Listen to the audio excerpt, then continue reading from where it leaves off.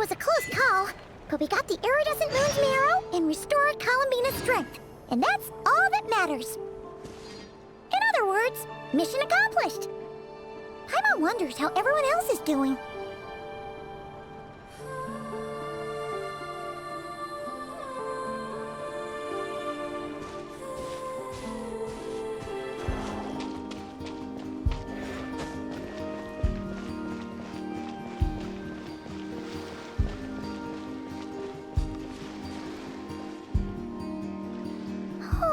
Do you think the others are making good progress? Hope it's all going smoothly. Oh, hey look! They made it back as well! Flint's! Llama! How'd it all go? All is well, thank you. Nefer and Yehuda had to stay at the curatorium to wrap things up, so they won't be joining us for now. I ran into Miss Anefa and Miss Aino on the way back. Their work is still in progress, so I suspect they won't be back for a while either. You seem rather cheerful today, Mr. Flint's. I certainly am. I achieved what I set out to do and came away with more than I bargained for. Fighting alone can get quite tedious, but I had the good fortune to run into a pair of brave young warriors. We meet again. How have you been?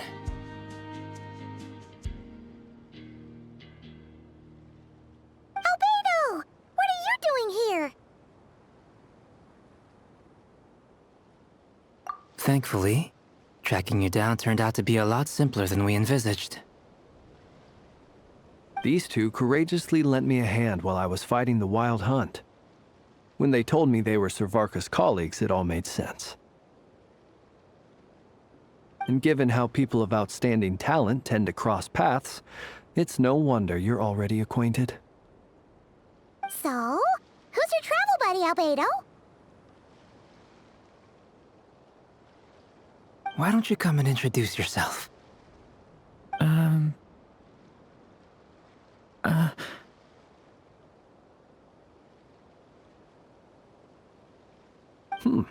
A gentleman of few words, I see, and a rather stern countenance. I presumed you were acquainted with him. Is that not the case? It's nice to meet you. Again. We've technically met before. Wait a sec! You're Minnie Durin! That's right. It's me. I'm glad to see you again.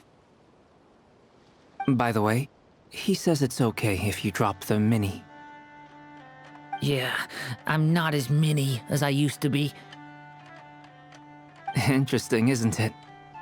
The first step towards blending into human society appears to be reflecting on whether one's name really reflects who they are. Wow! You look so different! In a good way, of course. It's great to see you looking so healthy. Thank you, Paimon. And although you're as mini as ever, I understand that diminutives don't always convey endearment. I'll be sure to simply call you Paimon, as a sign of my great respect for you. Wow! You're such a smooth talker now. Paimon could get used to this. From now on, you may refer to her as your esteemed guide, Paimon.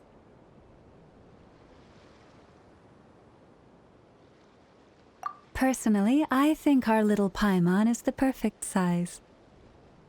When people call her Little Paimon, it's just because she's so adorable that they can't help themselves. If that's not a sign of endearment, what is? You're absolutely right, Miss Lauma. My brother still has a long road ahead of him when it comes to understanding human relationships. Anyway, speaking of long journeys, didn't Columbina, leave with you? How come she isn't back yet? She's been catching up with old friends. Wouldn't be surprised if she stopped for a cup of tea, or 10, on the way back. Uh-oh. People are talking about me. Hope it's nothing negative.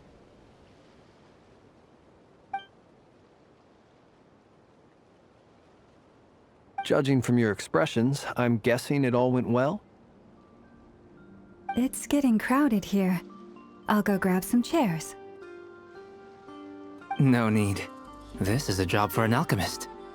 I'll whip some up momentarily. Thank you for your hospitality, ladies and gentlemen, but I was merely escorting my friends back. I'll be meeting Sandrone shortly, as we still have some things to discuss. It's been a pleasure, everyone. But this is where I'll say goodbye. We really appreciate your help. Oh, come on. Spare the formalities. I'm just glad I could help out some true friends. I understand. Well, bye for now, Harlequino.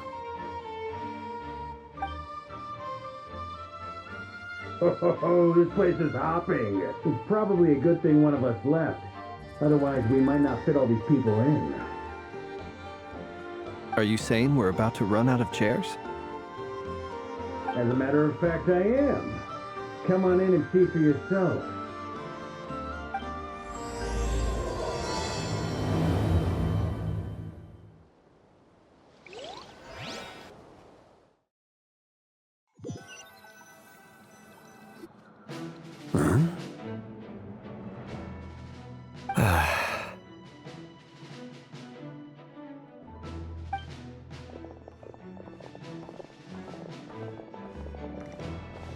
I overheard your little chit-chat outside, by the way. With Miss Columbina's colleague gone, we should be back to the original crew plus the other colleagues I brought in. Though, it looks like we have another new face. Someone else managed to rope in a colleague too? Frankly, you and Paimon are the only people I know here. This here is Deanslip, colleague of Tibet's greatest guide, Paimon, and greatest adventurer, the Traveler. Well, not exactly colleagues, more sort of friends. When someone else jumps in to do the announcing, you know you're speaking to someone important. Let's hear what he has to say. Note to self, once Paimon knows your name, the rest of the world will soon follow. When he comes looking for us, it's usually something important. Paimon's guessing you've heard about the Wild Hunt, then. From the looks of it, you're about to hold a meeting. If I were to say that the Wild Hunt is our mutual enemy, would that earn me a seat at the table? As the saying goes, the enemy of my enemy is my friend. Mr. Dainsleif, there's a seat with your name on it. Though, I can't promise the same for everyone else. Hey, Albedo, think you can rustle up a couple more chairs? After all this time apart, Grandmaster Varka's first order is to rustle up a couple more chairs. I've missed this. Is he being sarcastic? Hey, he's your brother. Why are you asking us? I've still got a lot to learn about the nuances of human conversation.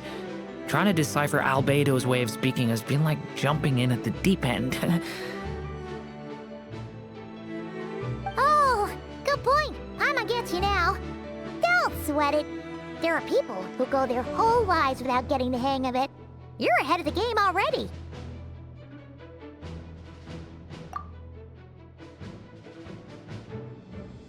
I wonder what's taking Nefer so long.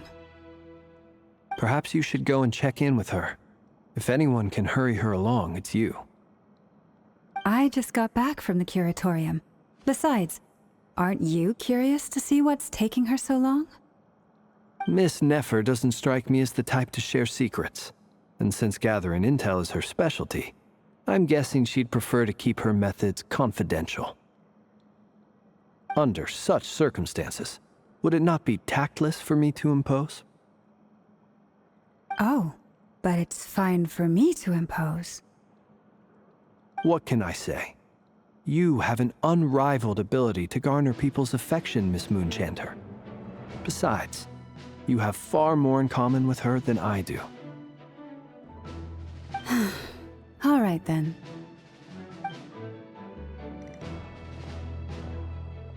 Impressive. She barely fought back at all. I admire your powers of persuasion, my friend.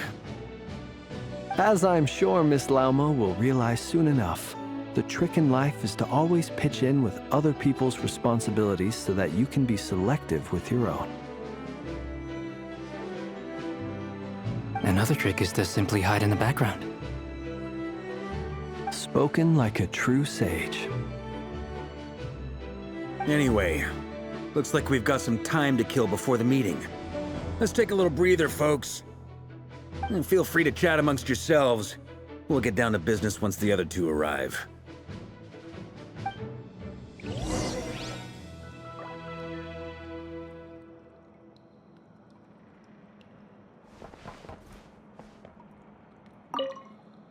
You're both awfully quiet. Why don't I start us off with an icebreaker? Much obliged. Have either of you ever had your portrait painted? If not, I'd be glad to help. That sounds like a lovely idea. You know how to paint, then? I dabble occasionally. He's an excellent painter. Tables, chairs, people, dragons, you name it. He'll paint it for you.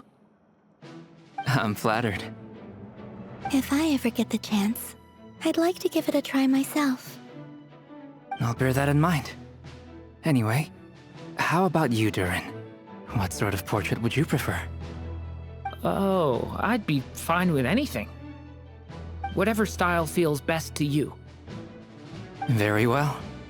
Then I'll play it by ear. You can replicate any style I want? I can try. If you show me a sample, I'll do my best to match it. Thank you. In that case, I'll dig up some reference material for you.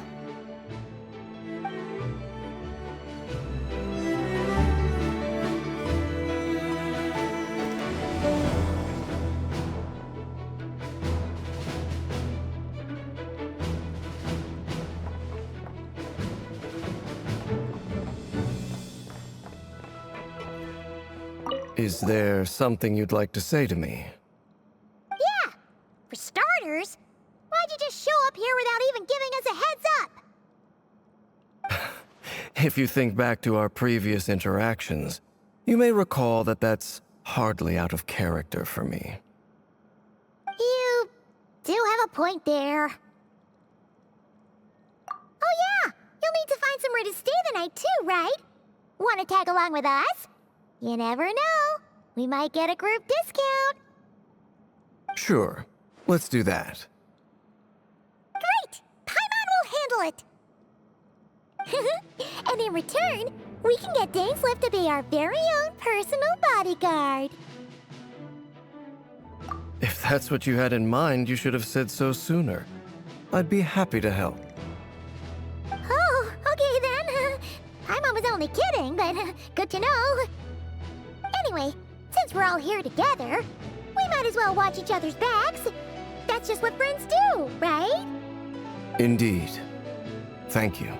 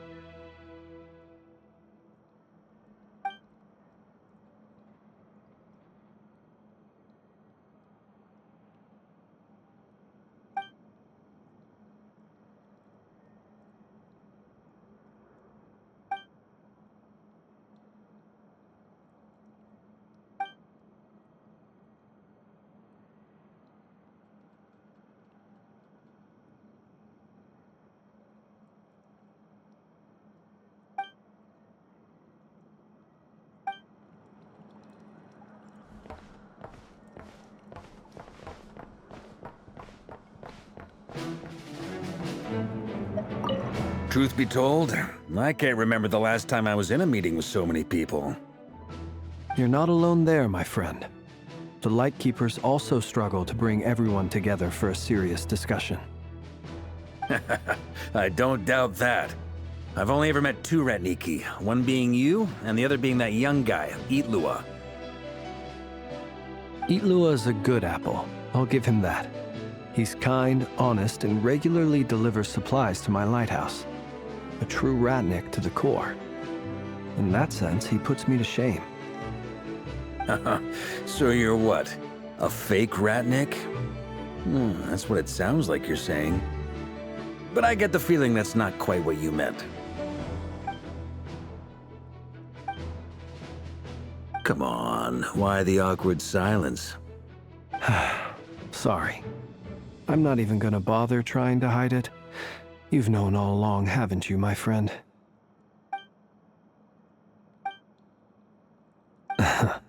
Now that was an awkward silence. Let's just keep this between ourselves. Probably best if Itlua doesn't know, huh? That goes without saying. Gotta be careful what you share with youngsters, after all. Anyone else in the know? Let me guess. The Traveler and Paimon? It's dangerous being too sharp for one's own good, you know. Then, in the name of the Animo Archon Barbados himself, I swear, your secret's safe with me. When we went for drinks, you said that you and Barbados were practically best buds. In the light of that claim, do you really expect me to take your oath seriously? Of course. Just as long as you don't go spreading around the fact that I'm close with Barbados, all right? Fair enough, then. Nothing like a bit of mutual leverage to seal the bonds of friendship.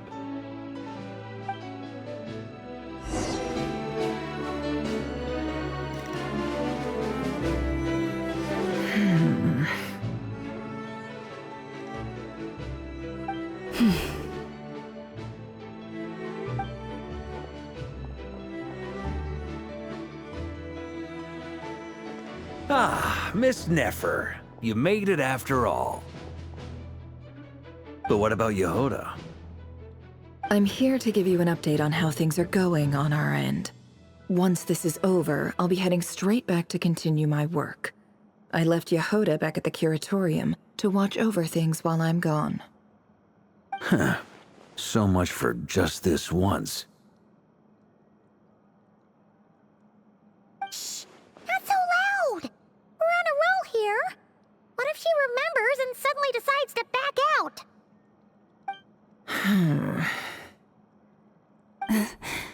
Did you say something, Mr. Varka? Huh? I didn't say anything. Right, Flints? Must have been a frog. They get so noisy around here at nighttime. It's like they're putting on a concert in the background. Anyway, before we begin, there's a few introductions to make. Let me start by saying that it's an honor to be speaking before so many distinguished colleagues and collaborators. First up, we have Miss Lauma. As Moon Chanter, she's the leader of the Frost Moon Scions, a local religious community in Nod-Krai. Then there's Miss Nefer, boss of the Curatorium of Secrets, an intel gatherer extraordinaire. Nefer is leading the investigation into Rerer's background, assisted by Yehoda and Lauma. From the little I've heard, they're making some great progress. Over here, we have Mr. Flints, a Ratnik and guardian of the abandoned lighthouse. In our last operation, he courageously distracted the wild hunt to buy time for the rest of us. For those of you who've never met, this is Mr. Albedo, a renowned alchemist and captain of the Knights of Favonius investigation team. By his side is a new face for us all, myself included, Mr. Durin, who has come to lend his aid. Next up, we have the Moon Maiden and former Fatui Harbinger, Miss Columbina. Then we have the Traveler, who's earned more titles than I could possibly hope to list out, so I'll spare you the rundown. And Paimon, the ultimate travel companion and quite possibly the best guide in all of Tevat. Wow! That's a lot of people! Great turnout! Miss Nefer, it looks like you might have another job coming your way. So, congratulations on the booming business, I guess. You think I haven't got enough on my hands as it is? Who's looking for me now? That would be me, Miss Nefer. I have a commission for you. And you are? Who I am doesn't matter right now. What does matter is that I'd like you to gather more intelligence about the Recher of Solnari. Well, it's not as if we never take on anonymous commissions. But in your case, I'll have to decline. I'm gonna take a wild guess and say your job's probably more hassle than it's worth. Something about you seems like bad news. It's my eyes, isn't it? Conrian, I assume. And what's with the mask? Are you trying to hide your identity? In any case, the fact that you're even still alive raises an awful lot of questions for me.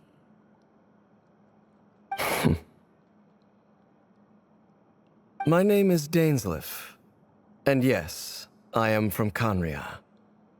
As I'm sure you're aware, the Recher of Solnari's real name is Rerir. He was once an acquaintance of mine. Really? Then you must have been quite an influential figure yourself. You flatter me, but none of that matters anymore. My point was simply to clarify why I have asked Miss Nefer to investigate Rerir's background. So you're both from Conria, and it sounds like you used to be friends? What am I missing here? Surely you already know how he became one of the Five Sinners. I'll tell you everything I know. The history of Conria, the names and identities of the Five Sinners. I remember it all like it was yesterday. I have never spoken openly of this before. But the truth was exactly as people say.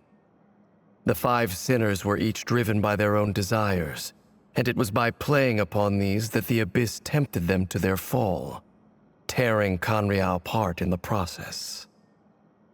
The visionary, Vedifenir, who wished to foretell the future.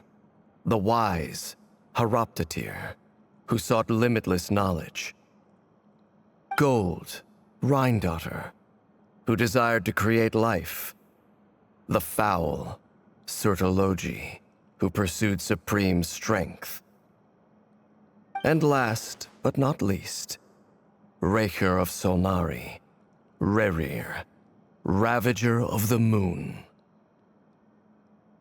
Of the five, Rerir is the only one who remains a mystery to me. He never harbored grand ambitions. So what changed in the space of a single night? How did he come to fall like the others? In other words, you're saying that his change came as a shock to you, and you have no idea what actually happened? That's right.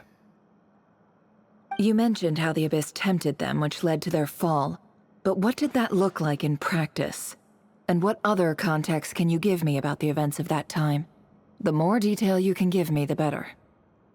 Strangely, now that it comes to it, I hardly know where to begin. The fateful night took place during the era of the Eclipse Dynasty. One day, my elder brother, the visionary, Vedifenir, was summoned to the palace by the Vinster King, only for the king to gouge out his eyes and cast him into the dungeons. When I came to hear of this, my fury knew no bounds. I gathered together every ally I thought I had, and together, we set a night to storm the palace and free Ved. Centuries on, the memories of that night still haunt me, like a never-ending nightmare. We broke through the palace gates, just like we had planned, each striking towards our separate targets. But then, I was betrayed. Even Vedifenir, the very person I had come to rescue, abandoned me and partook of the Abyss's power. So, it's personal after all. Then tell me, Mr. Dainsleif, what price are you willing to pay? You, of all people, must know that nothing comes for free. I cannot say what price would be worthy of such a commission. But know this. Rerir was not always a madman. Believe it or not, there was a time when he was just an ordinary man, working for the Conrian Intelligence Service. Uncovering the truth of Rerir's past is the only way to unravel this mystery. But before you decide if you will accept my commission, I will tell you more about him. Enough, I hope, to help you plan your next move. Sounds pretty good to me. Feels like we just flagged down a random passerby, only to discover he's actually a master strategist who has a score to settle with our enemy.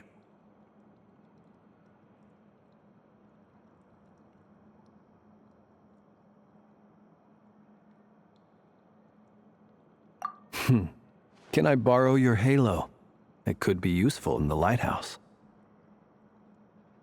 Hey, enough with the wisecracks! Besides, isn't that lamp of yours bright enough already? Relax. It was meant to be a compliment. If that was a little over the top for your liking, I'll make sure to tone it down next time.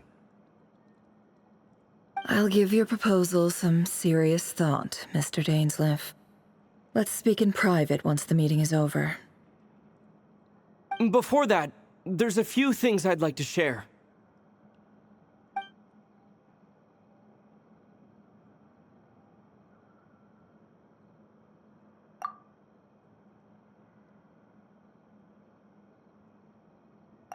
Now that we've united the hearts of the three moons, your power should be greatly enhanced.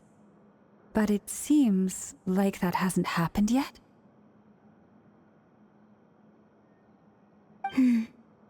I believe it will take a little longer.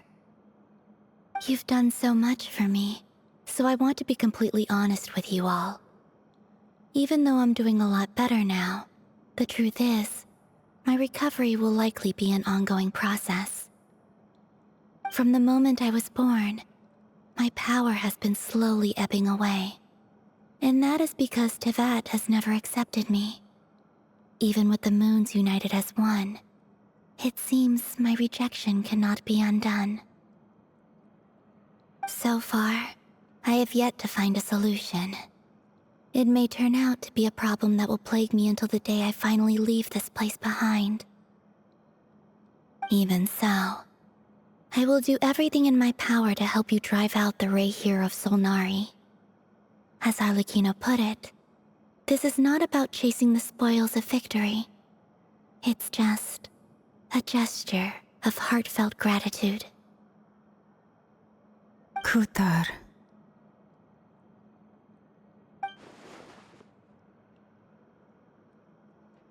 Defeating the Rerir of Solnari will be no easy task. While my strength slowly recovers, we'll also need to gather more intel. Naturally. We should take all the help we can get if we hope to defeat him. We've considered several viable plans now, but our choice hinges on the answers to a few key questions. Is it even possible to kill Rerir? What experiences shaped the person or monster he became? And what's he really after? Given Albedo's expertise in alchemy, I think we should leave him to try and answer the first of these questions. Understood. As for the other two, I'm afraid we'll have to count on you again, Miss Nefer. Believe me when I say it's not my wish to burden you. But right now, relying on your skills is our only option. So you're placing all your hopes on me, huh? We can't thank you enough for agreeing to help us.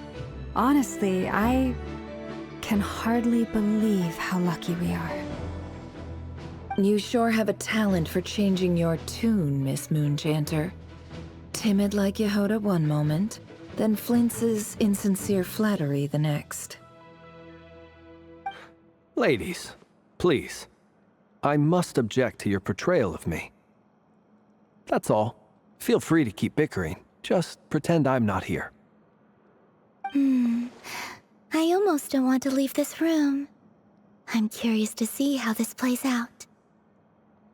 I have faith in you, Miss Nefer. Something tells me you'll stand by us until the very end. Oh? And what makes you so sure of that? What if I suddenly decide that my compensation is insufficient? This isn't about the money. I can sense that you've got a deep-seated distaste for Rerir. And knowing you, that alone is motive enough. Look at them getting along so well. Like two peas in a pod. And I'm the one they accuse of insincere flattery. There is no justice. Miss Lauma, you have to understand something. Unlike you, I don't actually enjoy having everyone's hopes on my shoulders. Is that right? Well, maybe the fact that I'm willing to put my hopes in other people says more about me than you. But the fact is, I also trust you. And that's because I know that you're someone we can count on.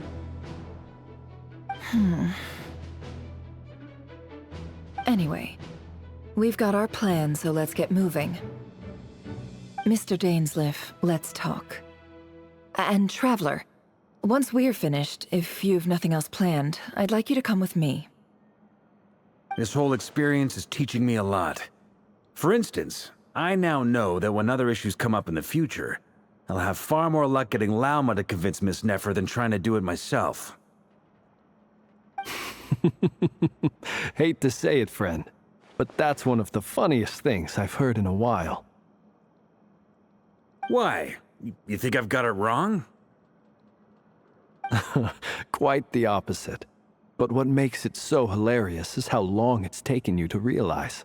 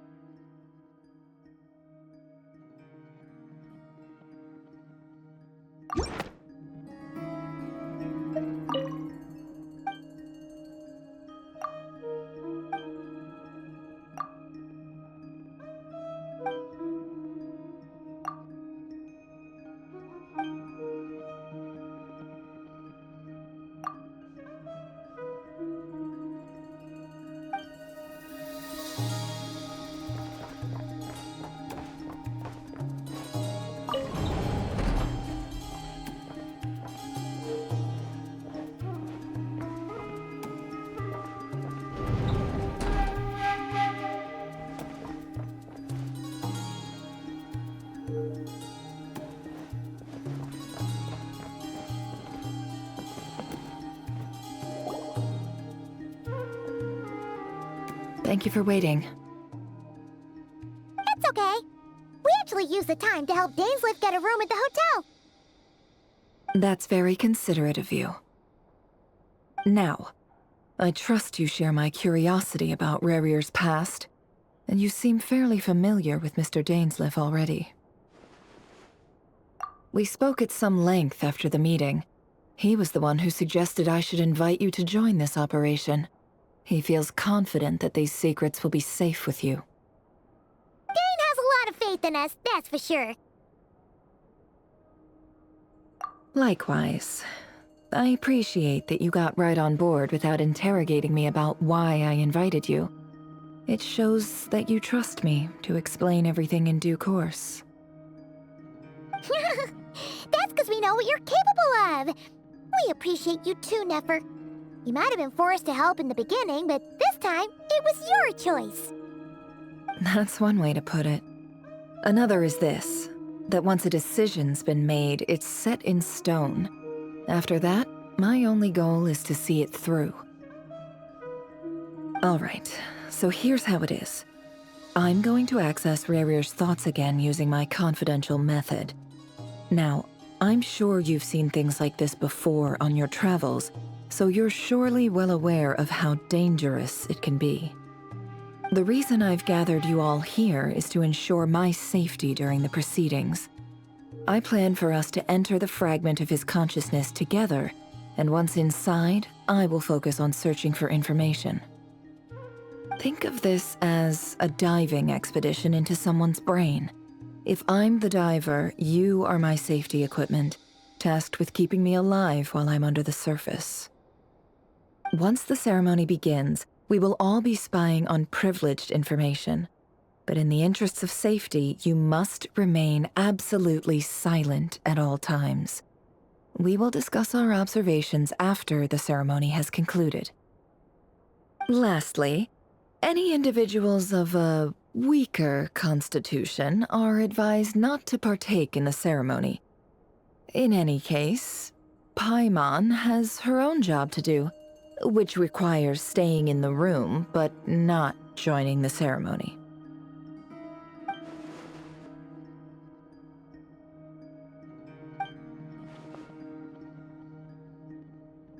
Well, good luck, everyone! Sounds like all Paimon can do is cross her fingers and root for you guys.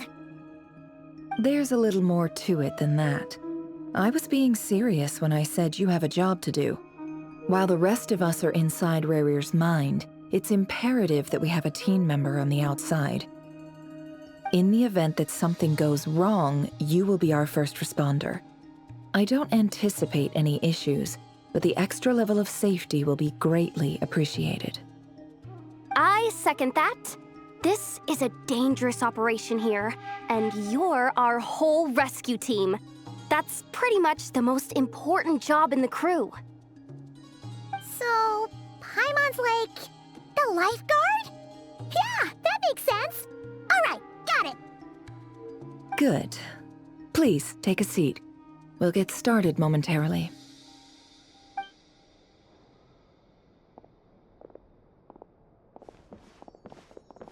So, did Mr. Dainsleif tell you anything else? He told me that he believes Rarier kept some big secrets in his life.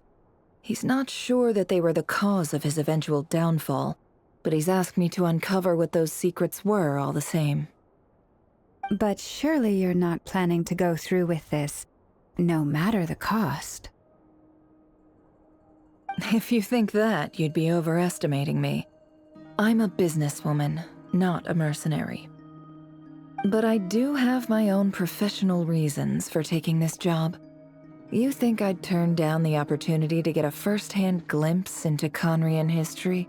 No chance. Well, as long as you don't let morbid curiosity get in the way of safety concerns, we're good. We'll do whatever we can to help you. You're such a killjoy.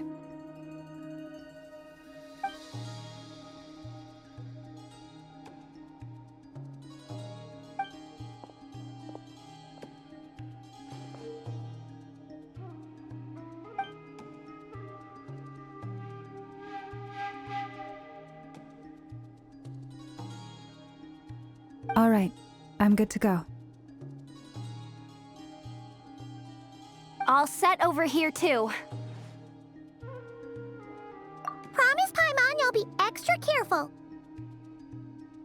All right. Let your whole body relax. We're about to begin. Close your eyes.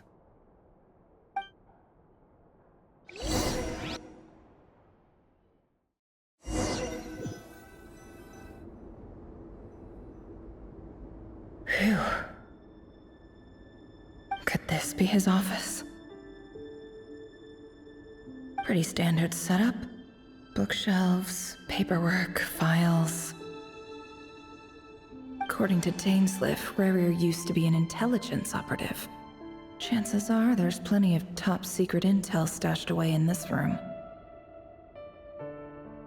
Is this where you keep your secrets, Rarier?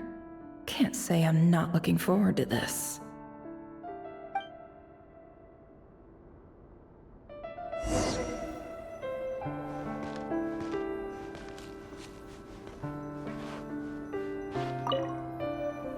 A file tucked inside a folder. The title reads, Dear Breakfast Shop Owner. It's a list of names. But at this stage, I have no idea who any of them even are.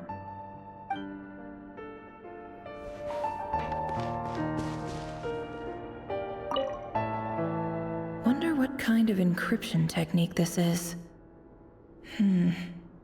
Seems like it has to be inserted into that camouflage device nearby. Aha! It's an audio recording. Please, hear me out. I can't shake this feeling that someone's been spying on our house. No, I'm not being paranoid. It's true. I saw someone dressed in all black. It was a couple of days back, but that was on another street, not near my house. I swear, I know what I saw! There's a note in the margin. Surveillance of the run for their residence has concluded. We apprehended the target and filed the mission report last night. Could the voice in the recording belong to one of Rarier's targets?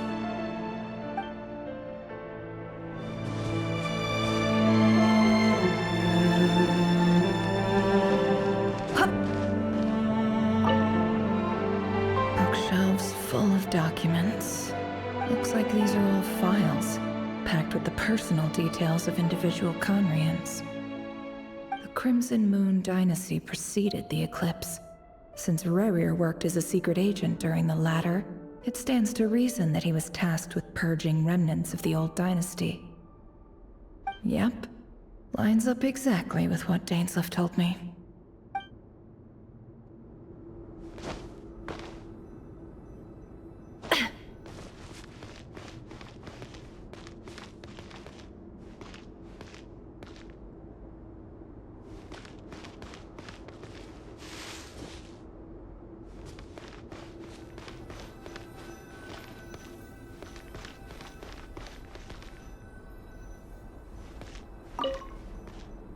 A box containing a ring inlaid with a precious gem. Must be for his girlfriend.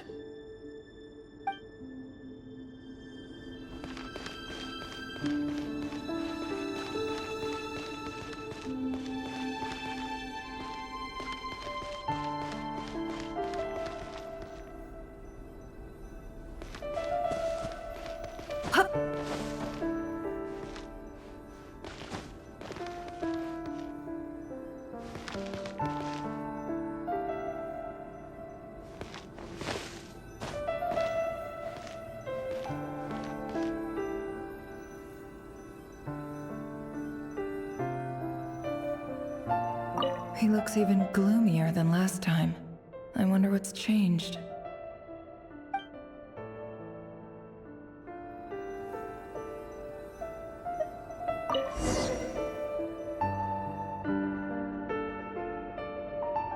Today's files are in. Time to wade through them, just like usual.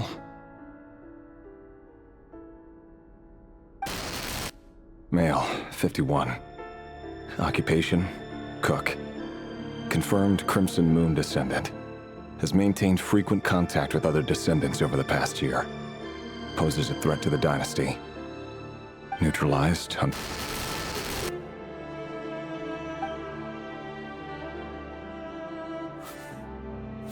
This one should be archived under purged targets.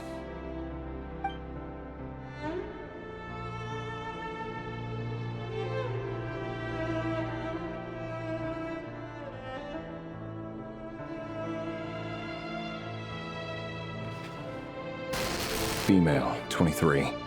Occupation, office clerk. Confirmed Crimson Moon descendant. Has maintained frequent contact with other descendants over the past year. Poses a threat to the dynasty. Neutralized on...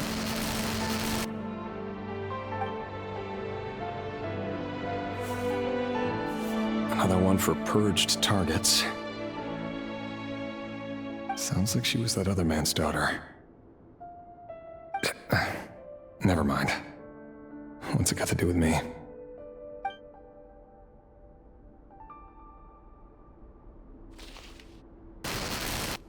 Male, 40. Occupation, teacher. Confirmed Crimson Moon descendant. Has been observed making contact with other descendants during the past year. Poses a threat to the dynasty. Neutralized on...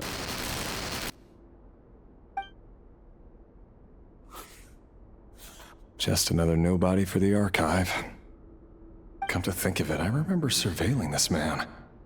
A case like his never would have been considered a priority in the past. Huh. He barely even interacted with other Crimson Moon descendants.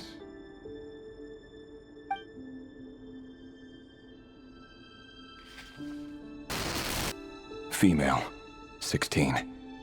Occupation, none. Orphan and confirmed Crimson Moon descendant. Has been observed making contact with other descendants during the past year. Poses a threat to the dynasty.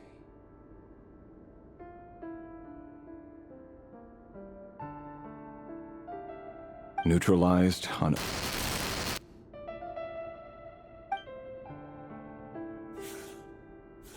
Filed. I have no recollection of this girl. None whatsoever. She doesn't seem to be anyone important, but then again, how many of them really are?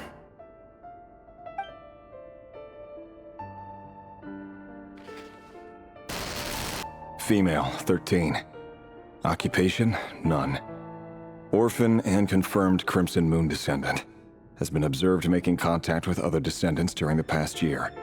Poses a threat to the dynasty. Neutralized and...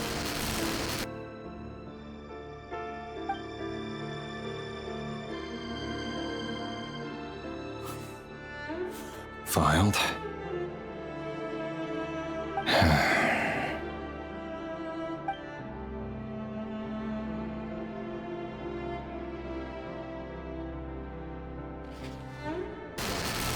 Male, 11. Occupation, none. Orphan and confirmed Crimson Moon descendant. Has not been observed making any contact with other descendants during the past year. Poses a threat to the dynasty. Neutralized and...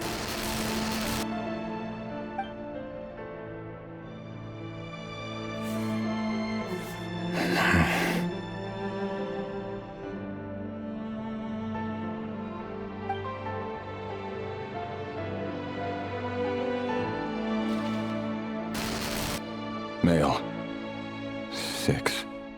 Occupation, none. Orphan and confirmed Crimson Moon descendant. Poses a threat to the dynasty.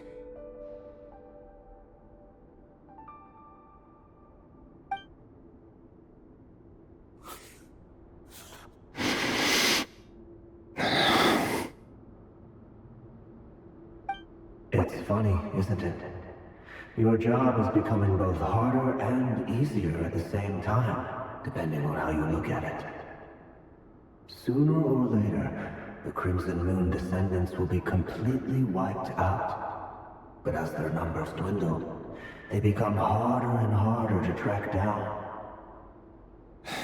That's not how it is. Fortunately, however, most of the able-bodied adults have already been taken care of. The remaining weaklings will be increasingly easy to deal with. No! No. My job is to ensure the survival of the Eclipse Dynasty. And the only way to do that is by eliminating any and all potential threats. It's a perfectly legitimate line of work.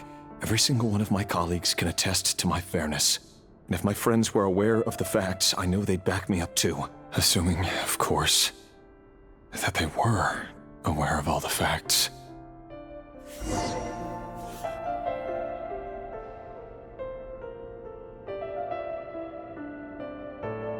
He looks even gloomier than last time. I wonder what's changed.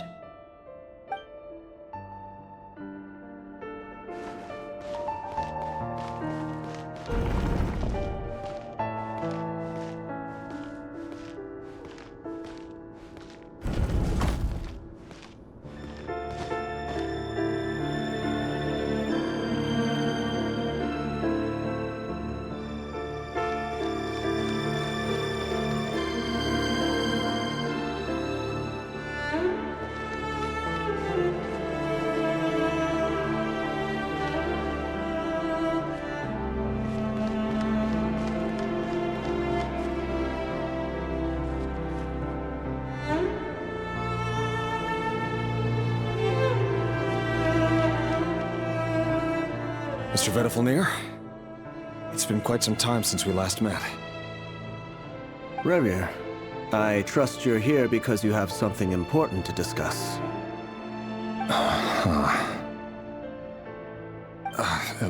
Forgive me.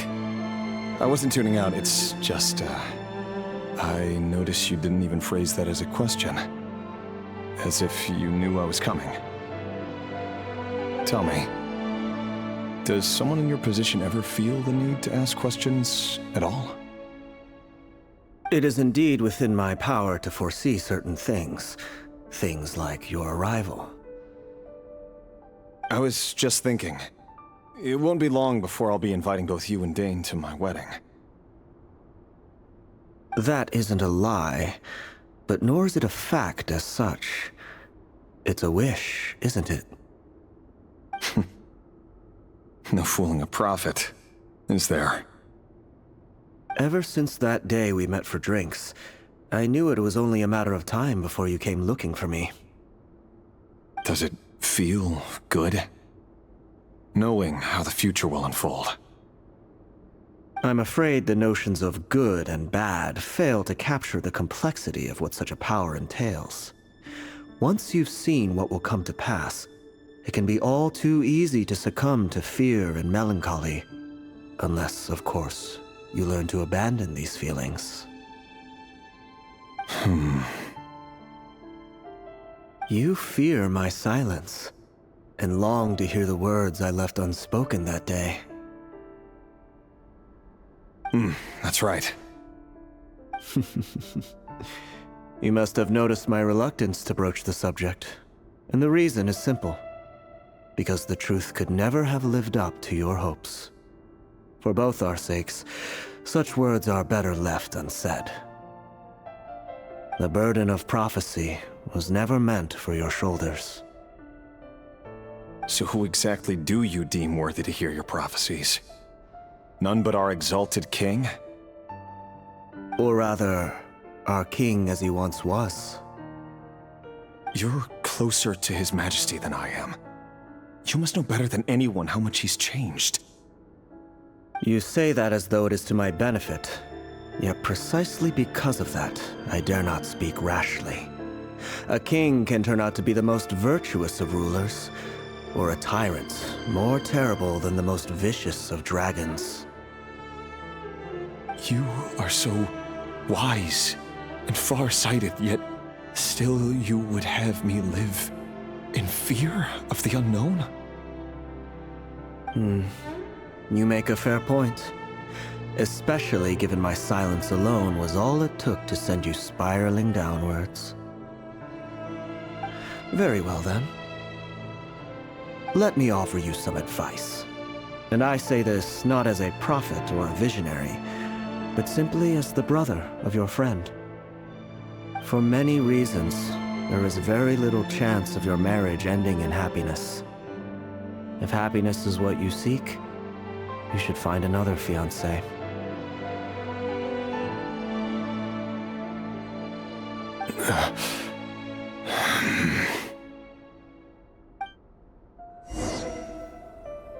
Hold on. There's that same black fog again. Could this memory belong to Thelindis? Guess I'd better tread carefully.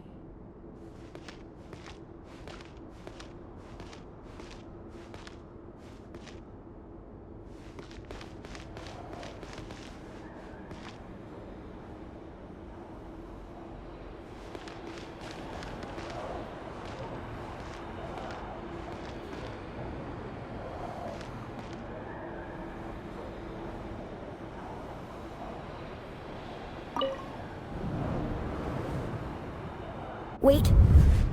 Hear me out. This time we finally got a clear look at his face and learned his true identity. His name is Rayrir, and he claims to be one of the king's guards. What did you say? A cruel irony, isn't it? The man you're set to marry leads a double life as a brutal executioner. Why are you telling me all of this now? Simple. It's because I want you to kill him. You are the only person he would never suspect. No, absolutely not. I would never dream of doing such a despicable thing. So you'll just stand by and watch him slaughter us to the last? Do not forget that the blood of the Crimson Moon flows in your veins too. The blood of the Crimson Moon? What does that matter now? The dynasty has long been dead and gone. You think that alone is reason enough for me to throw away everything I have? Why wouldn't it be? You too were once a child of the Crimson Moon, just like me. Don't tell me you've never felt so much as a flicker of fury for the way we were trampled into the dust.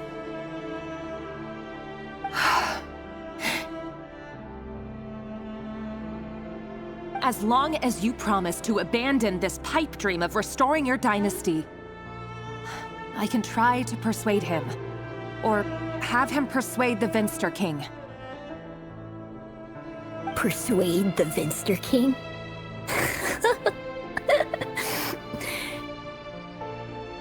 Do you even know why he's so obsessed with hunting us down?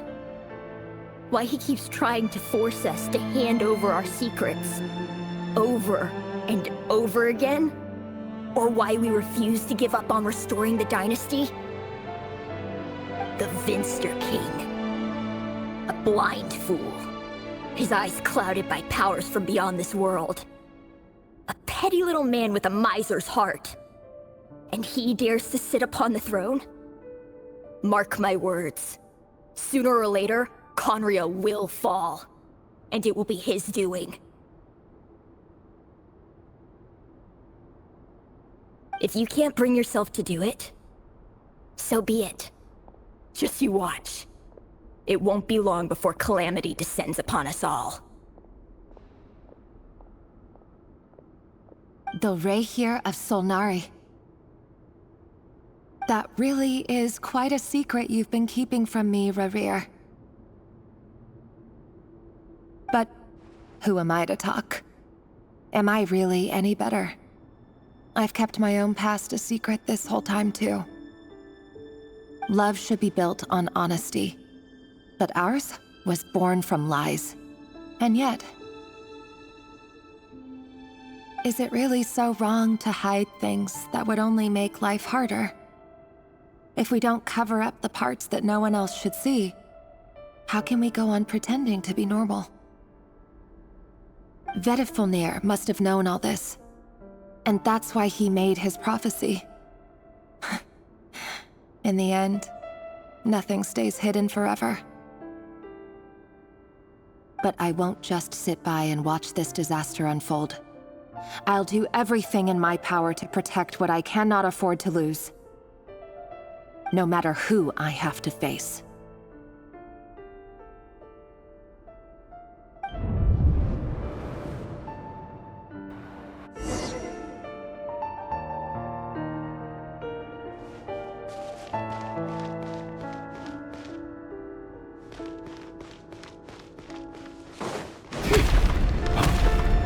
Was that Rayrir who just walked past the window? Doesn't it give you the chills that he still takes the same road to work every day? As if nothing ever happened. Those people at the deli. Enough already. They're clearly pretty taken by their own disguises, so just smile and play along. Pull the rug from under beasts like that, and you'll risk having your throat torn out. Deli? They're talking about us people from the opposition. Right. I'd almost forgotten they used to run a deli. People of no consequence always vanish so easily. And no one even remembers them.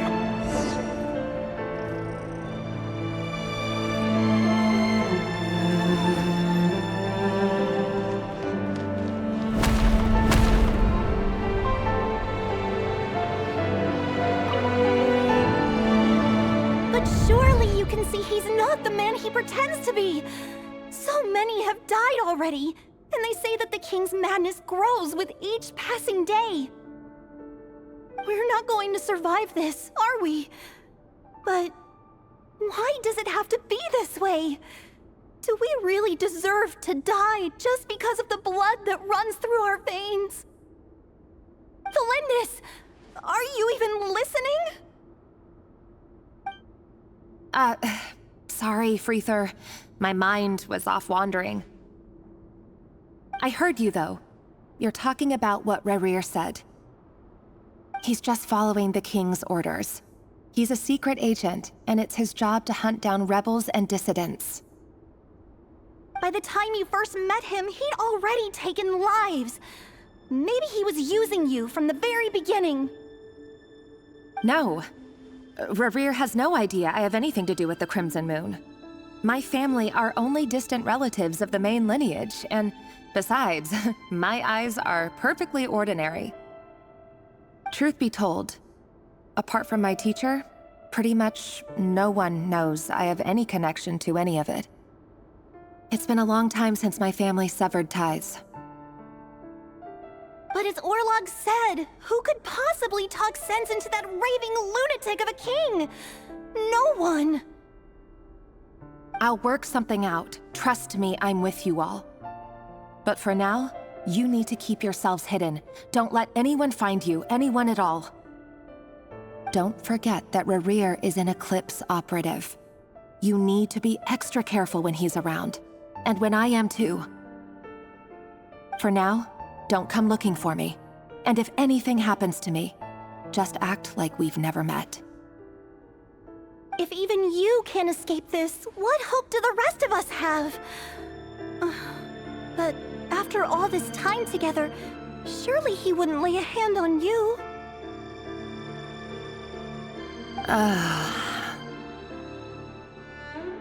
I won't speak in his defense, nor can I give you a clear answer to that question. But I'll do everything I can to put an end to this. Here, hold on to this. If an opportunity to escape presents itself, take it. You'll be glad you took some spare change. You call that change? But what about you? I've got a job, and there's still money coming in. But you can't go anywhere right now. Please think about yourself for once.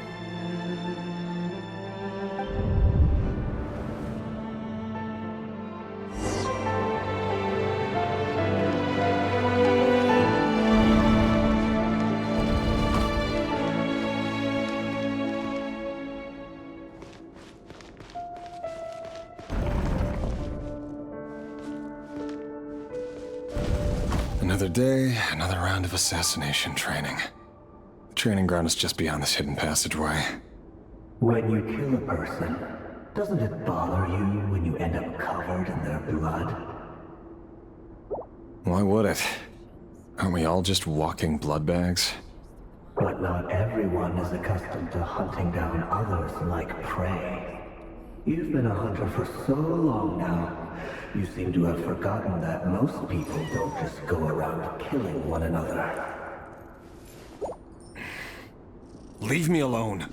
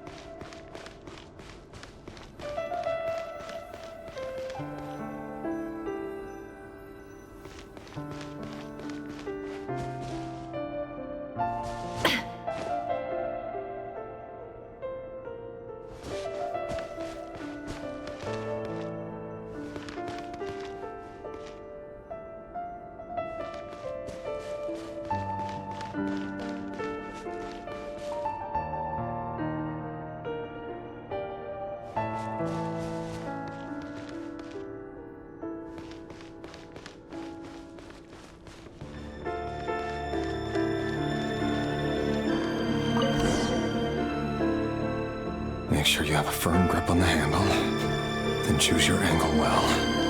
Keep your movements light and brisk, and the prey won't sense a thing. I doubt that. I'll bet no one's ever died a quiet death at your hands. I work clean. No traces.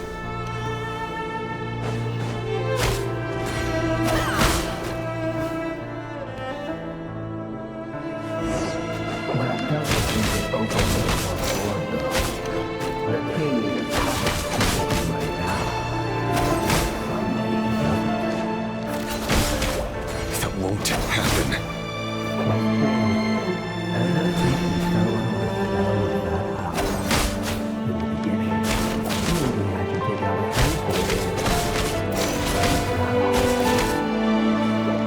The ones I've dealt with have always been guilty, and I've carried out my work flawlessly.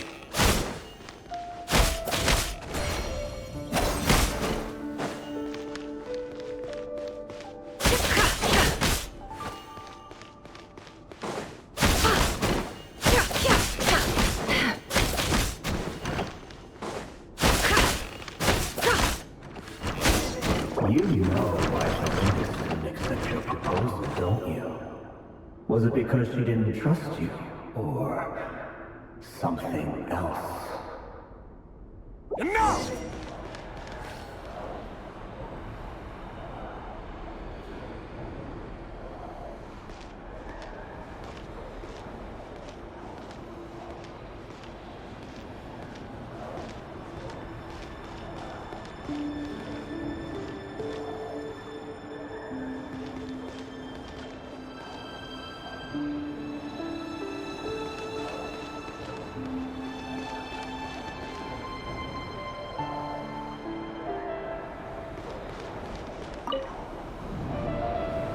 Delindis, do you still remember Orlog? Orlog. The boy who was pretending to sell flowers. You spoke for quite a while, didn't you? Yes, we did. What about him? He was arrested 2 days ago. Chances are he's already dead.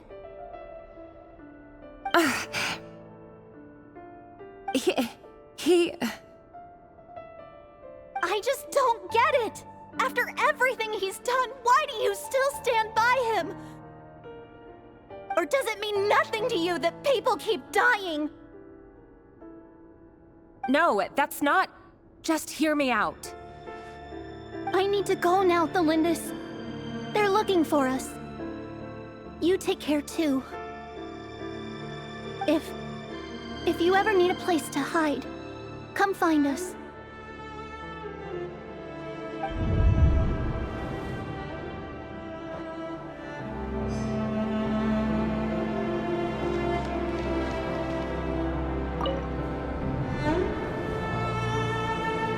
Author Delindis.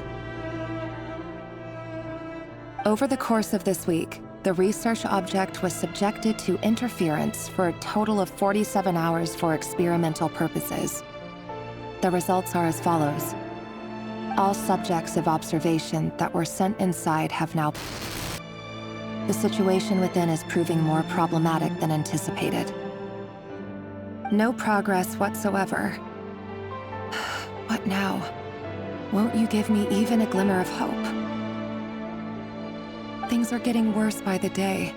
I have to find a way or we'll all be in danger.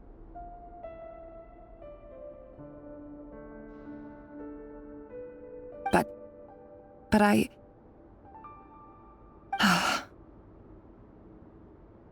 If all this research comes to nothing, what then? Sooner or later, it'll be my neck on the line.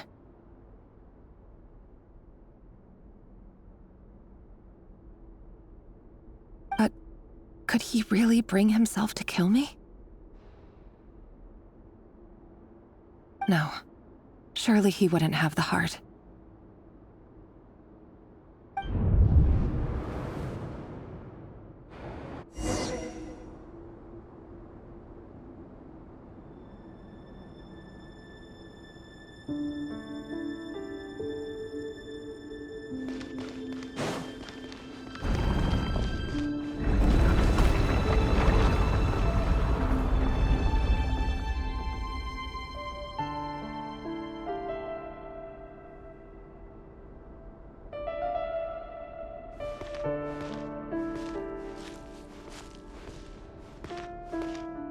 Why won't you just let us go? We don't even know each other. All we want is to live ordinary, peaceful lives. You want to live?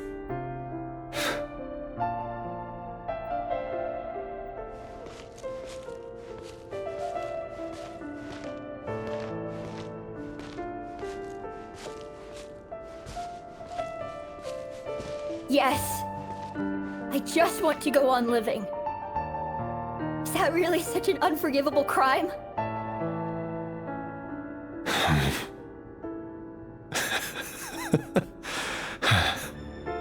You want to go on living. I want to keep living too. To keep living forever. That's why I have no choice but to continue on the path I'm on. If only some savior would suddenly swoop down and change the way the world is. Too bad that's not going to happen.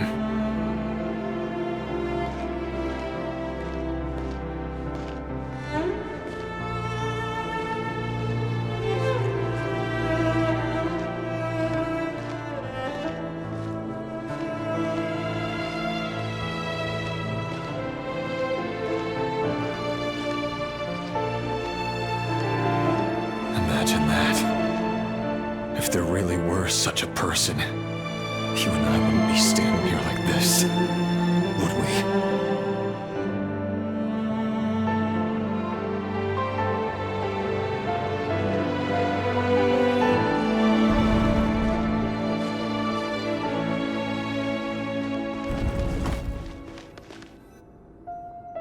Today's files are in. Time to wade through them just like usual. No, I don't get tired of it. It's my job. And not only am I lucky to have it, I'm good at it too.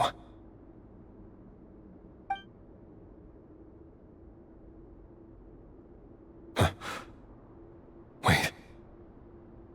That's...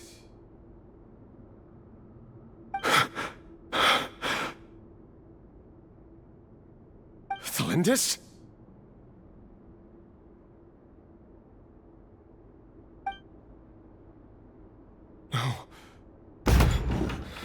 No. No! Why? But you bear no mark of the Crimson Moon. How could you possibly have anything to do with them? It cannot be! A diluted bloodline. Carefully concealed. I see it now. You've been living in the shadows just like me.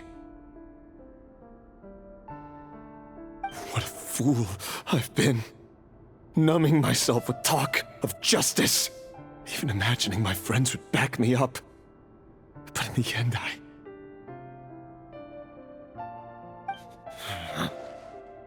Irminsul. Finster King! How far are you going to take this? From the direct bloodline to secondary offshoots? And then what? Today it's the descendants of the Crimson Moon. Who will it be tomorrow? Will you not rest until everyone down here is dead? No. This cannot go on. This is where it ends.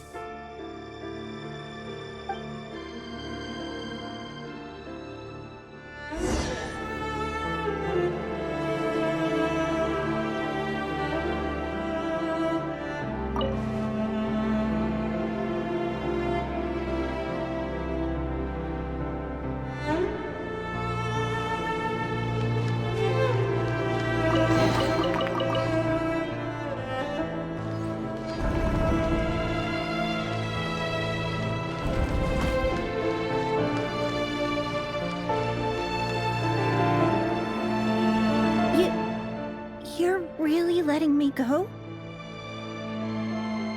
I am. As long as you can guarantee that no one will find you. Don't worry, I'll be extra careful. No one will know I was here. But But what about you? Me? If you let me go, you won't be able to complete your mission, will you? Good point. In that case, maybe you should stay. No, please! I just want to see the outside world again. To... Go on living? Yes. I know you're a man of your word. So please, just let me go. If I let you leave, what will become of me? Just kidding. Go, now. But remember, don't let anyone know you were caught. We'll be seeing each other again very soon if you do.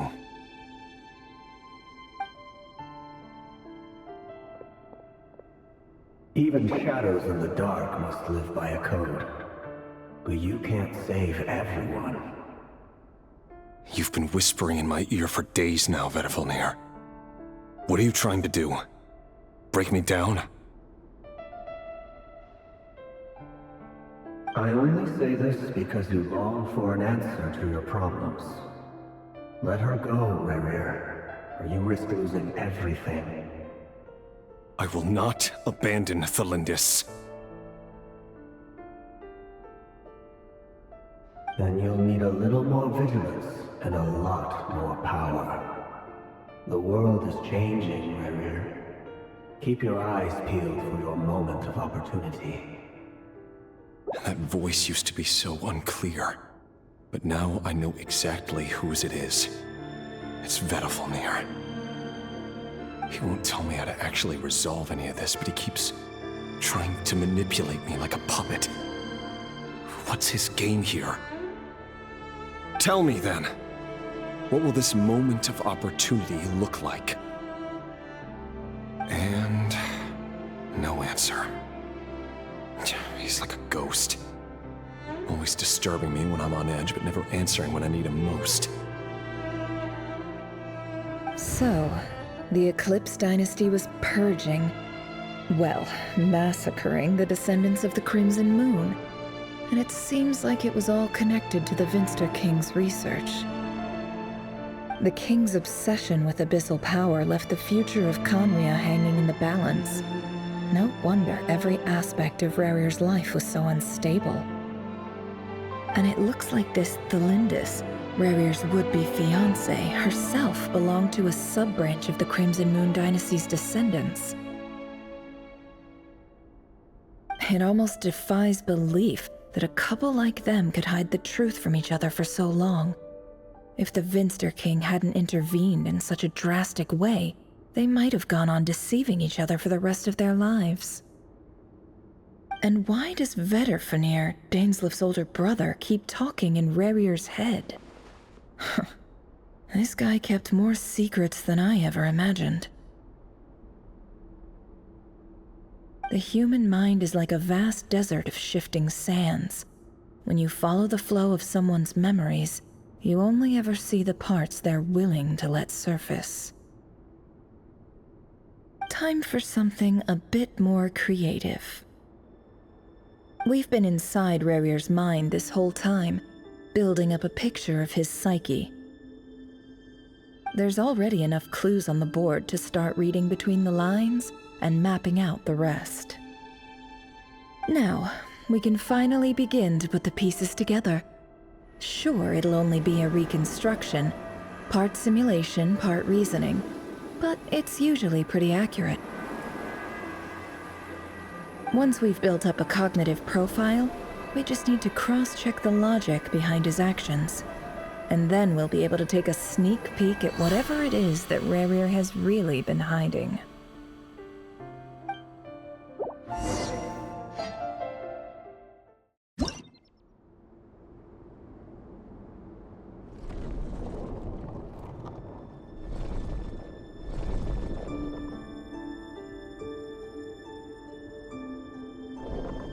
Rerir, are you there?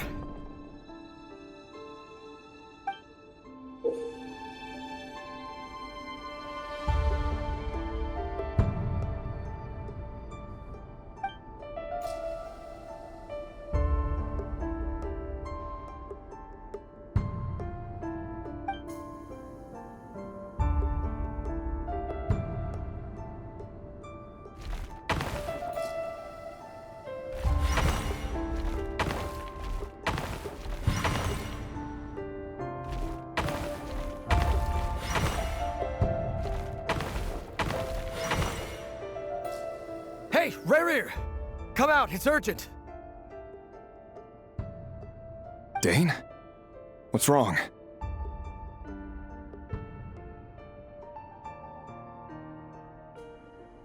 Quick, come with me. I'll explain everything once we've met up with the others. Okay. I'll come. But the Lindis is still over at the Universitas. I'll need to leave her a note. All right then, but make it quick. I've never seen Dane so worked up before. Whatever this is, it must be big trouble.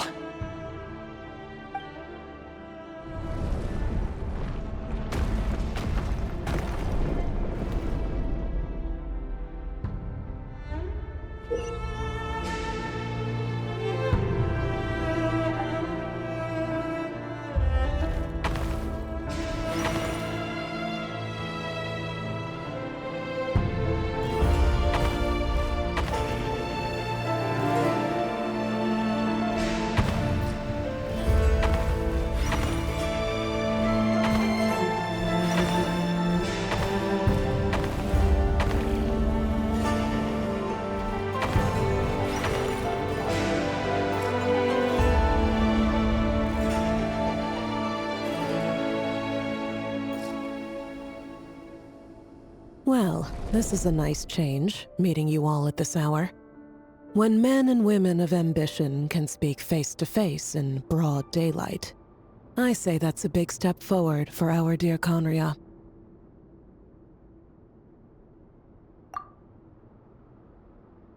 Don't be ridiculous. We do not fear the day. Why would we seek refuge in the night?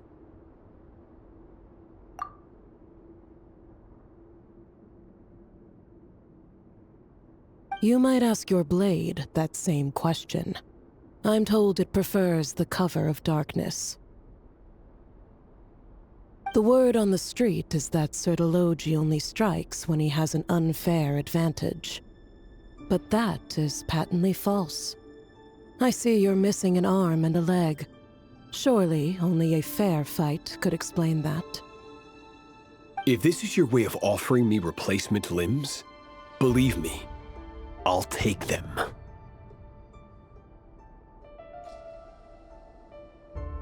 Oh, we can certainly discuss that. With bioalchemy, anything is possible. Assuming I have your full support in my research. Lunatic. Roptatir, what brings you here? Why, Dainsleif, of course. He invited me. Please, cast aside your apprehensions, Miss Rhindaughter. Whatever the rumors may say, I am but a humble servant of the king, and I can assure you he affords me no greater convenience than he does you. Well, the Universitas Magistrorum won't stop fawning over you, so at least some of the rumors must be true. You're clearly doing well for yourself, so drop the humble servant act. It endears you to no one. You're president of the Universitas Magistrorum, the chief royal mage known as the Wise by royal appointment, and by far the most favored among the 4 pillars of Conria. Vice President Veit doesn't even try to hide his envy when he sees you. My success is the product of hard work and good luck. It's as simple as that. Were the king not such an extremist, I hardly think I would have received a senior post at my age. Of course, no job is without its gripes. Serving a king like ours can be a challenging task, as I'm sure you can imagine. And as for Efterveit, in missing out on the presidency, he's dodged a mountain of stress. Like everything else in life, it comes with pros and cons. You're all here. I apologize for the short notice, but it was an emergency.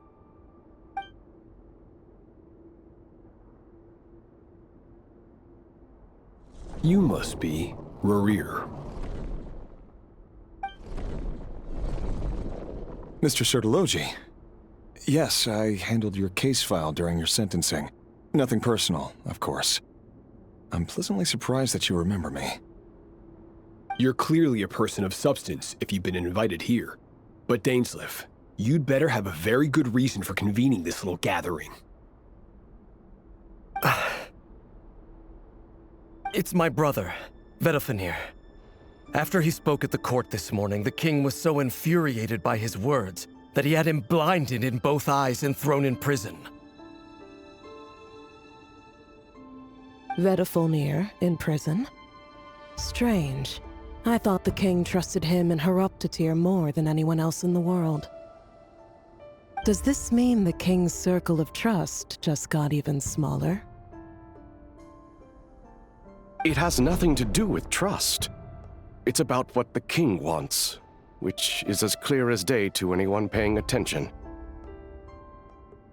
I simply appease him, because it's in the best interests of the Universitas Magistrorum. And also because you're slimy. Vedafenir, perhaps less so.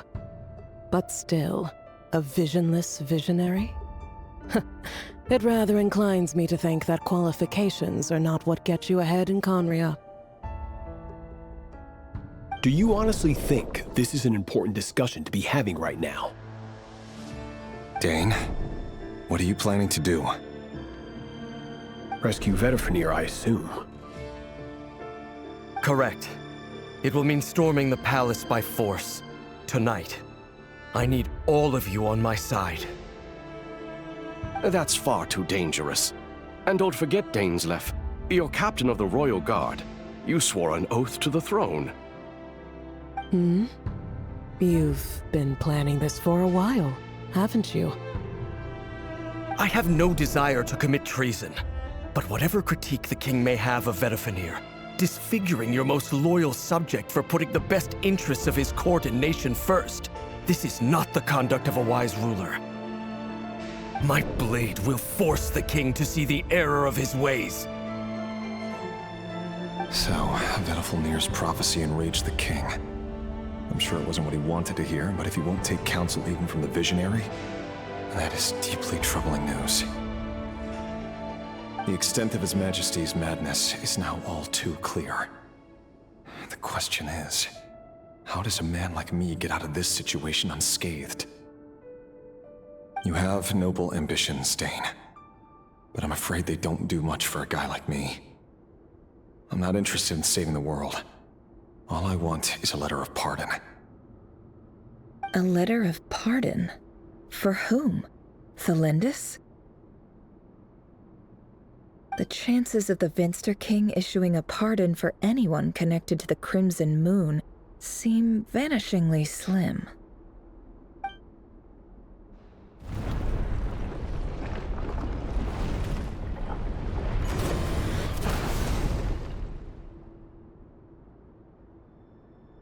This black fog over the board must have some connection to Thelindis.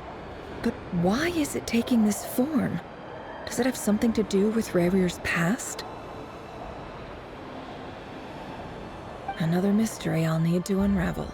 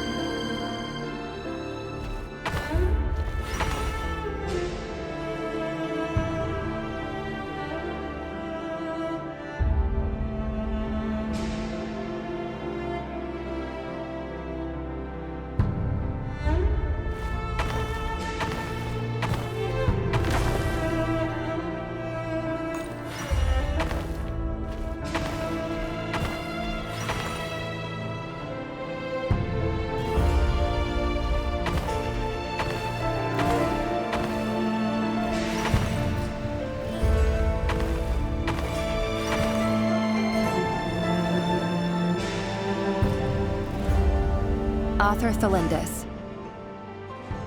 Over the course of this week, the research object was subjected to interference for a total of 60 hours for experimental purposes. The results are as follows. Research dating back to the Crimson Moon Dynasty has established 2 points regarding moon marrow. Firstly, its origins have something to do with a god's power. Secondly, it serves as a portal to an as-yet indeterminate location. Moon marrow can thus be defined as a spatial gateway.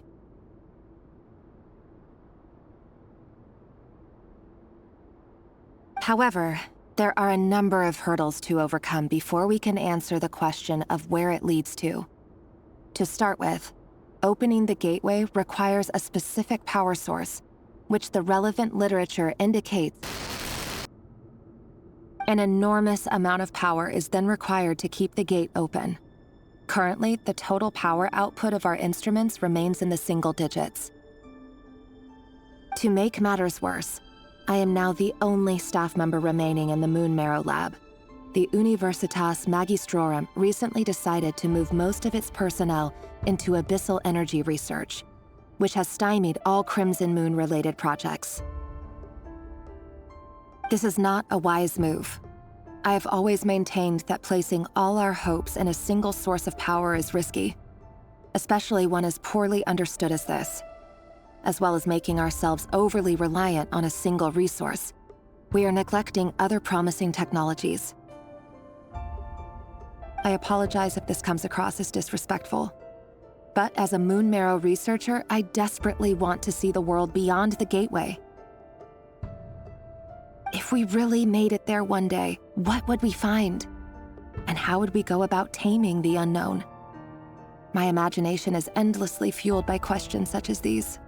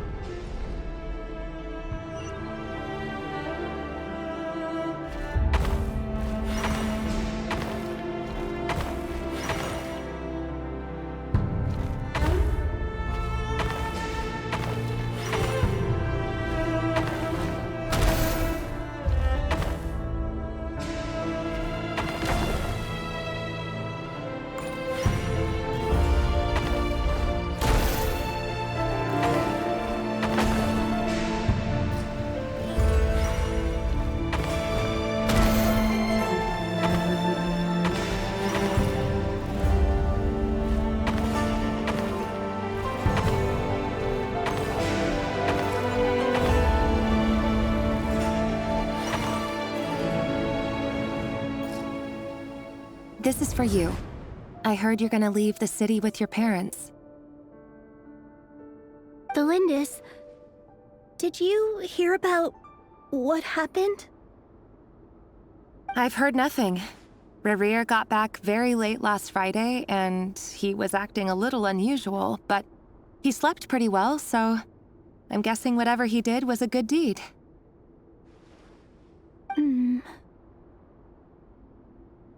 You never saw him, and I don't know what he did. And this conversation never happened. You understand? What if he finds out that you pried into his secrets? Don't be silly. I don't know what secrets he does or doesn't have. All I know is he's just a normal guy who happens to run some errands for the king. Are you scared of him? I don't know. The Rerir I know doesn't match the person you all describe. Logically, I should be scared of him, and yet, I don't want to lose him. But enough about that. You should get going, and be careful with the package I gave you. Keep it secret. Keep it safe. What's in it? A piece of the moon.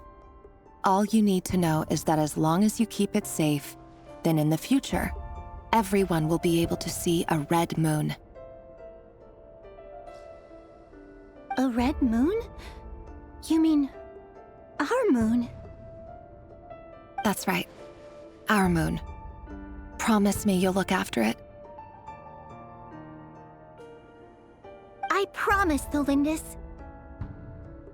The Crimson Moon bloodline will never die out. Its light, the color of blood, will become like a fire that flows in our veins. No matter how long it takes.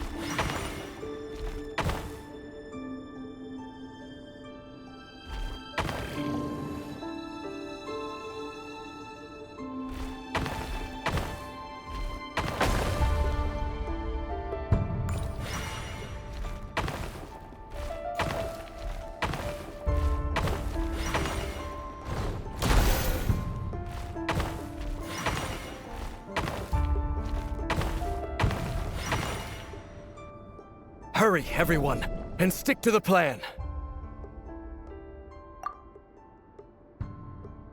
Sir Dainsleif, what are you? Is this treason? You know what happens to those who betray the throne. Please, don't do this! It is the king himself who has betrayed the throne. He has betrayed all of Conria. If you have any love left for justice in your heart, you should join me. It's showtime. Dane and his group will handle the troops in the palace. Then Hraptatir and Rheindotter will disarm the security measures. My job is to enter the prison and rescue Vedifalnir. Stay safe. Wish me luck. Look after my brother. Draw your blade. It is time for justice to prevail.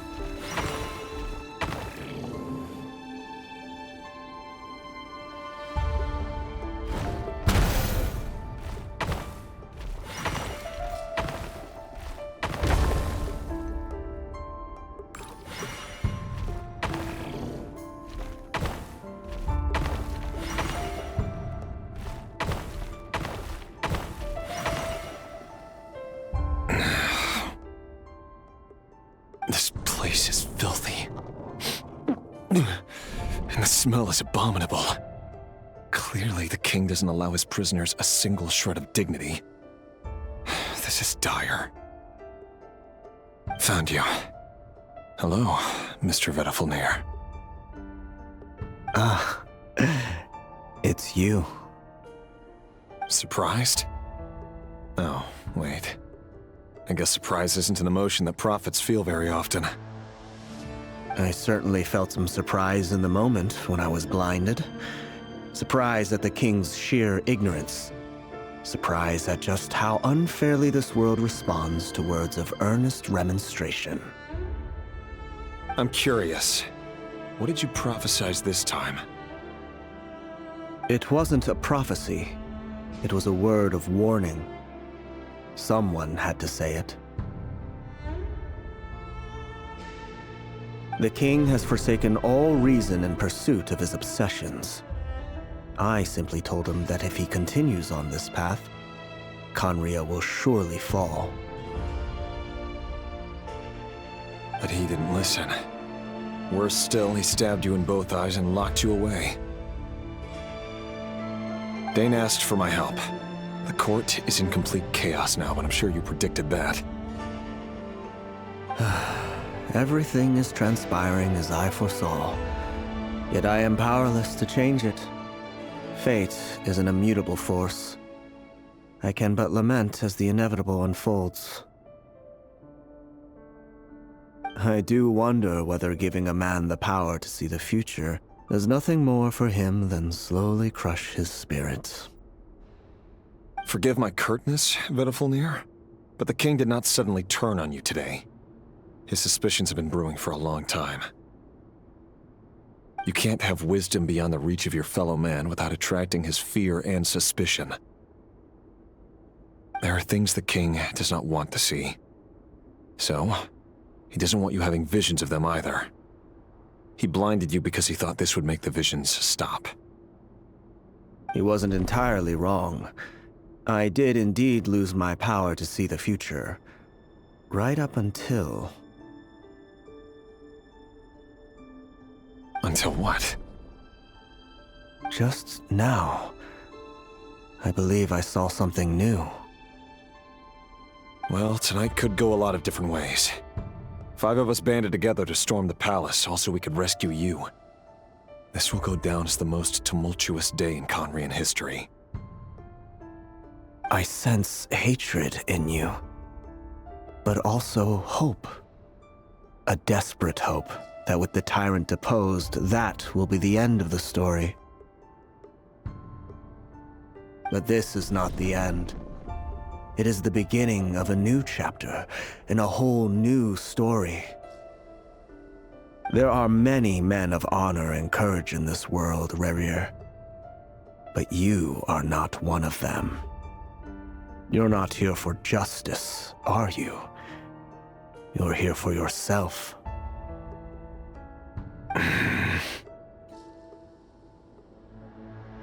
Is that a dagger? Interesting. Why not the polearm? It was always your weapon of choice. With your abilities, I don't doubt that you were able to recover some of your sight. But I also doubt that you want to make an enemy of me right now. Of course not. We're on the same side, aren't we? We could be. But I need you to be honest with me, Vedafulnir. At this point, you're my only hope for the future.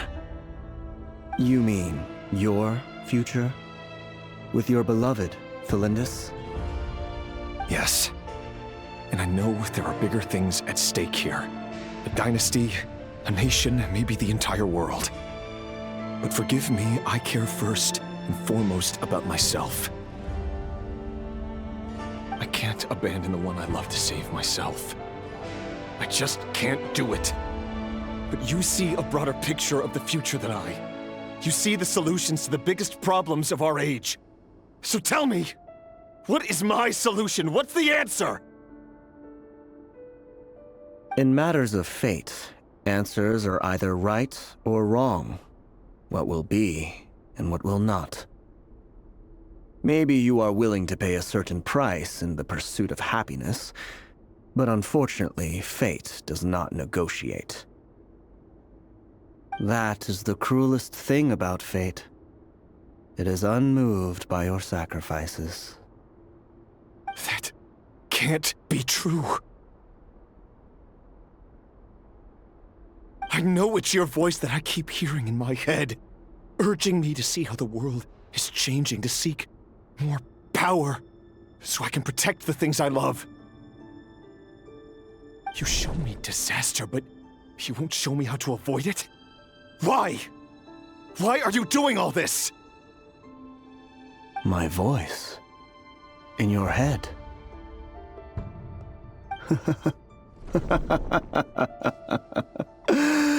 So, you hear it too? The voice that steals your mind, gains your trust, and drives you crazy. It turns out that we are not so different, you and I. Vedifilnir just broke into the strangest smile I've ever seen in my life, as if he'd discovered some monumental secret. But then he suddenly switched to looking extremely weary. Very well then. My advice to you is as follows. You must persevere. Whatever trials and tribulations you may face, be steadfast in the belief that they are your path to the future. For as long as you live, your story with Thelindis shall not come to an end. That is the only chance you have of fighting back against fate. It is up to you whether you believe my words. Regardless, that is all I will say on the matter. I have no right to intervene any further. I will hold you to your word. Thank you for setting me free. In return, I will tell you one more thing that you cannot afford to ignore. Just then, a strange wave of energy rippled through the city. We had no idea what it could mean. If I were you, I would head to the Universitas Magistrorum. The Universitas? Oh no! I'm sure we'll be seeing each other again very soon, Rerir. Whatever Vedifilnir said, I didn't catch it. I didn't even help him out of the prison. There was no time to lose.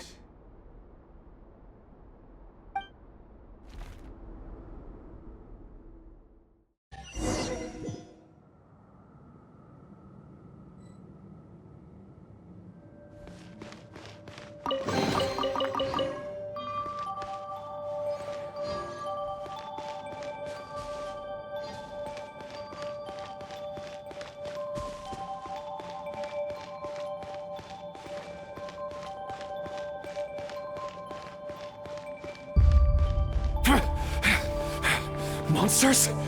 Is this Rhindaughter's doing? Or the Universitas Magistrorum? Out of my way!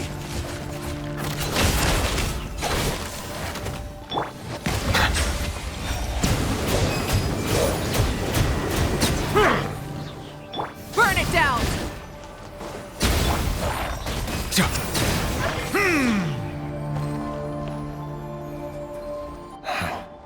The Universitas. That reminds me of a rumor I once heard. Allegedly, the king installed secret mechanisms in the palace and around the city. No one knows where they are or what kind of power they hold.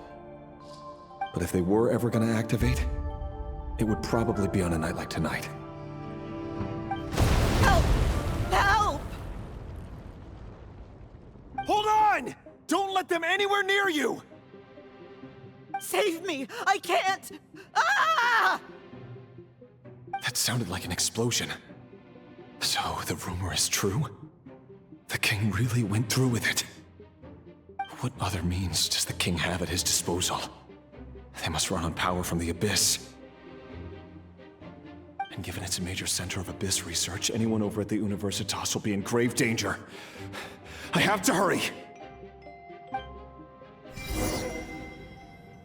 Let the mighty be humbled!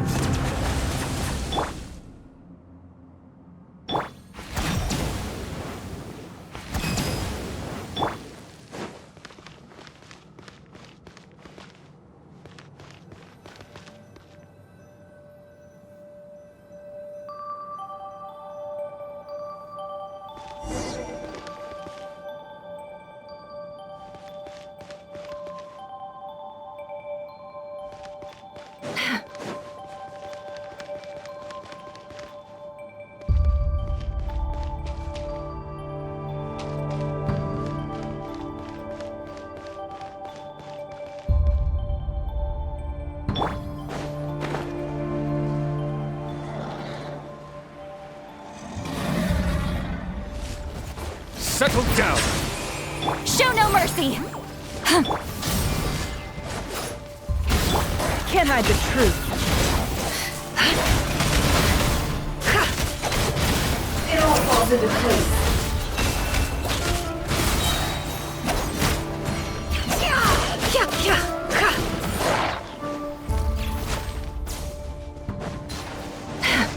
Seek within. It all adds up.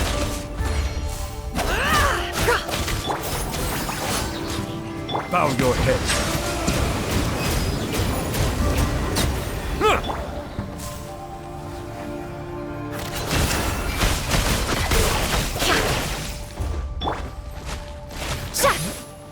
Get to work! Light it up! Pyroclastic surge!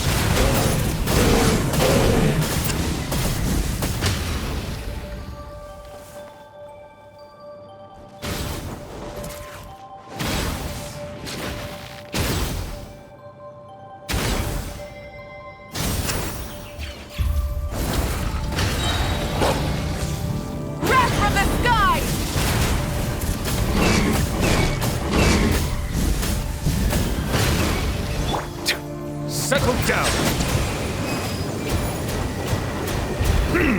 Rise with the sun! No more lies. The mystery unravels. It all falls into place.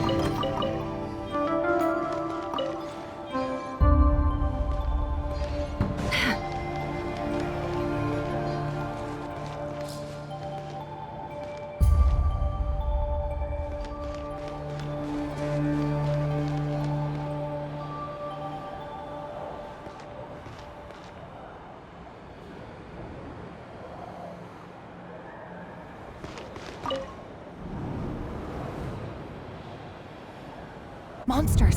At the Universitas Magistrorum? Why now? Oh no! They're coming! It's no use. The table won't hold out much longer. The weapons. Where are the weapons? Of course. All the lab equipment was upgraded after the inspection last week, but the new weapons haven't been allocated yet. I'm done for. Is anyone there? I need help! Ah! Stay back! Please stay back! Please!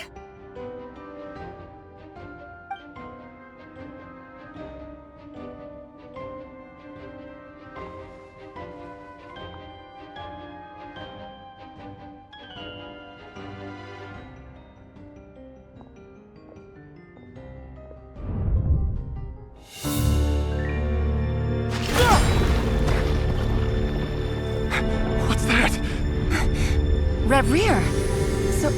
So the rumors about your work are true. What? No! Listen, something happened at the palace tonight. We have to leave! You don't need to lie to me anymore. What do you mean? I know why you're worried, and I will respect the decision you've made. But it's okay, because I found a solution. I know how to end all this. You can have it back. The normal life you so desire. But until then, I'm afraid our wedding will have to wait. Cylinders? No, don't do it! Cylinders! Cylinders!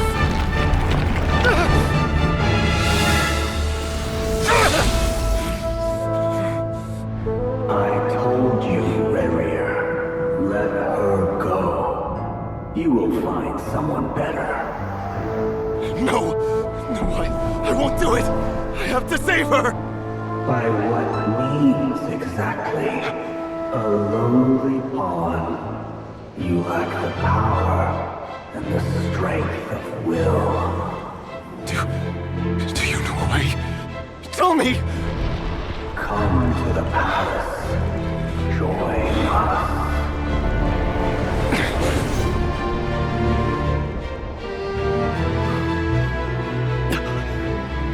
Rarier, thank goodness we... Step forth and take your share. You made it. Not you too.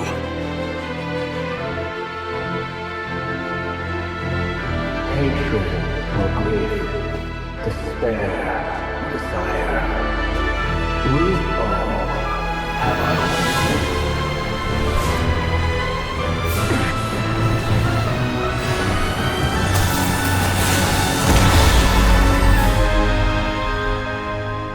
Rarier. Rarier. Cylinders? Were you daydreaming?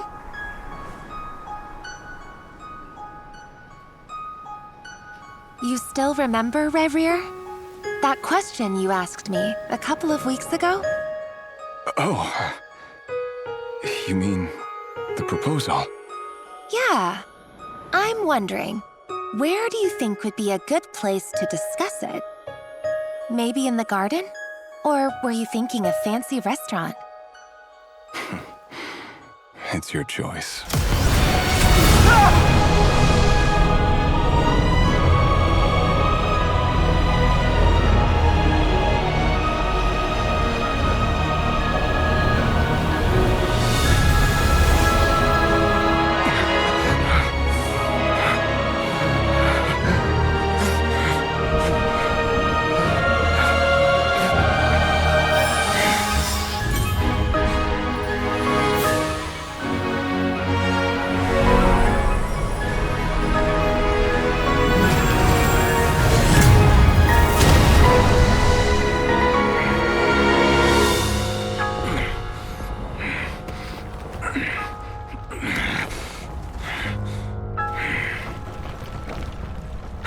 Find you.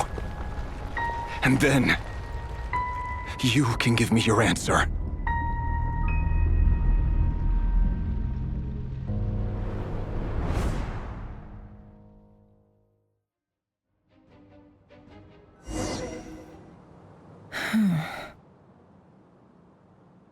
So that's how the Raker of Solnari was born. A monster created by circumstance is a monster all the same. Viewing other people's thoughts for too long can get uncomfortable. Right now, I'm feeling a strong sense of loathing. In a nutshell, the story of Conria is what happens when the truth falls by the wayside. Everyone tells little white lies, and before long, you have a huge pack of lies that destroys everything. Phew. Time to get back. His past is filled with sorrow, but the tale of any fallen civilization is one of endless tragedy. Cruel as it may be, that was Conria's fate.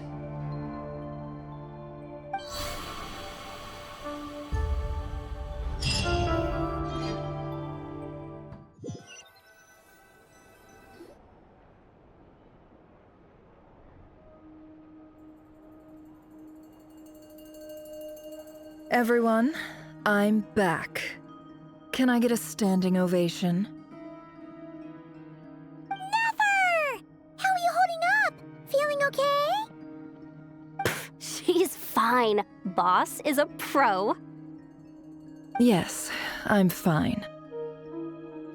You will have seen the events of Rerir's life through my thoughts. It's now clear that he is just a regular nobody, driven by personal tragedy, as he said himself. I mostly agree. There's only so much we can know about him from his memories alone, but they did give us a clear glimpse into his life in Conria. However, I would not consider Rerir to be a nobody. He was deeply involved in the events of that era.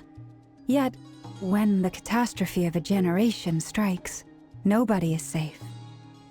Sounds to me like you're speaking in riddles again.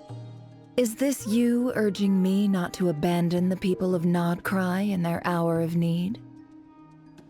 That's not what I meant. Although I do hope you choose to remain a part of the plan. Without you, the mission ahead will be all but impossible. Then try to remember that I respond better to the carrot than the stick. And I don't appreciate being bossed around. Now, as for you, Missy, you were excellent. You stuck to the rules of the ceremony and kept your mouth shut the entire time. Bravo. Cool! So, can you fill me in on the deets now? Most of what I saw went right over my head. Patience. You'll hear the whole story, don't you worry. But let's meet up with the others first. It will save me narrating it twice. Yehoda? Yes, boss! Let me get that door for ya. That's more like it. For a moment there, I was worried you'd forgotten about the first clause of your employment contract. Forgive my curiosity, but what does the first clause say? It says I gotta do the annoying stuff that boss is too lazy to do for herself. Like opening the door, pouring the tea, yada yada. Is that right? If something is in the contract, it's because she willingly agreed to it. Rest assured that the Curatorium abides by the very strictest of labor policies. You don't seriously think I'm cruel enough to treat her like my slave? In any case, I've hardly shied away from my share of the work today. Hope I don't catch Flintz and Varka lounging about in their chairs, enjoying a leisurely cup of tea. There's nothing I dislike more than other people enjoying themselves while I'm hard at work.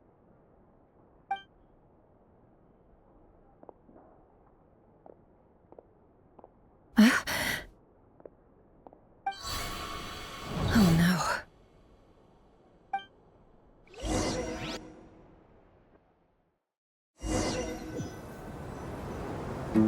Sorry to disturb you, but we seem to have run into some trouble. Evidently so. Don't worry, I'm not about to leave you to fend for yourselves. I'm not that kind of boss. And it would go against the Curatorium's labor policy. I'm sorry? What did you hear me say? I wasn't talking about labor policy. Wait. How long have I been standing here?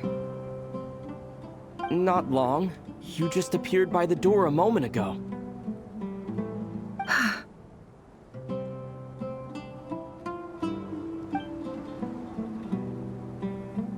Boss, what's wrong? You look like you've seen a ghost. We've been tricked. We never left at all. Somehow I hallucinated that whole scene back inside the office. Hallucinated? But how? How indeed. This place should heed my will alone. All thoughts and actions that occur in here are just a result of pawns moving across the chessboard in a carefully calculated manner. And nobody has access to this chess set but me. So you control everything in here?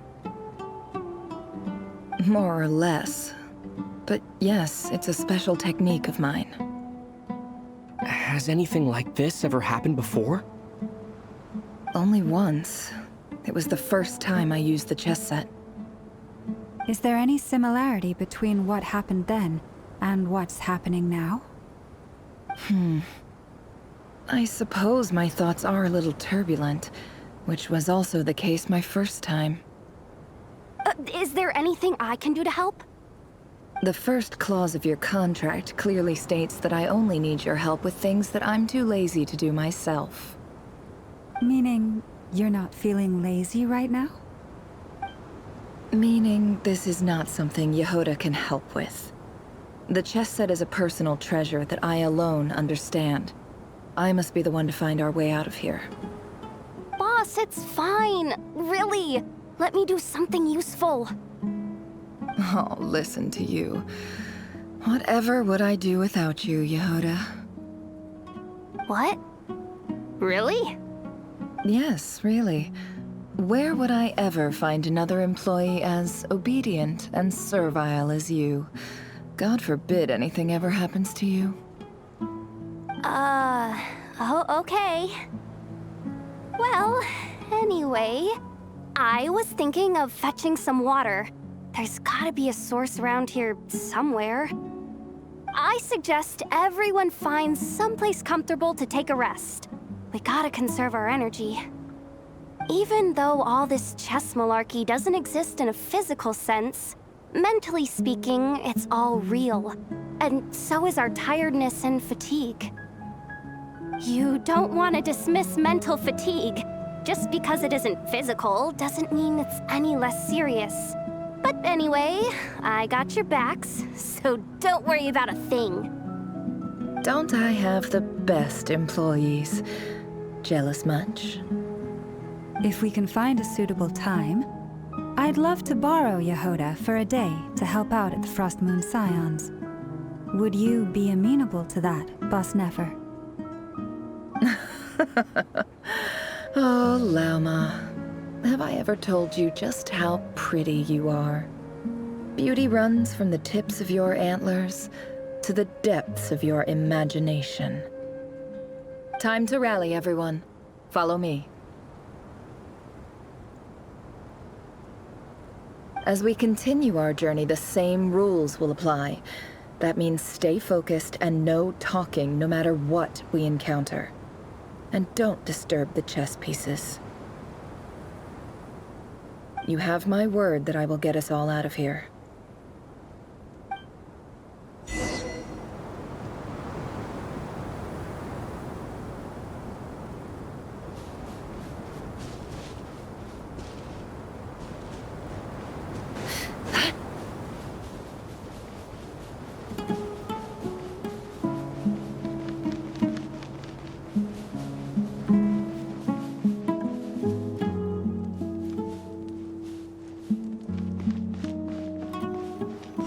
Looks familiar. That's not a good sign. There's someone up ahead. Time for a little chat.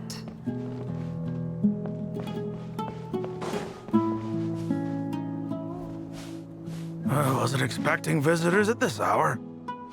Wait, is that? Oh, it's him. There you are! Sinue's been looking for you all day. I think he has some news for you. Oh yeah? What were you doing just now, Uncle Retinue? Hiding away some more loose change? I know I saw some Mora. What do you mean, loose change? Oh, come on, I'm too old for this. Just pretend you saw nothing.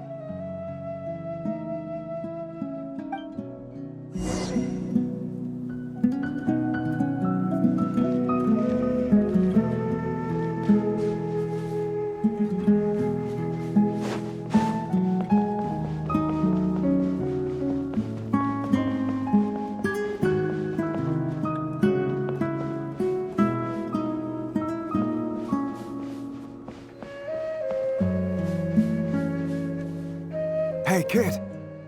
Mind telling me what Sinuhe's been up to recently? I'm trying to get in his good books and I need a way in. Get in his good books? Why? What do you want with my dad, Uncle Apepi? I've written a new song. I was hoping to showcase it at the next festival, but I'll need his approval. A new song, huh? I'd love to stay and listen, but unfortunately, Uncle Retinue says my dad's looking for me. Well, there's plenty of time and I'm not going anywhere. See that pile of stones? I'll be sitting there warming up my vocal cords. Come find me when you're done. Pile of stones. Got it.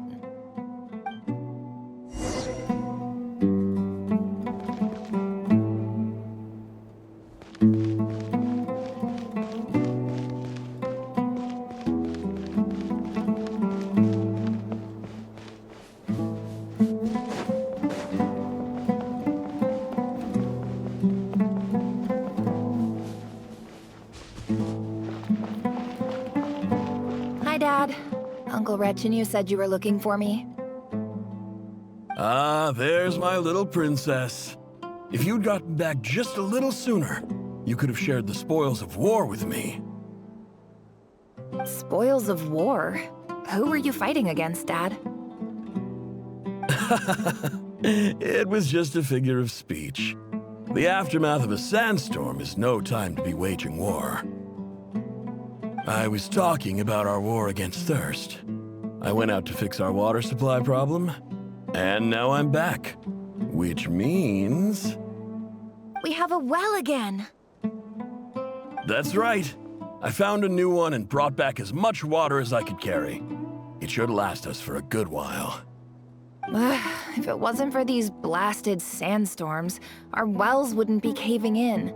You wouldn't be spending all your time out searching for new water sources. As the chief of our tribe, I'm supposed to be leading us out of hardship and poverty, onto better things. You know how prosperous our ancestors were. I've told you all the stories. And look at us now, squeezed into these hovels. No one would choose this, if it wasn't for the endless wars over the years. But things are looking up. I started working with some folks from the academia a few months back. They gave me some contacts in return for my assistance in the desert. So you're the academia's helper now? Special ambassador, they call it. Think of it as a partnership. It's nothing bad, okay? We've been isolated here in the desert for too long. Seeking opportunities elsewhere is the best thing for us, and the fastest way to progress. So, do you get anything good out of being a special ambassador? Of course. My luck's improving all the time. One day, I swear I'm gonna lead us out of this place. We'll find somewhere new. Somewhere better.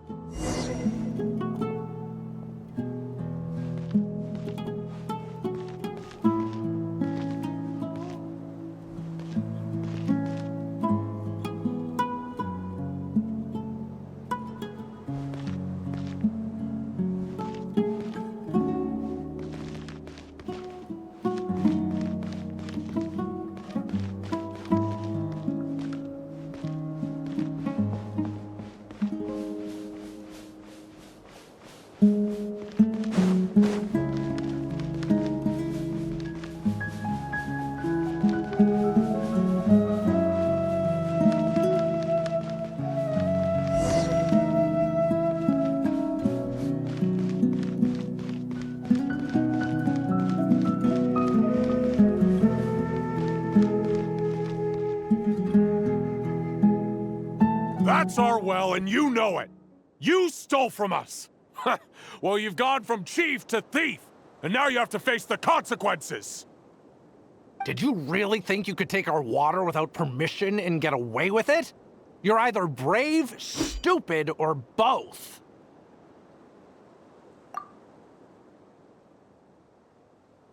And that special ambassador act? Yeah, nice try.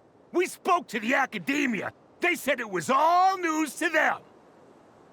You're a liar and a cheat!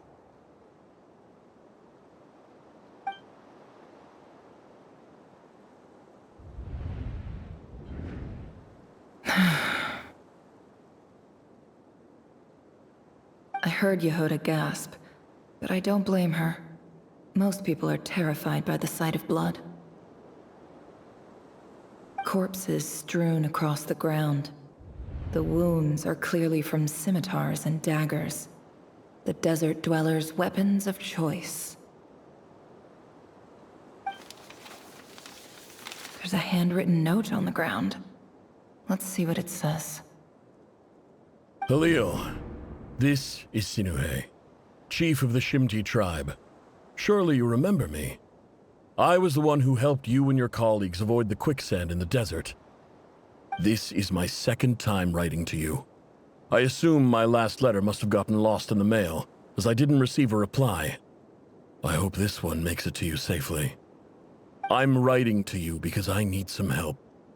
That sandstorm the other day completely blocked up our well, forcing me to look for another water source in Iab and Unut territory. It was a matter of survival. Praise the gods. The well of the Iab tribe was intact. It was my last resort. I drew what water I could and left, but not without being spotted. I fear they will retaliate.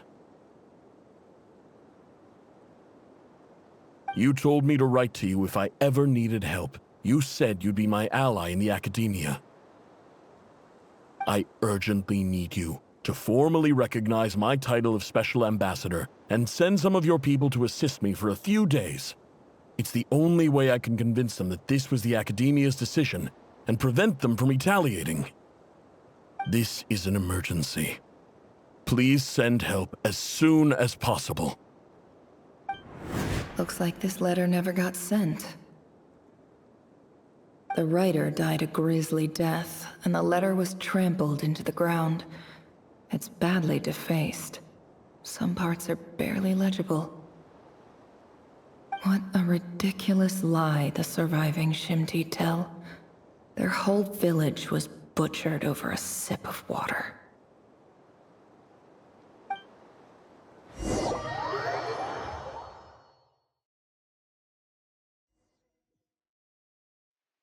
Ah, officer. Welcome. Welcome to our humble village. I thought you would at least have the courtesy to provide some respectable libations. This is the finest wine Aru village has to offer. I promise.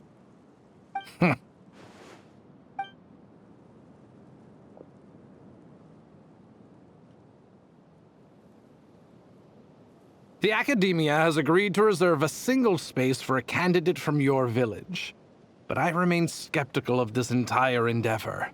I highly doubt anyone in this desert possesses serious academic potential. Please, have faith. If not in us, then in our God. The child we found shows great promise. I beg you, take her away from this place. Give her a chance. Don't let her talent go to waste. I don't recognize her. New arrival? She showed up here a few days ago and we took her in.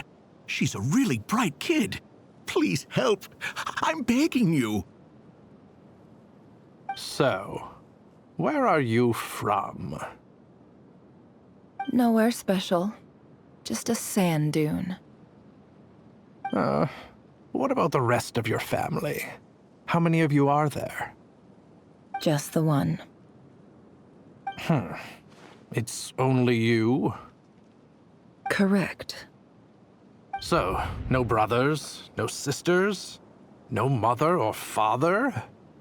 Any who have slept on a bed of sand, I call my brothers and my sisters. Apart from that, I have no family. All right. Get over here. Sign your name on the form.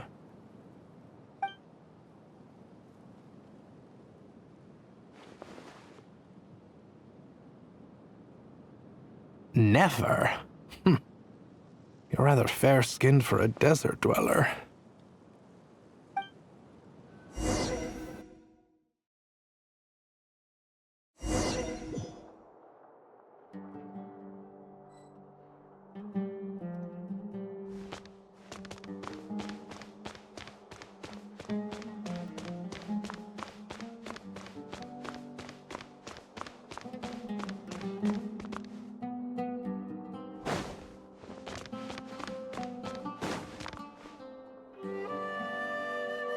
Nefer, this term's assignments have been issued already. Please read through the materials thoroughly, conduct your own additional research, and then write an essay on the topic. Yes, Professor, I'm aware. I just had a couple more questions I wanted to get your perspective on. Oh? Please ask away. Well, I saw the other students' problem sheets, and I couldn't help but notice that my assignment is much easier than theirs. Do you really think I'm a weak student? A weak student? Goodness, no. Quite the opposite. You have a sharp mind. Almost too sharp. I think what you're saying is, a weak student wouldn't have noticed the discrepancy. And if they did, they certainly wouldn't complain about the lighter workload. You see, sharp as they come. You see things the way they are, and I'm sure you know why they're like that. Because of where I come from. Because I'm different. I'm sorry, Nefer. I don't like it any more than you do. It's just... Anyway, you said you had a couple of questions. What's the other one? I wanted to check. If someone sent me a letter to the academia, where do I go to collect it? Ah, your family wrote to you.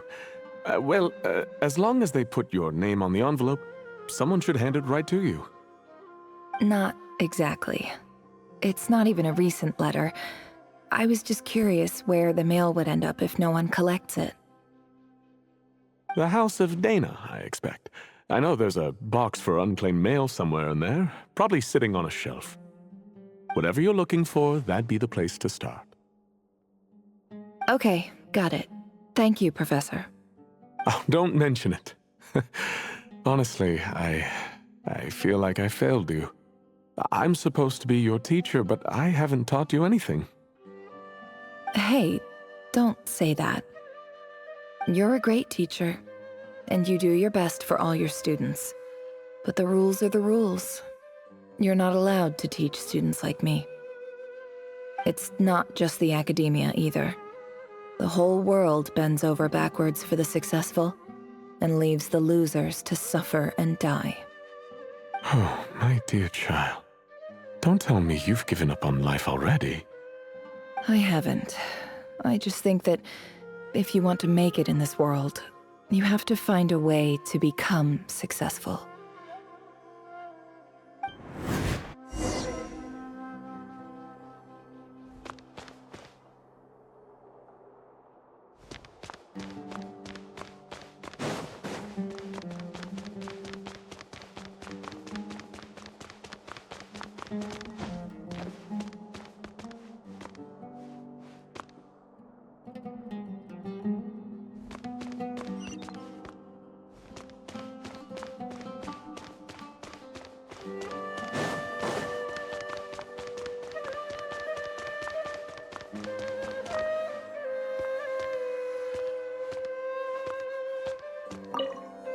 This must be it.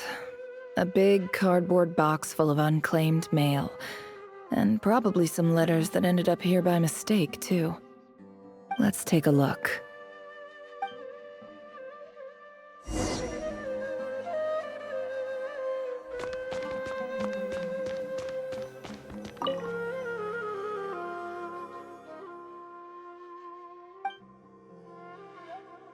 A dilapidation survey from Port Ormos.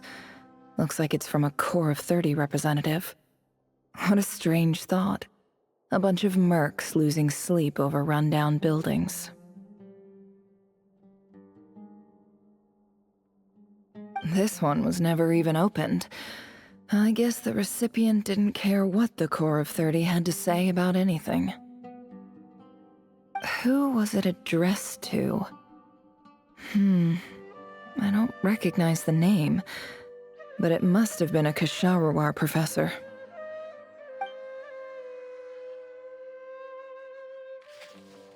This one is addressed to the Immorta Sage. The title is Changes Observed in Satyavada Life Symptoms. Why do all these letters read like full-blown dissertations?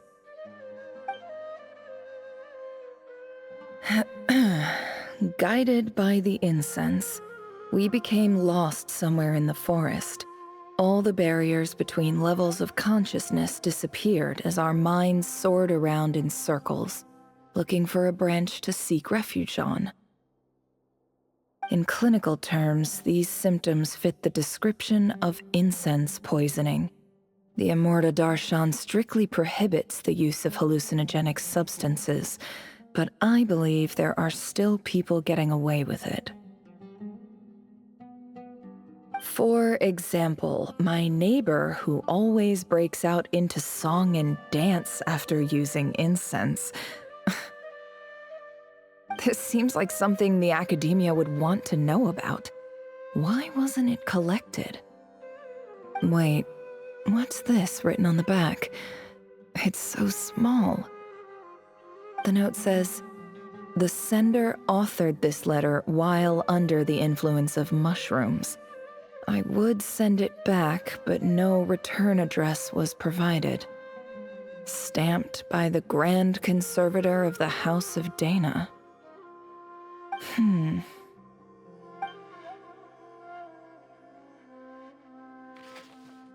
This next one is addressed to Grand Sage Azar.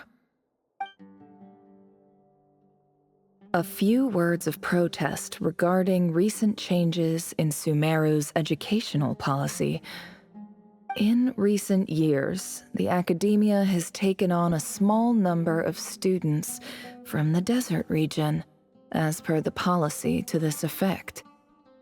However, it appears to me that these students have not, in fact, been provided with educational opportunities that are, in any meaningful sense, equal to those enjoyed by their peers. As well as receiving dumbed-down assignments and perfunctory tutoring, they do not even have full access to the Akasha system.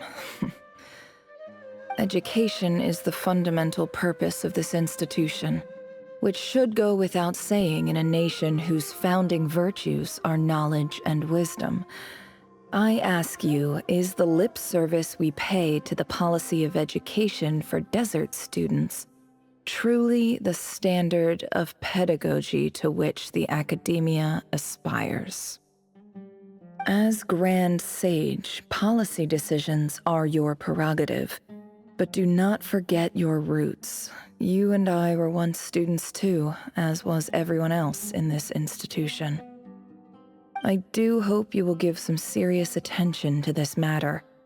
I encourage you to discuss issues like this with myself and others, and listen to some alternative opinions. Great letter. Shame it didn't get to where it needed to go. And the sender is... Huh? Sage Cyrus of Spontamod. I didn't realize anyone else even knew how bad students like me have it in this place. So this is where letters from the Sage of Spontamod end up? Nice one, Grand Sage. Really enlightened leadership. Whatever. This isn't what I came here for. Moving on. I'm not exactly holding out hope that a letter sent from the desert would even make it here. But if it did, where else would it end up if not in this box? I can't believe how much discarded mail there is. Must have been years since someone last went through it all. And this is just one box. The whole House of Dana is boxes on shelves. I don't believe for 1 second that any human being has sat down and read through all the documents in this place. Who has that much free time on their hands? Wait, could this be it?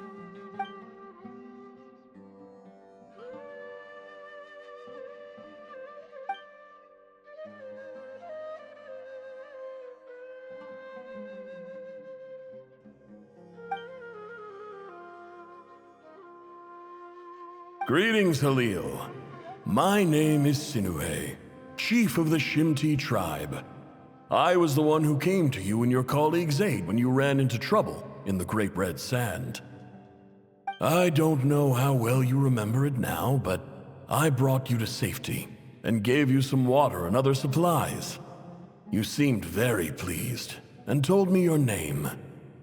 In my tribe, learning a person's true name is serious business, and I therefore see you all as friends. You were kind enough to leave your contact details so we could stay in touch. The Shimti tribe lives a harsh, nomadic existence in the desert. You were sympathetic towards my plight, promising to make me a special ambassador of the academia and help us find a way to make a better living. This brings me to my reason for writing. Our tribe has fallen on particularly hard times, and I would like to ask for your assistance. There was a terrible sandstorm a few days ago, which blocked up the well in our land. To ensure my people's survival, I had no choice but to venture into Iyab and Unut territory in search of an alternate water source. The Iyab and Unut are descended from the Thamudians, while we trace our ancestry to Tulatala. We worship the Lord of Flowers and have had relatively good relations with our fellow tribes up until now. I found a well belonging to the Iyab tribe. They declined to help us, but I really had no other option, so I took some water to keep me and my tribe alive. My actions are certain to incur their wrath. When we met, you assured me that you would be my ally in the academia. I would like to take you up on that offer, because I really need your help. I wonder if you could send an academia representative to meet with me. That aside, the last time you were here, you mentioned that the academia had started accepting students from the desert, and I told you a little about my daughter, Nefer. We have next to no resources here in the desert, and my power and influence are limited. Would you consider enrolling my daughter at the academia? She is a smart girl. I know she won't disappoint you. From the outset, the academia never took you seriously. Those things they promised were just empty words. I doubt they even remember the name Sinuhe. And you were so emphatic that your luck had finally changed for the better. You swore you'd lead us to a better place one day. You spoke with such conviction, like you were the most powerful chief in the whole desert. You liar. You lied about everything. You promised the world and delivered on none of it. And who fell for it? Just me, by the looks of it. Despite your best efforts. Which makes you a pathetic liar. You weren't even any good at it. I think I'll take over from here. Let me show you how it's done.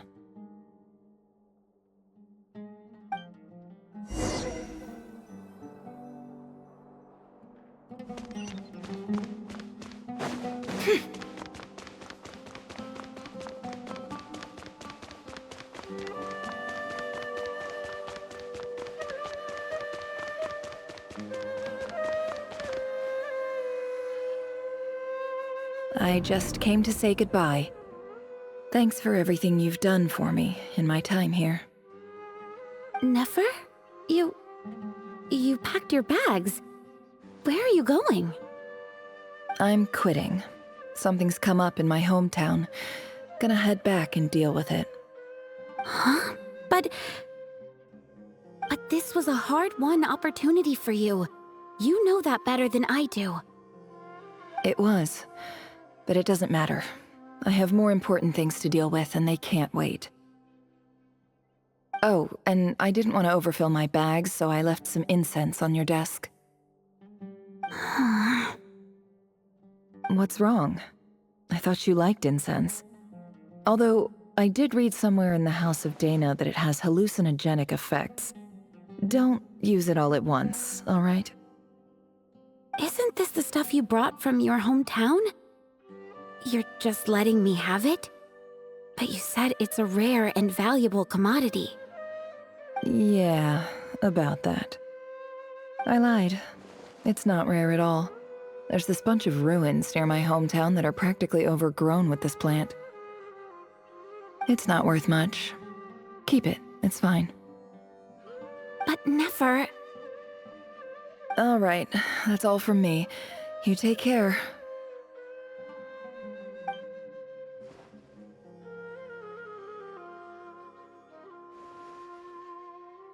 Don't forget me, okay? I mean, we're more than just classmates, right? We're friends. Yeah, I'll remember you. I lied again. That incense is worth a fortune, and it's a rare find even in those ruins. And as for remembering her, I have far too much to do when I get back. No time to reminisce. I'll be lucky if I even make it through this alive. But either way, I expect I'll forget you pretty quickly.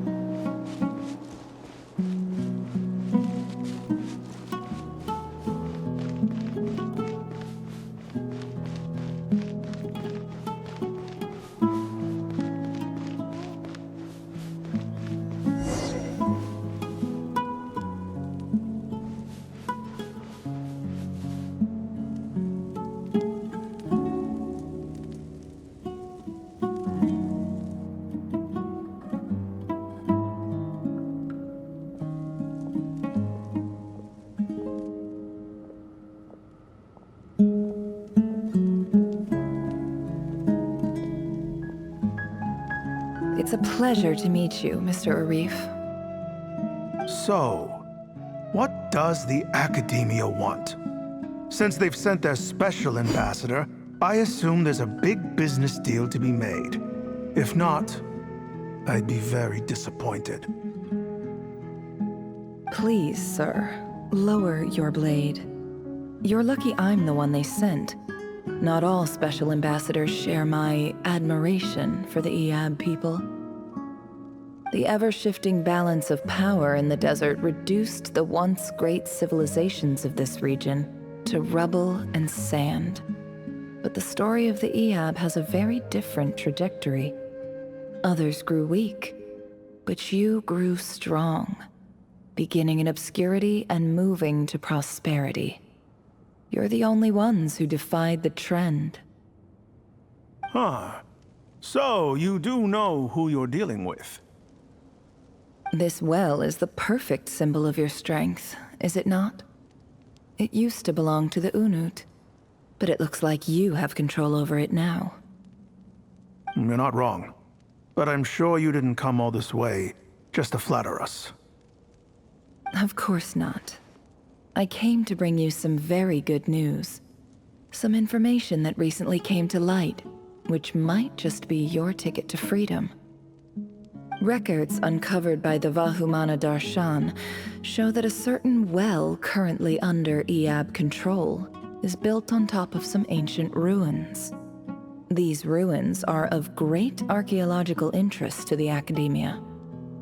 I checked the map carefully on my way over here, and I'm confident that this is the well in question. The Academia is offering 50 million mora in return for excavation rights. 50 million? No, wait. If these ruins are as important as you say, 50 million's a little low, don't you think? Don't get greedy, Iab. We know far more than you think. We know that you seized this well by force. Wasn't that the first step in your rise to power? To drive away the Unut and steal their water supply? So what if it was?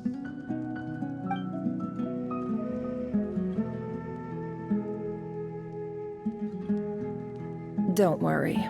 As unscrupulous as it was, it's something we're willing to overlook. The Academia is only interested in dealing with the de facto power holders in the region. I hope I am making myself clear. And I hope your words are the truth. If I find out the Academia is trying to play me, I'll hunt down every one of your people and make you watch as I cut their heads off one by one.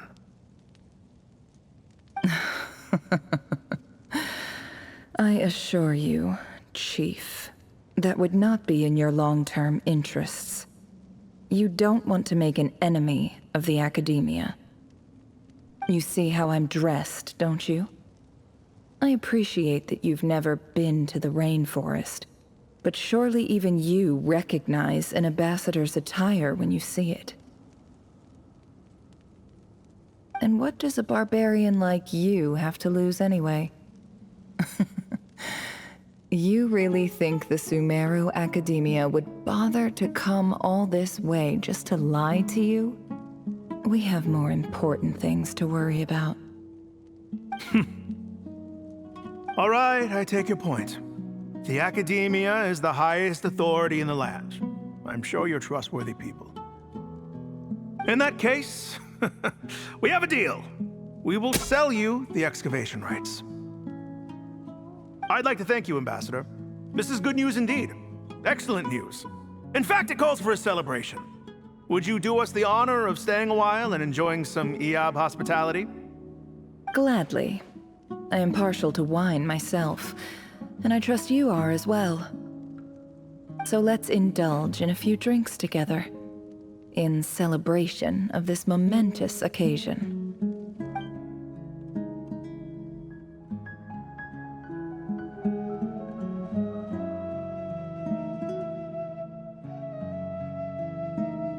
Chief!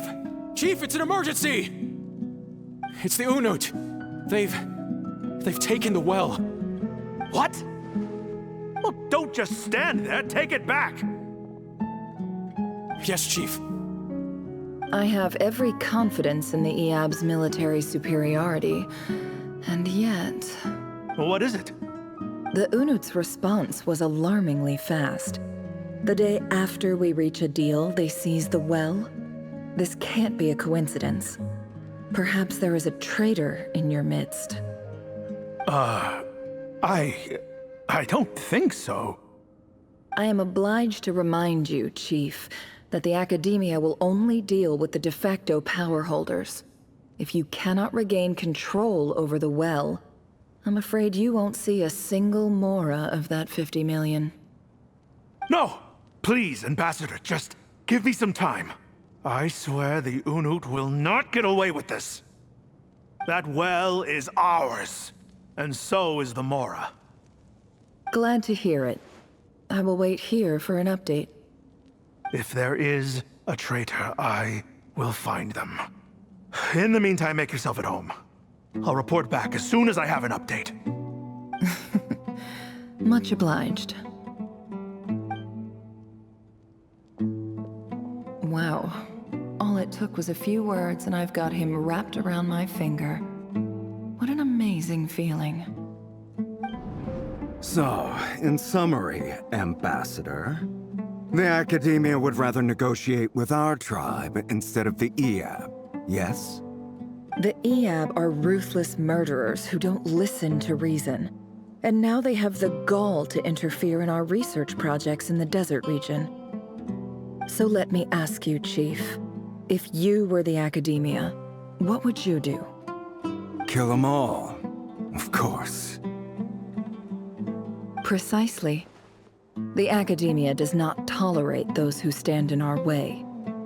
The Iab have held back our academic pursuits for too long, and our patience is wearing thin. At the same time, there is simply no way that the Academia can be seen to be intervening in desert affairs. I'm sure you understand where I'm coming from. We have our own rules out here. If the rainforest dwellers raised arms against a desert tribe, it'd start a bloody war. Right. We can't confront them ourselves, but we can support their enemies. The Unut have always had strained relations with the Iab, which makes you our natural allies. Natural allies. Weren't the Iab your allies once? You were quick to send them after us to protect your interests back when we stole that water. And now look at you. You're at each other's throats. Let me be clear. The Academia wishes to collaborate with the legally recognized rulers of the desert in this matter. We are asking for excavation rights to that well, and our offer is 50 million mora. Say no more.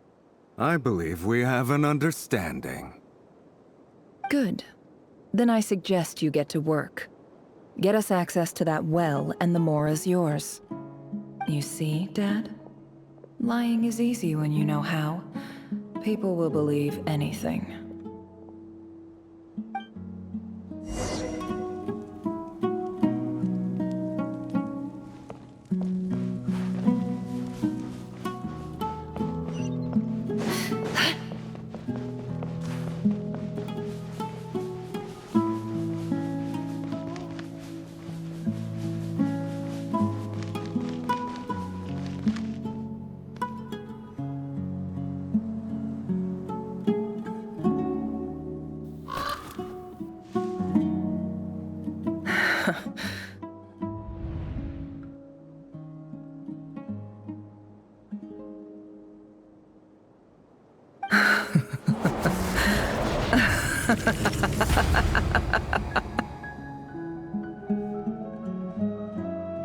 Look at yourselves. You may be vile, savage monsters, but your butchered bodies bleed like any others. You're no different. You're nothing special at all. The monsters who destroyed my home, they're just ordinary, petty human beings. What a joke.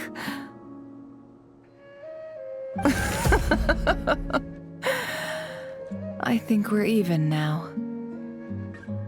Maybe I've even done the desert a favor. It's a better place without all these people around. Oh, Sinuhe, my gullible fool of a father. Perhaps if you'd been as ruthless as I was today, our tribespeople would still be alive. In this dog-eat-dog world, a chief needs to be tough to survive. But you couldn't do what had to be done. So I did it for you.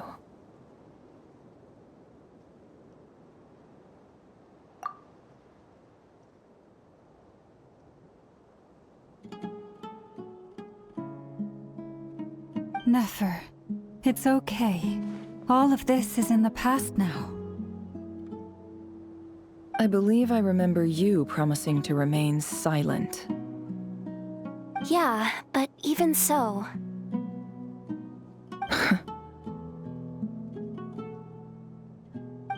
Yehoda, is there anything you can do to ease the tension? Alright, time for a sharp turn onto a completely different topic. So, anyway, that's enough of that. When are we getting out of this place? Feels like we've been walking forever. I'm getting pretty tired. Oh, Lauma, you tired? Yes. If we can find somewhere to sit down, I could certainly do with a rest. It's not far now. There should be a temple just up ahead. Yes. Really? A temple? That's where this story ends? I guess that's how things go in the desert. Desert dwellers can never escape their destiny. Or so everyone says. I never wanted to believe it, but looking back now, I'm as desert as they come. You mentioned a temple. What's waiting for us there? My biggest trade secret of all. Ah. Then I'm guessing it's where you got your power from. The power to peer into other people's minds. I didn't know you were clued up on any other religions. I'm no expert in the history of Sumeru, but since you come from the desert, I would imagine it has something to do with King Deshret. Sounds impressive. Ah, I know who you mean. General Mahamatra Sino. The spirit of Hermanubis dwells within him. That's Boss Neff for ya. She knows everything. Sino's hardly a figure of obscurity, but I know about Sethos too. What about him? Is he a big deal or something? Well, he's not a small deal, let's put it that way. Please, this is the bare-bone basics. Save the flattery. Thanks for your patience, everyone. I'm sure it's been a lot to take in. With any luck, that's our exit just up ahead.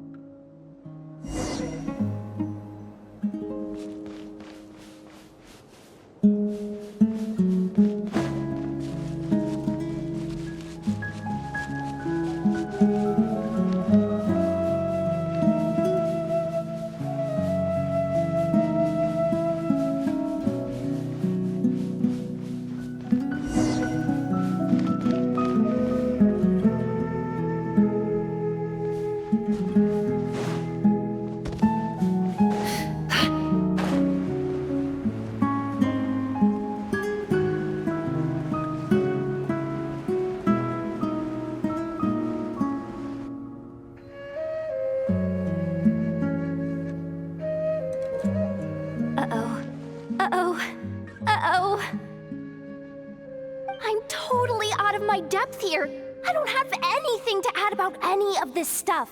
Like, look at that statue, for instance.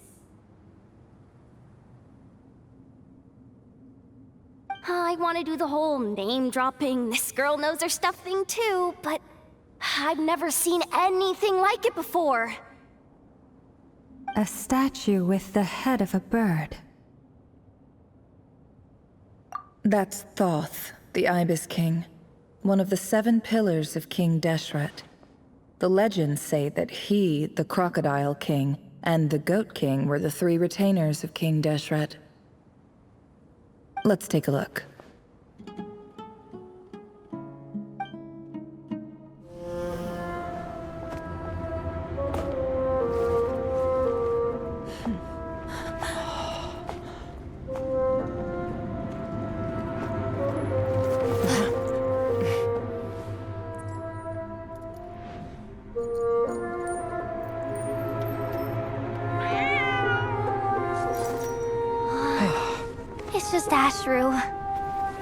So, all is well?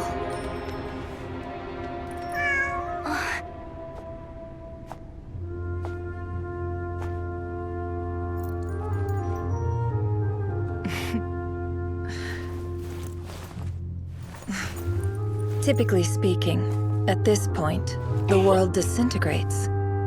Then we find ourselves back in the outside world. Besides, these are my memories. There's nothing to fear. You're sure? Of course. It's almost over.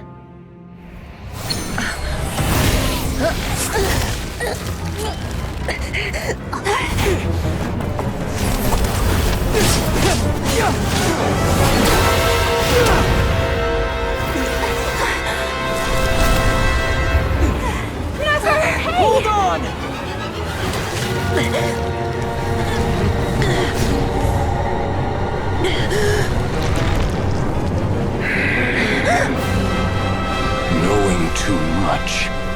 is always a death sentence. Speak for yourself.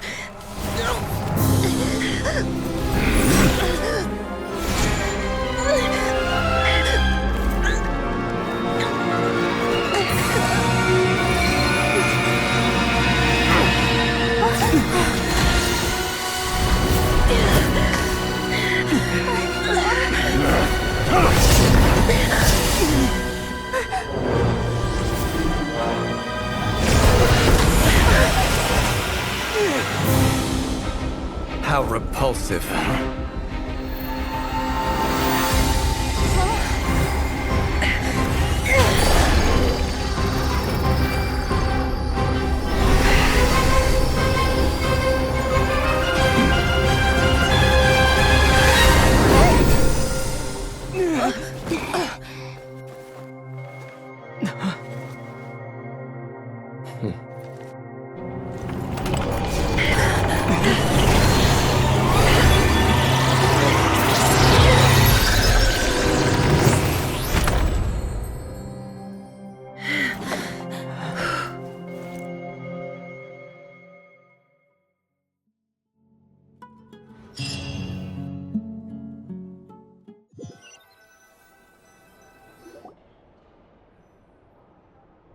Timed that pretty well, didn't I?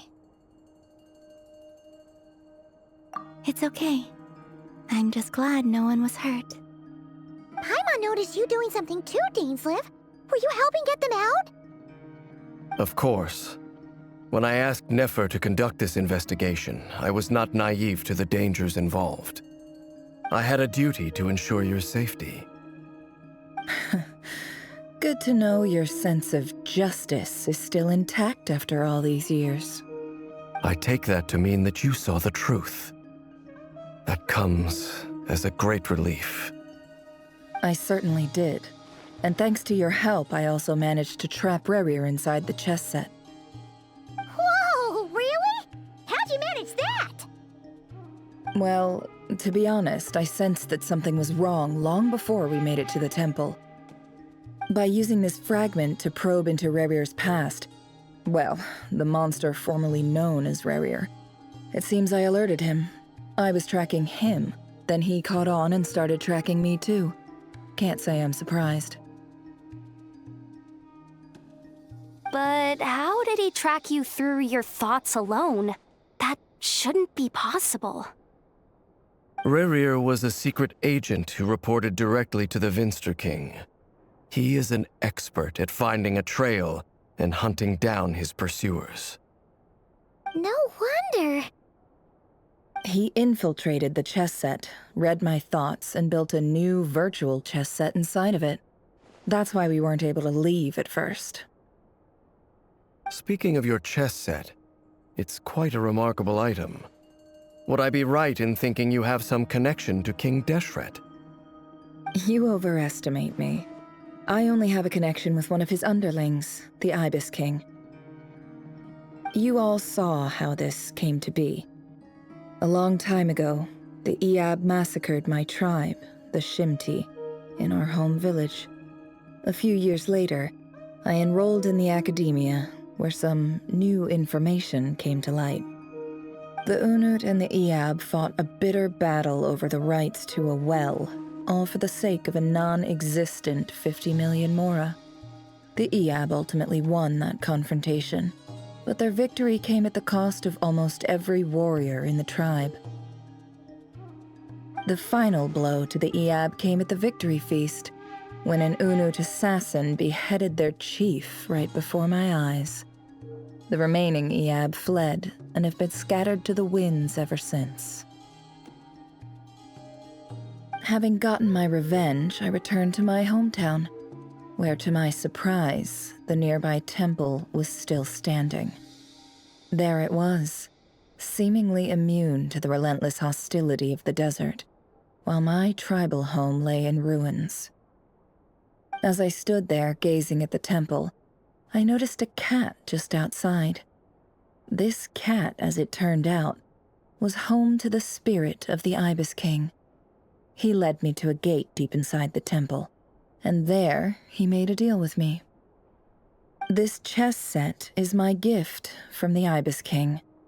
The chessboard within is made to the same specifications as the one in the mausoleum of King Deshret, and represents his power of piercing analysis. With this chessboard in its container, I gained a certain ability to perceive hidden secrets. Now, you could conclude that the Ibis King simply wanted to give the people of this world the power to seek the truth, but I don't believe that's the full story. Every god plays favorites. Their hearts are as fickle as any human's, full of secrets, perversions, egotistical tendencies. But precious few gods are willing to admit this. It is the same with all powerful forces, including fate itself. Their gaze falls preferentially upon a select few. As you rightly point out, this is an act of favoritism. If you're alluding to the Abyss, then yes, I agree. Gather the others. It's time to share everything I've learned.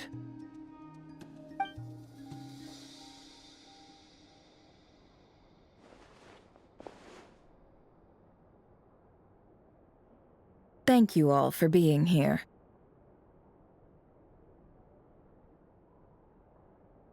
As promised, I did some further investigating into the Reicher of Solnari's background.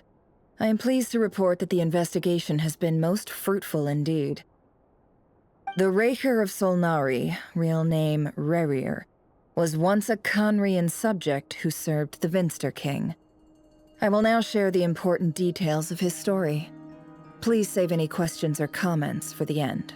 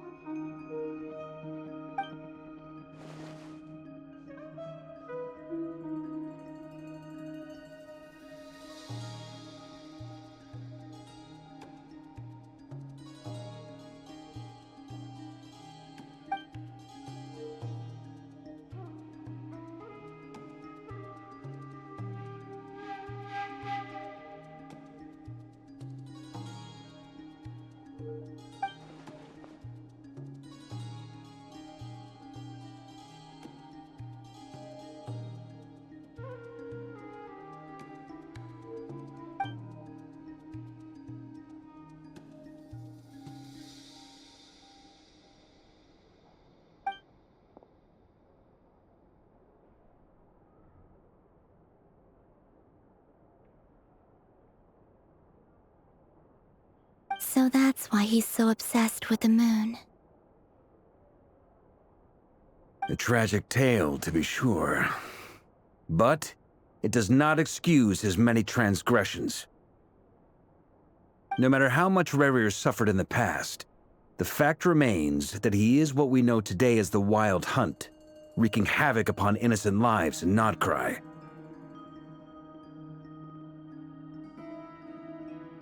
He becomes more dangerous with each passing day. If left unchecked, it is simply a matter of time before all of Tevat suffers the consequences. This is a threat that the Knights of Favonius cannot ignore. A question for Miss Columbina. Forgive me if this is presumptuous, but have you ever seen the spatial gateway that appeared in Rerir's memory? Never. But I have heard stories of something called the Moon Gate, and this seems to fit the description. Miss Lauma, any thoughts on this? In the lore of the Frost Moon Scions, the moon is believed to hold many secrets. Some sources speak of ancient knowledge, others of a gateway to the unknown. The term Moon Gate is one I have heard before, but as is the case with all of our legends, there are no records of any first-hand witnesses. We cannot know whether it truly exists. Then back to Miss Columbina. As a moon goddess yourself, do you have some idea of where the Moon Gate leads to? Not at this stage, sorry. I do hold the power of the Frost Moon, and my strength is recovering well. I can sense that the gate would open at my command, but... But there's more to the power of the Frost Moon than that? Yes. A moon goddess has the right to open the moon gate, since it is a path to the moon. But as Nefer mentioned, holding open a spatial gateway takes a huge amount of power. And right now, I need to conserve my energy to fight the Rahier of Solnari. I'm afraid this is one mystery we may have to leave unsolved for now. I agree. Better to save your strength. But if you'll humor me for a moment, I have a bold conjecture of my own regarding the world beyond the gateway. I highly suspect that neither Tholindis nor Rahier made it through unscathed. The evidence pointing to this is the fact that the Rahier of Solnari exists in the form of countless fragments. With the abyssal power he wields, no ordinary foe can touch him, let alone tear him to shreds. And yet, the wild hunt proliferates wherever his scattered fragments lie, drawing hordes of monsters to many different locations across the land. So your theory is that Rahier was physically torn to shreds by some powerful force? Hence, why the wild hunt is a distributed phenomenon, rather than a unified one? Makes sense to me. Explains why the wild hunt is so pervasive, and why he's been trying to piece himself back together. He was whole to begin with, and he wants to be whole again. Without the power of the Abyss on his side, he almost certainly would have perished the moment he was torn apart. But the Abyss, much like a curse, has kept him alive. I could not agree more. The power of the Abyss is most surely a curse. It is a compelling explanation, and one that accords with my present understanding of Abyss creatures. Whether the life form in question is primitive or advanced, if a curse has extended its lifespan unnaturally, it will continue to survive in spite of everything. This raises some interesting questions. I will run some experiments and see if there is any validity to my suspicions. That being said, regardless of whether my research bears fruit, I would like to thank Miss Nefer for conducting such a thorough investigation. Already, it has greatly enriched my understanding of the entity we face. My pleasure, Mr. Albedo. I too hope that the information I have shared today proves useful as we look to formulate the next stage of our plan. Hey! What is it, Dainsleif? You look really upset! It's just... when I think of the man I once knew as Rahier, I struggle to understand why things had to turn out like this. The two of you used to be friends, didn't you? I don't know if these words will bring any comfort, but my heart goes out to you. Mine too. We can never know all the hows and whys of the way things are. The moon and stars are full of untold secrets and lies, and the skies are host to many more mysteries than these alone. Yet, none of that can begin to compare with the complexity of human life. Those are the first comforting words I've heard in a long time. Thank you, both. Well, I think this is a good place to end today's meeting. I'm sure Nefer needs some time to recover. She's been through an awful lot today. That's very thoughtful of you, Lama. Of course. Sounds good to me. Take some time to rest and digest before we reconvene to nail down a plan.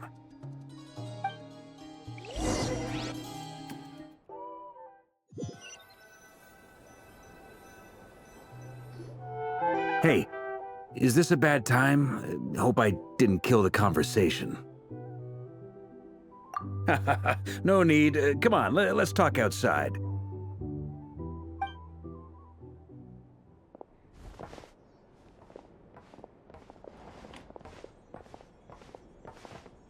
Anyway, Nefer went back to the curatorium to get some rest. But before she left, she shared some things with me that I thought you should be aware of.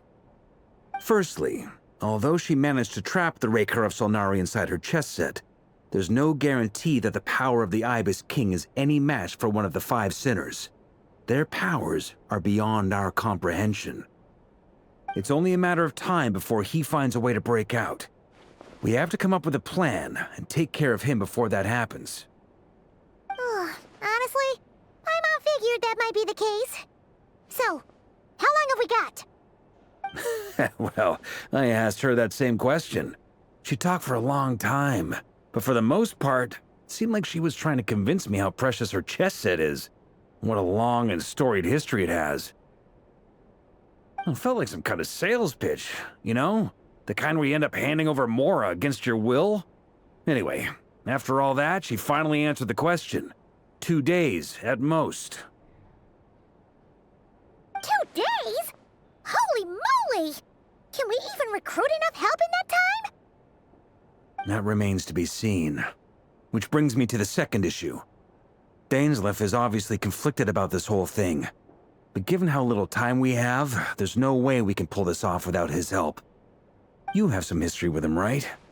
Do you think maybe you could talk to him for us? Great. I appreciate it.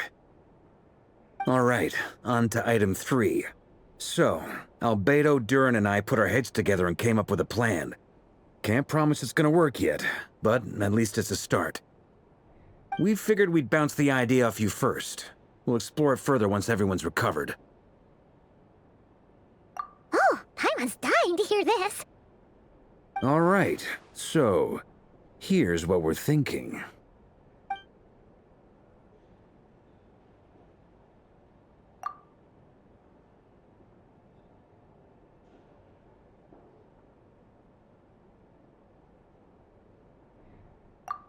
We felt a little uneasy about roping you into this. I mean, firstly, you're not locals, and secondly, none of us are your boss.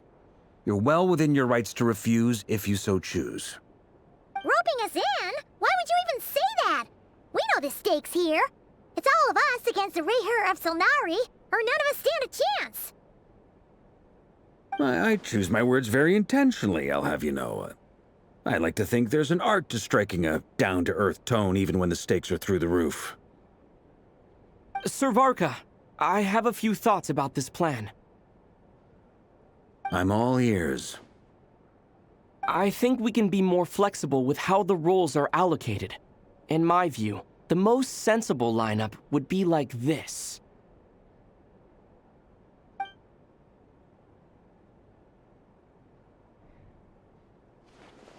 I see your point, yeah. But if that's how we're going to approach this, you'd better make sure you're ready. To be clear, I don't doubt your abilities. Far from it. I just want to make sure. Are you really willing to take all this on? I want to do everything within my power. The Reher of Solnari is a truly fearsome opponent, and if I do my part, it'll greatly reduce the risk for everyone else involved. Well, that tracks with what I've heard. Jean's mentioned in her letters that you're so diligent it's almost abnormal. As in, most people weigh up the risks and rewards in situations like this. But you seem to just march towards danger without a moment's hesitation. Of course, everyone appreciates a fearless pioneer. But all that aside, I'm the Grand Master of the Knights of Favonius, and you're our honorary knight.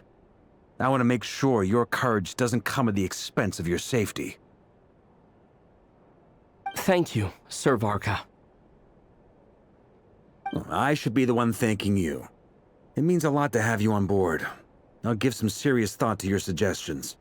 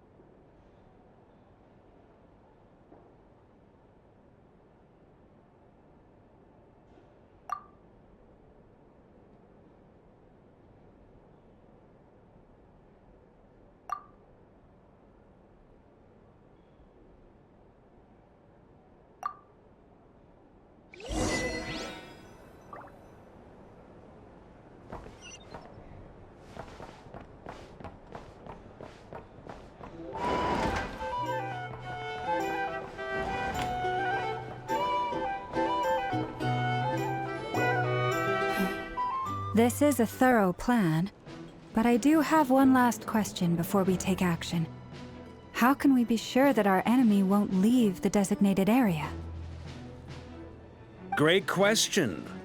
Albedo's been hard at work analyzing Rarer and the Wild Hunt's behavioral patterns. His conclusions are as follows.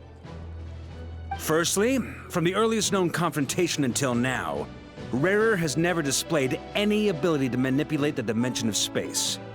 So it's unlikely he has any power in that domain.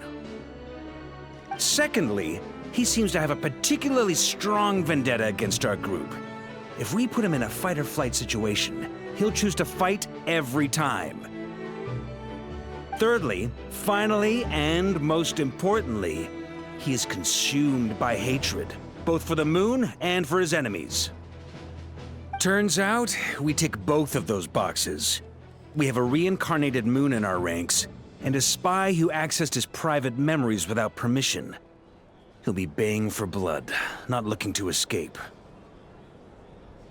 As someone who's had their fair share of interactions with the Wild Hunt, those all seem like valid observations to me. Understood. Then I will defer to the verdict of the group. Well, everyone, that's the plan in full detail. Albedo and Durin are carrying out their part as we speak. Plan approved. Scheduling. Okay, any firepower you need, I got you covered. Let's light this baby up. The Frost Moon Scions are behind you as well. And the rest of you?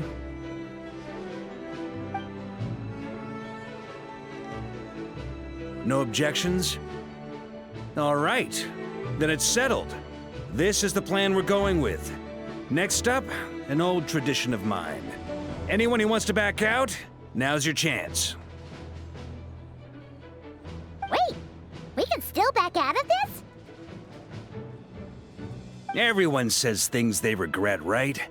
I don't want anyone feeling trapped because their mouth said yes before their brain had time to think things through. A very people-first approach. I hear that's common practice in the Knights of Favonius. Heh. Who'd you hear it from? D-Luke? Shh. We don't use people's real names at work. This contact will be known only as Owl, please and thank you. This plan can only work if everyone does their part.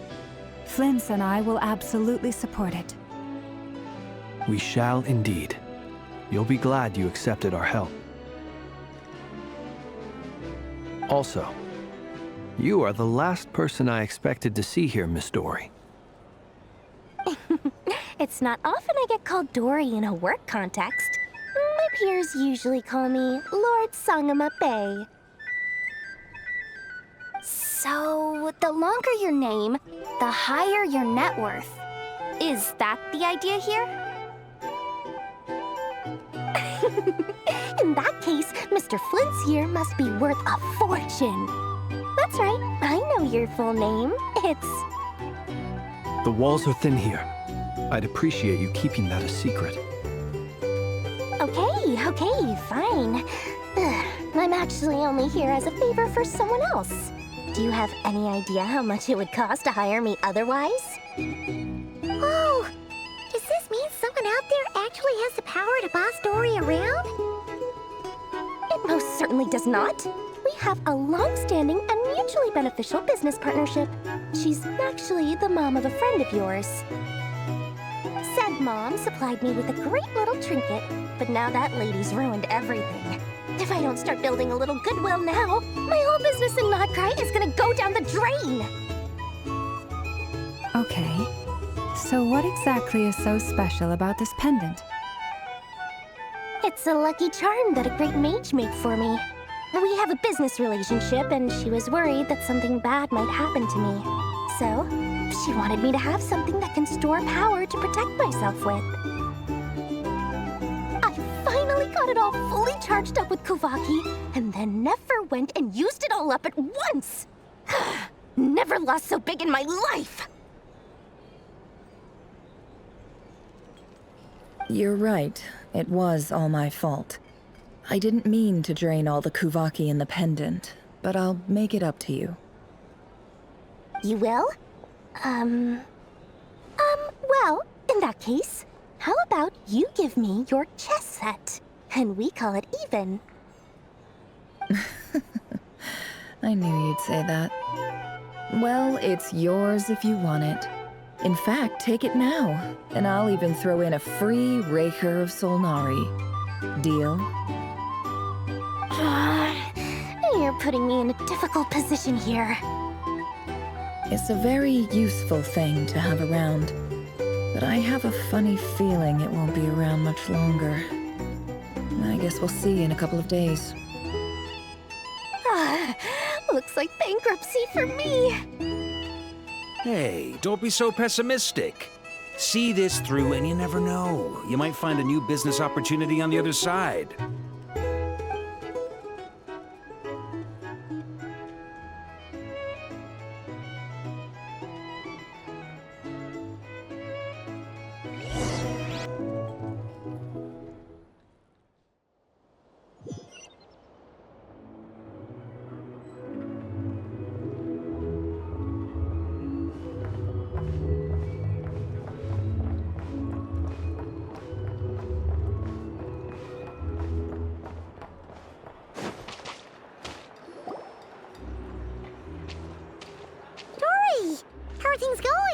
Feeling ready? Oh, I was born ready. We only have 2 days. You think Lord Sangamabe would let an opportunity like this slip by? Don't forget, when something's in high demand, the people with the goods on hand get to charge the highest price of all, even higher than the sellers taking advance orders. Ta-da! See? It's right here.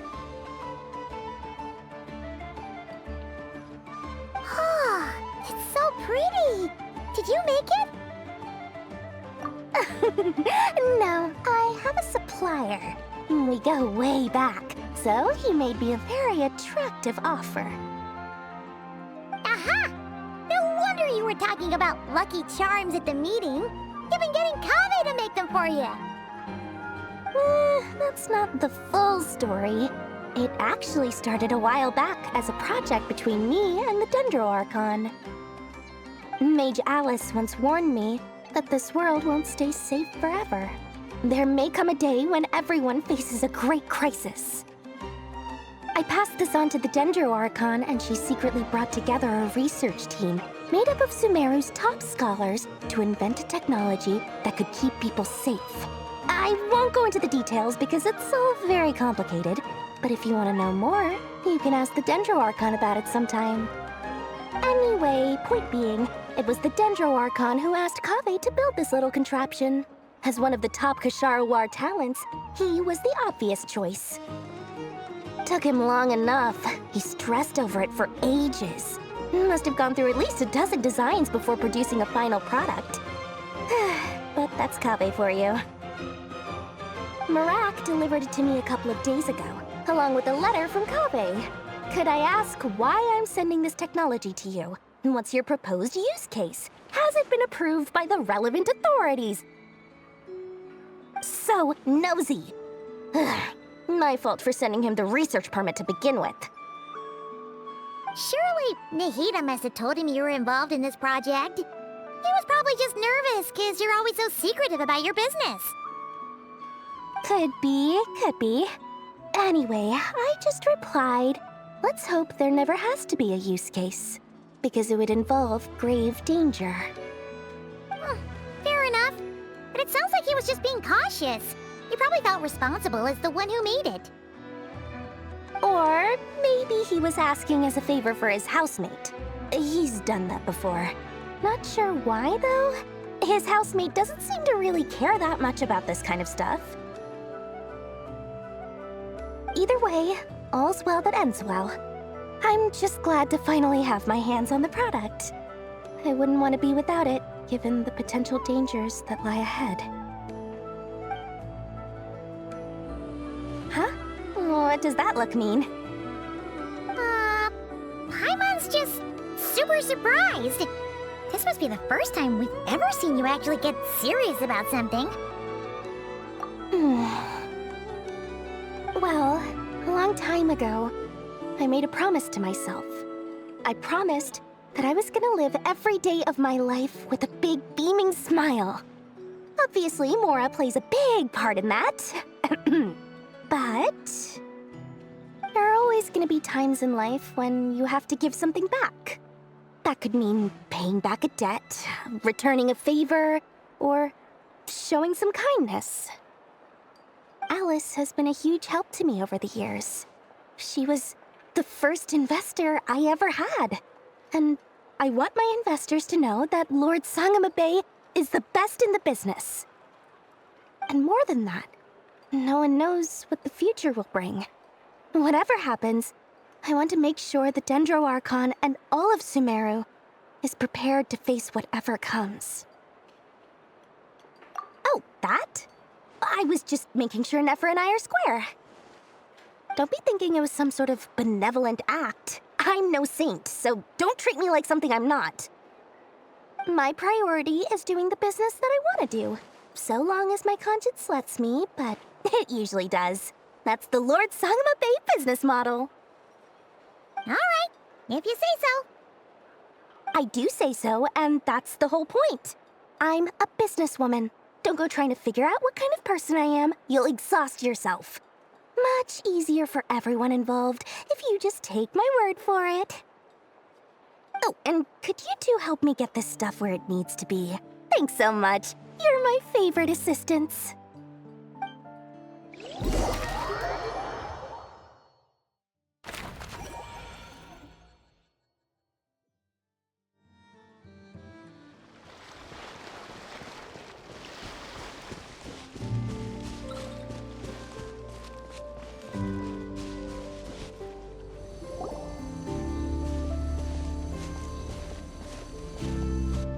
Traveler, Paimon, it's good to see you. Everything going smoothly over here? Sort of. As you're probably aware, Varka, Durin, and I captured some abyssal creatures from the Wild Hunt. Per the plan, we dissected and analyzed some samples of these creatures. The process went very smoothly. The findings, however, come with some troubling implications. What? You can actually dissect the Wild Hunt? That depends on your definition of Wild Hunt and dissection. Harmless, lifeless. These words are accurate descriptions. The Wild Hunt is an interesting phenomenon. In and of itself, it doesn't seem to possess anything akin to a human personality. But taken as a collective, the medium through which the Wild Hunt is summoned does appear to have a soul. Master griped a lot about the wise Horoptatyr, and seemed somewhat fascinated with the foul Certology. But she barely mentioned Rerir at all. I don't think that was because of his lower social standing, though. Anyway, it's a pity. I should like to hear her thoughts on the nature of the lifeform he has become today. It's a strange mix. The furious energy of an abyssal being channeled through a fractured physical existence. A consequence of being torn apart by an unknown power. Perhaps the only explanation for his survival in this state is that he sacrificed a degree of individuality in exchange for a continued existence. Oh, sorry. Once I get talking about interesting research, I have a tendency to go on indefinitely. Back to our research findings. Essentially, they confirm my hypothesis. Rerir's corpse is completely contaminated by the Abyss, and the effects are irreversible. You could think of this as Rerir in mutated form. But in my view, even that would be inaccurate. In reality, his whole being has been consumed by the Abyss. In other words, he is now nothing more than a manifestation of abyssal power. Unfortunately, at present, we have no means of completely eradicating abyssal power. Hence, we cannot fundamentally destroy the Reihir of Solnari either. Oh, that's terrible news! So, that's it? We can't defeat him? Not if we get the power of the 3 moons? Miss Columbina's situation is a difficult one. She can never achieve wholeness when the world does not accept her presence. It's as if her creator banished her to a place she can never be accepted. It means she spends most of her energy just on her own survival. Given the circumstances, it's only natural to despair. But we must see this plan through to the end. Time to kick off the backup plan. Oh, Paimon almost forgot! This is for you. Dory asked us to bring it. Ah, how wonderful. Well, thank you for making the trip. Durin and I will be heading off shortly. I'm sorry I won't be there to protect you in person this time. Please be careful. All right then. Stay safe.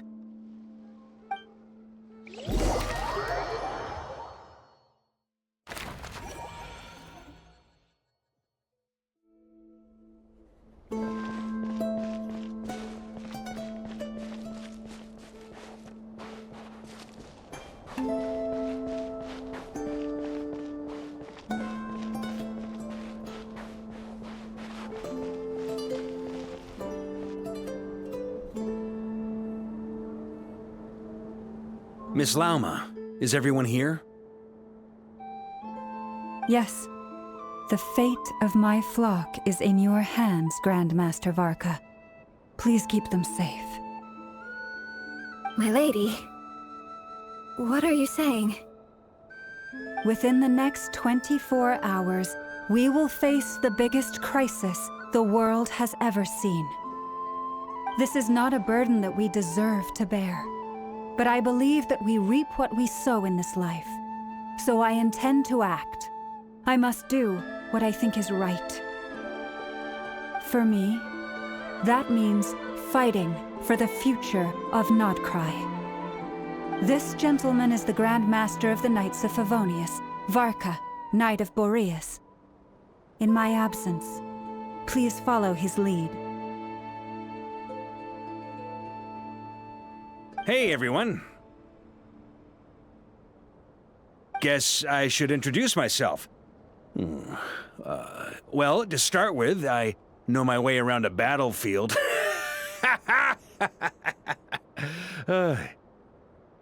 Biggest strengths are honesty and hard-workingness.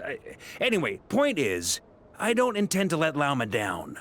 I'm gonna do everything in my power to keep every last one of you safe and sound.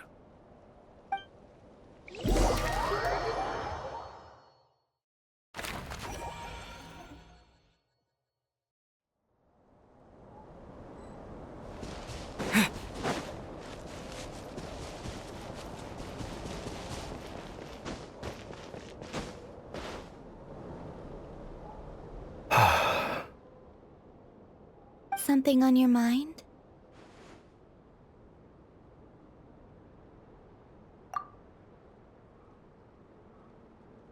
Miss Columbina, was it? I believe that's how the others addressed you. That's right. Names are funny things. Have you always been called Dainsleff? Yes. I take it your own name has a more complicated history. I have a different relationship with names than other people. To be honest, I'm not even sure that Columbina is my name. At least, not in the same way that Dainsleff is yours. But it's what everyone calls me, and I go along with it. A lot of my life has been that way. I get so used to things that I forget to question why they are so. I never used to think much about where names come from, or what they mean to people. Maybe something's wrong with me. You're different from other people. I sensed it the first time we met. You're more perceptive than most. I'm sure your long life and rich range of experience explains that. Do you ever find yourself missing Conria, Mr. Dainsleff?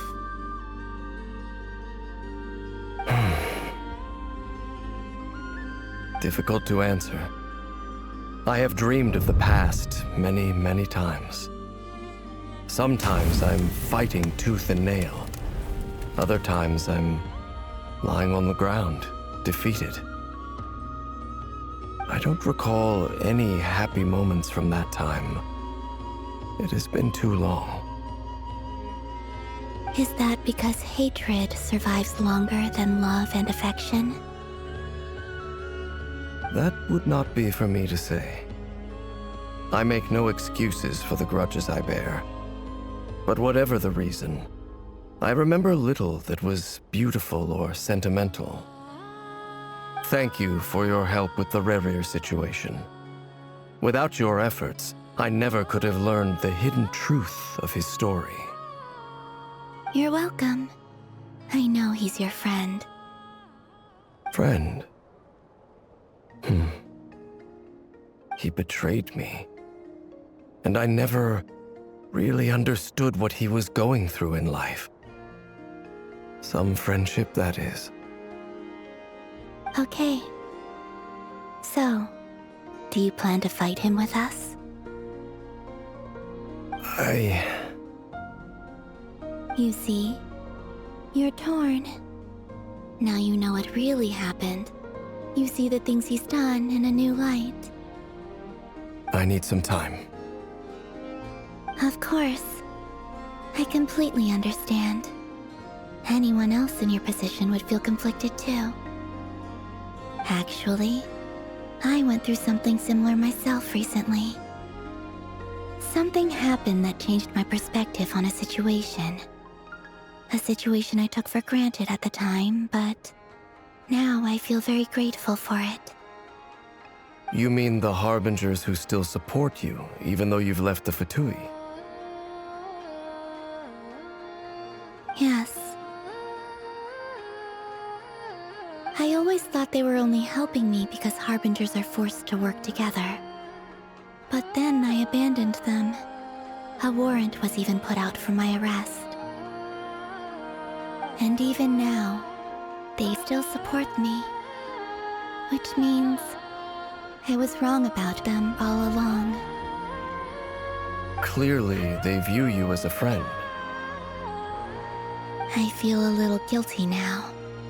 I regret not seeing her help for what it was, and not treasuring it. I see the guilt that you're feeling now, because I feel it too.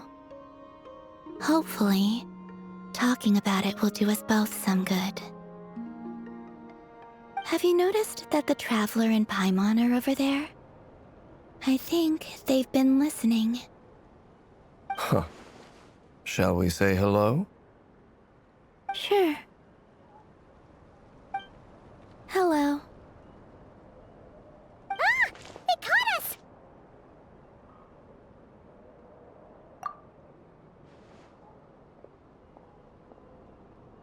I apologize for making you worry. No doubt you wish to know where I stand on the plan to take down the Reir of Solnari.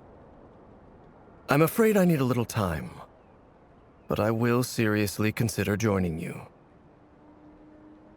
You will? Oh, thank you so much! Everyone will be so grateful to hear that! They needn't be. This was something that I was going to have to face up to eventually. That doesn't matter to them. They're grateful to you regardless. You can't control their gratitude, so just accept it. And then, have a think about whether you're willing to join us.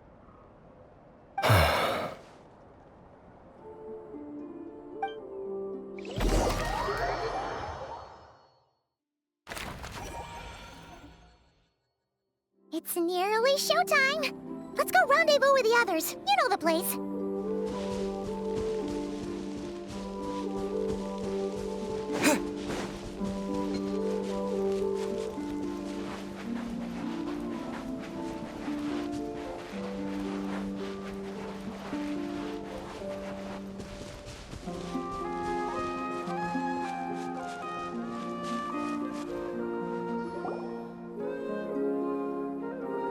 Ah, you're earlier than I expected.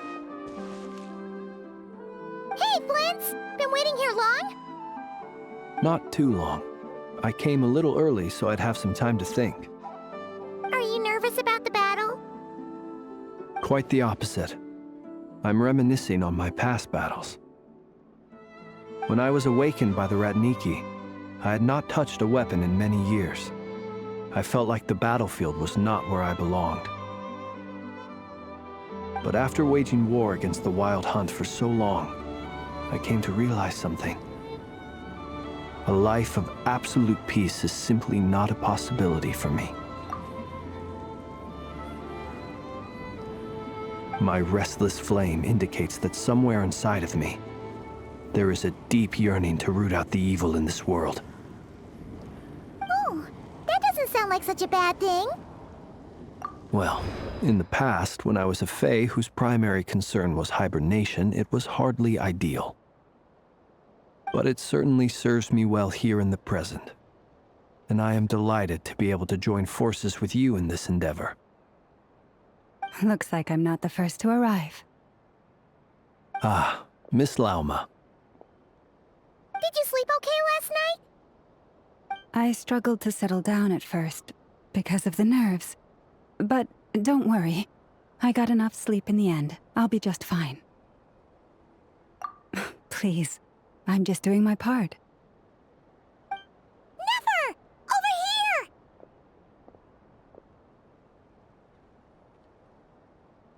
Aino asked me to relay a message.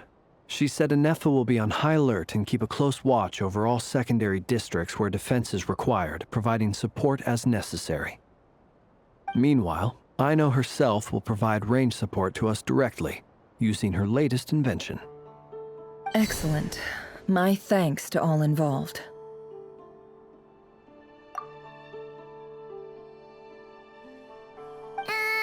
The chess set's looking a little unstable. It won't hold him much longer. We should be prepared to engage at a moment's notice. No sense sitting around waiting. Let's make the first move while we still have the option. I agree. Paimon, find a safe hiding place. Got it! Be careful, Traveler! I will.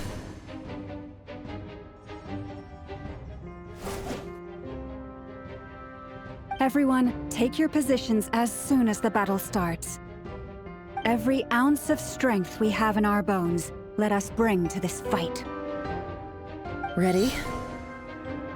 Let's go.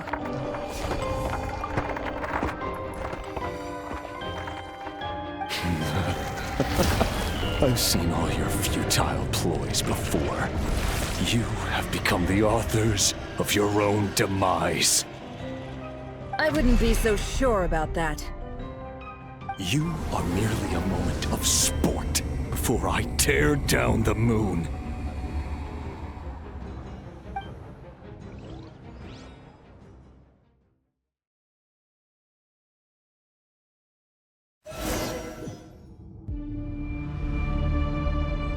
Stay on your toes. Moonlight betrayed. Yep, you too.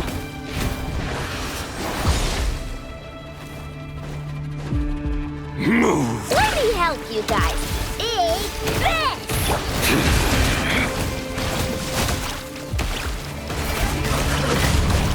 The moonlight betrayed me.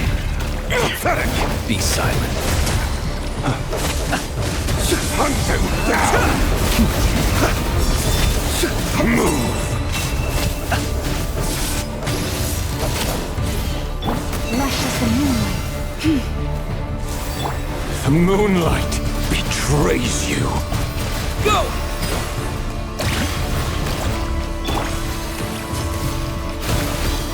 Branches of song. Can't hide the truth.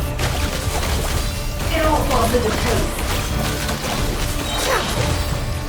Seek within. Time to go clean. With one heart, we pray. Receive my blessing. Close steady now. Observe.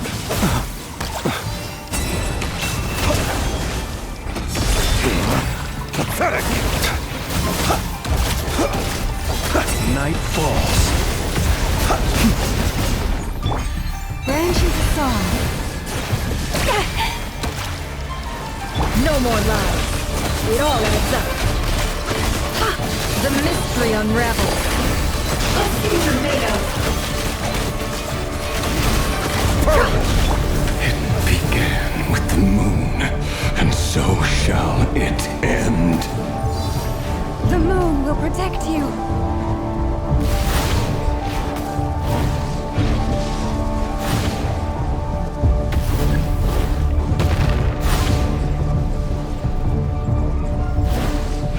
Do you see now?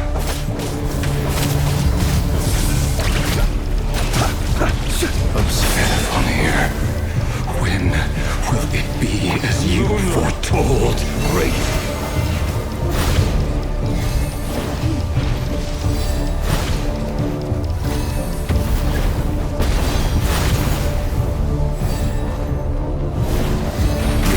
Spirit is not welcome here.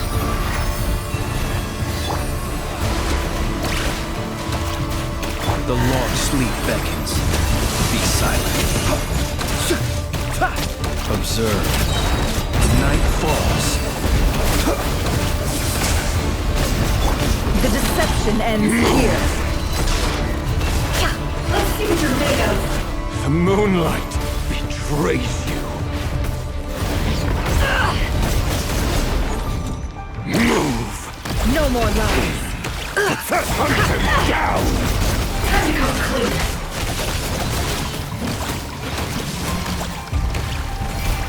It all adds up. Moonlight! Futile! What a joke. Leave this place. With one heart and pray. Beast. Close your eyes. Do you fear the dark?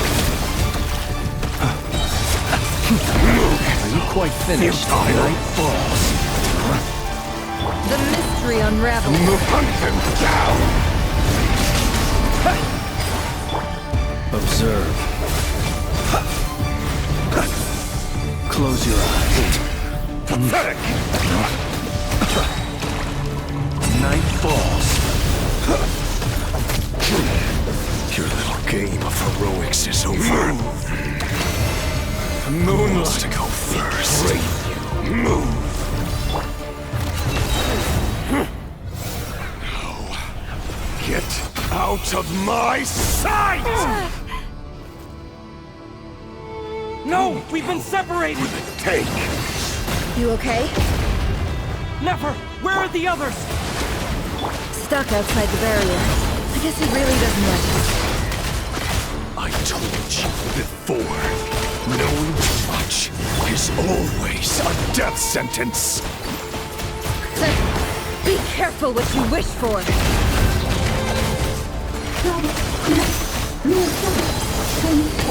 Lama! Can you hear me? Hold on, silence. The voices are gone. But at least I know they're still there. I need to focus. Stick to the plan. Remember my most important task. Keep working. If I can stall him for long enough, the moment will come.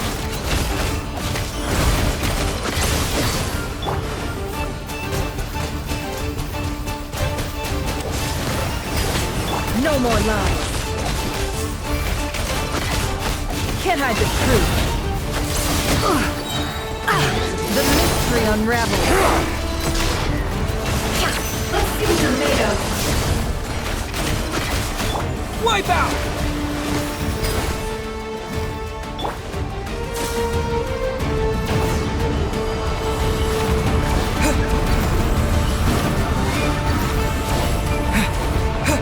I've got this!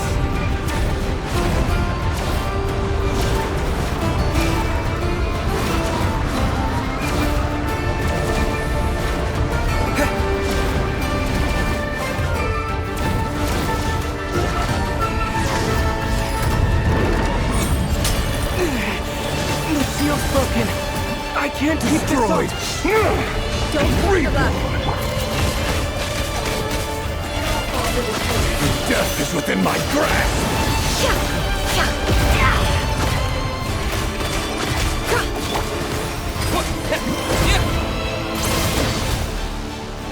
No more lies. Let's see what you're made of. The deception ends here. Bombs away!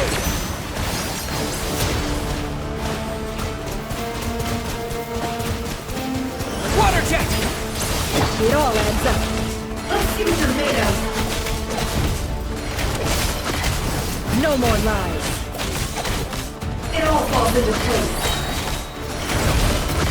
Seek within. It all adds up.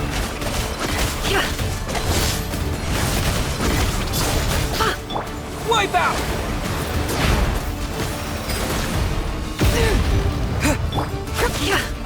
No more lies.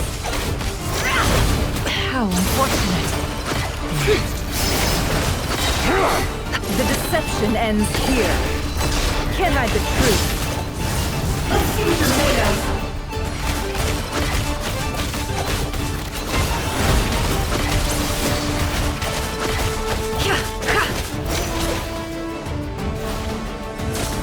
It all falls into place.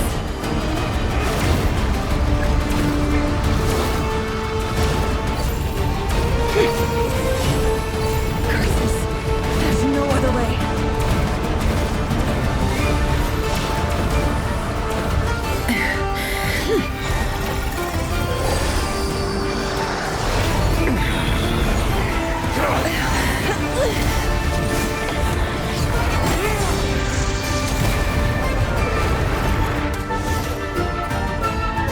The only way to defeat Rarer is to borrow his own power. That means Columbina will have to disappear while you two bear the brunt of his attacks. You have to hold on. Find a way to keep him focused on killing the two of you.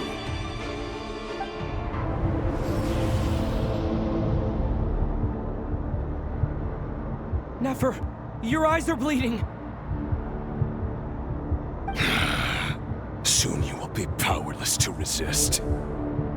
And then, I will reduce you to dust.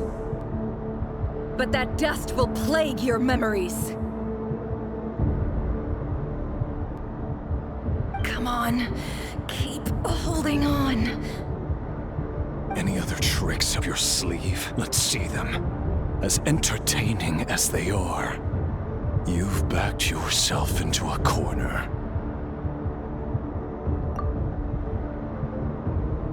You don't fool me. I see your fear clear as day. I have to stoke his rage. Make him unleash everything. You fear what you could never defeat. You fear the thought of never being able to save your beloved. You cannot win the fight against fate, Rarer. Is that what you think? Well, now it's your turn to feel afraid!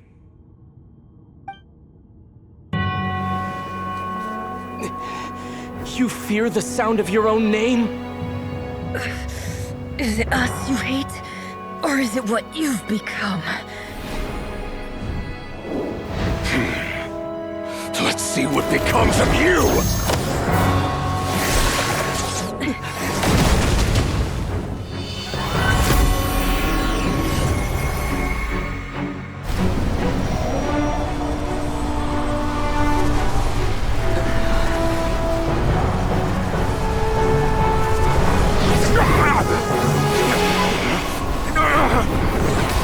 What's happening?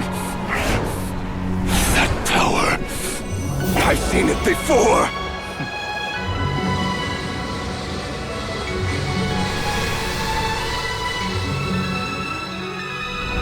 His power is on another level.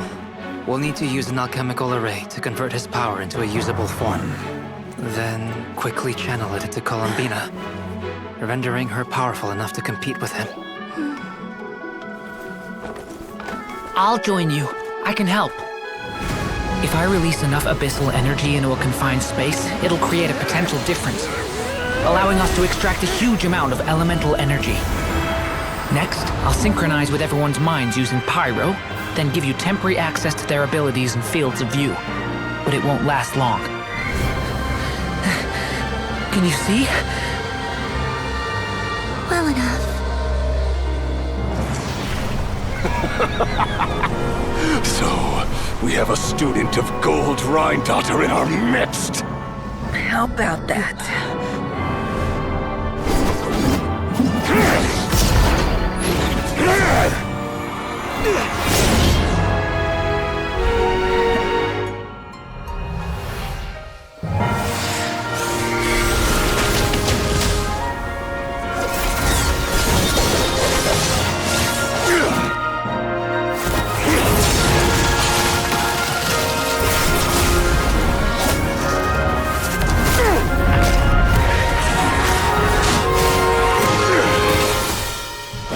You use my own power against me?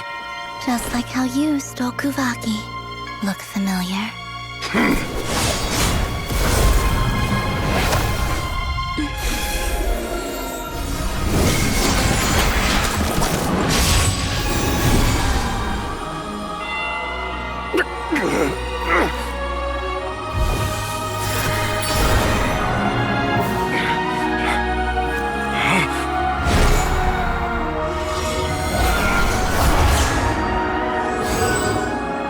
Don't you realize? You don't have the power to hold that gate open! I don't, but someone else does.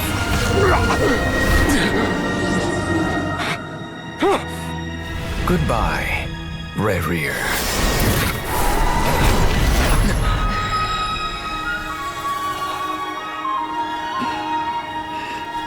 We won.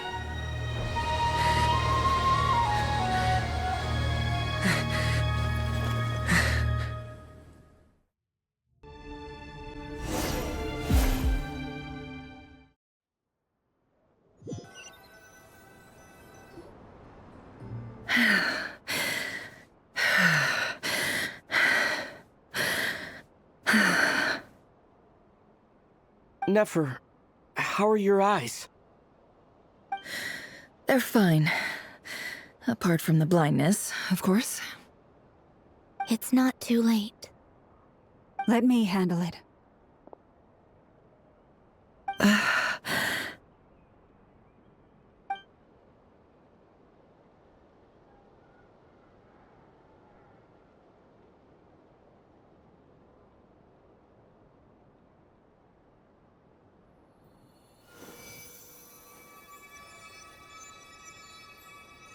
Miss Nefer, it's not like you to lose your composure.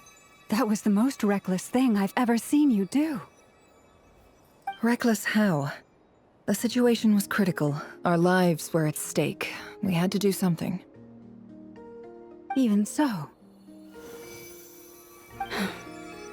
Okay. I guess you're right. Under the circumstances, it was a wise decision. You traded your eyes for an incredible victory.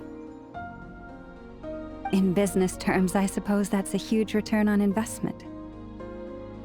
I'd be hard-pressed to argue otherwise.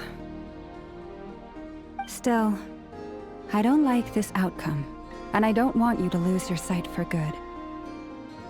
People suffer when they make sacrifices they shouldn't have to make, whether that means faith, strength, or in this case, your ability to even see. I had hoped you could win without sacrificing so much as a single hair on your head.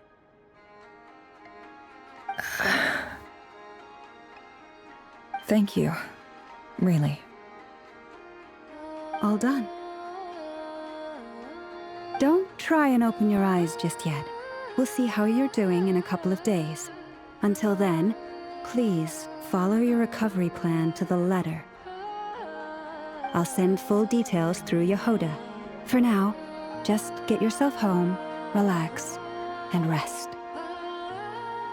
My dear friends, we have fought bravely and achieved a spectacular victory. A dark cloud has been lifted from the skies of Nod-Krai. All in this land will be grateful for what you have done. The moon will remember this day. Thank you both.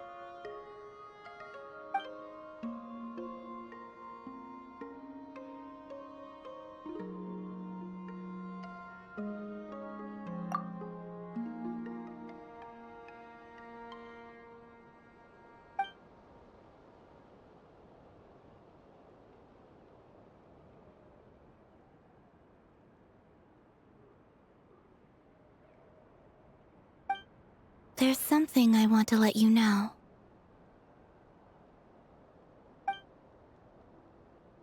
What is it?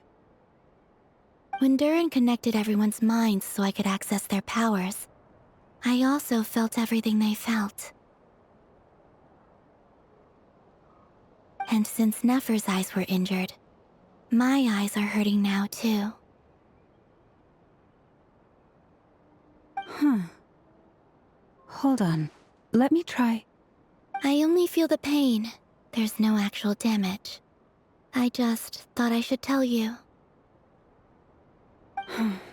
You're right. There's no damage.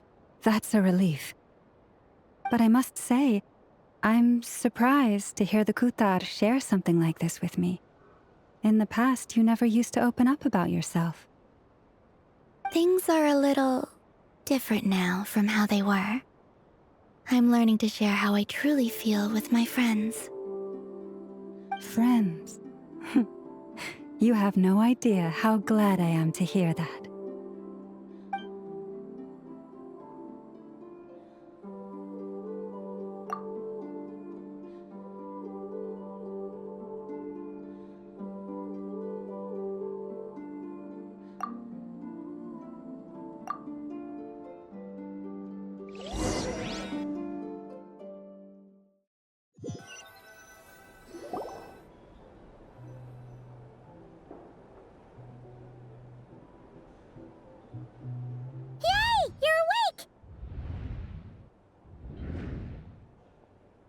How are you feeling? Any aches and pains? Did you sleep well? I'm doing all right, Paimon. No need to worry about me. Phew! Well, that's good. Paimon's been sitting on the edge of the bed worrying about you for ages. You slept a whole day and night. Poor Paimon had to eat all by her lonesome. Glad to hear you didn't starve. How was the food? Well, it wasn't the same without you there to share it. Honestly, Paimon just can't relax when you're not your usual self. She couldn't enjoy the food and settle down to sleep. Well, I'm back to normal now. Oh yeah, and Albedo swung by earlier. He said to tell you to head to the tavern when you woke up. Varker and the others are organizing a victory feast and they want to celebrate with you. He also dropped off some medical supplies, but you seem fit as a fiddle, so guess you won't be needing those. If you're feeling up to it, let's head over now. Wouldn't want to keep them waiting.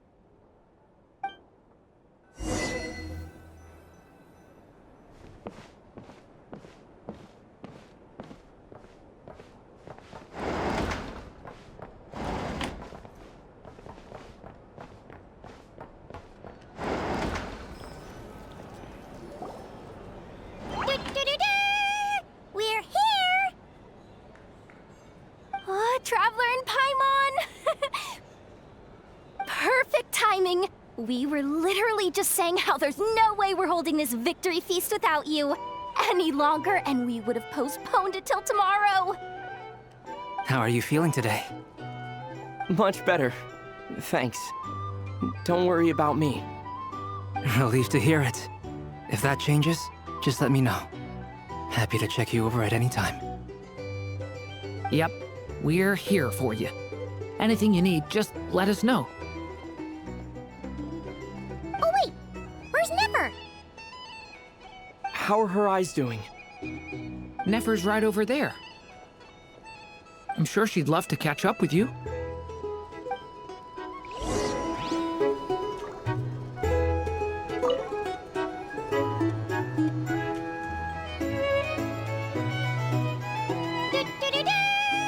We're here! Oh, Traveler and Paimon! Perfect timing! How are you feeling Much better. Relieved to hear it. Yep, we're... Oh wait, How are her eyes doing? Nefer's right over there. I'm sure she'd love to.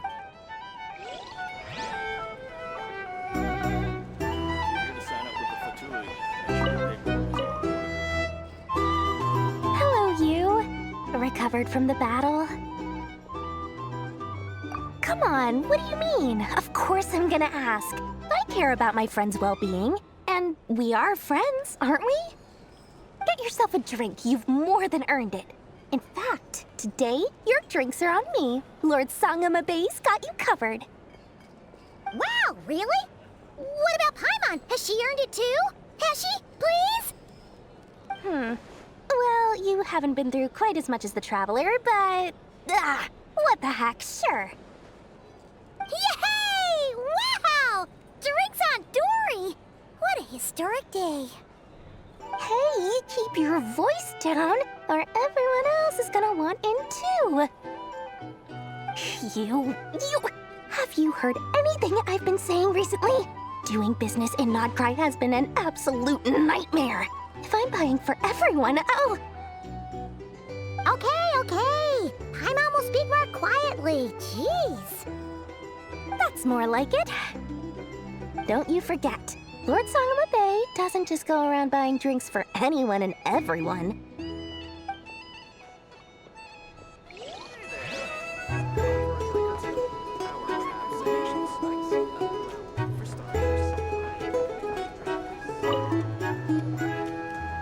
I thought of 1,000 ways to congratulate you, but now you're here, words are failing me. The honorary knight stuns them speechless once again. Well said. The honorary knight showed us all how it's done. The other knights told me that Mondstadt was the first stop on your journey. All of us are truly delighted to count you as our friend. I'd like to thank you for supporting the Knights of Favonius, and also for helping us save Nod-Krai. Nonsense! Of course I'm gonna mention it. This is more than just business. It's a relationship. And there can be no relationship without showing gratitude where it's due.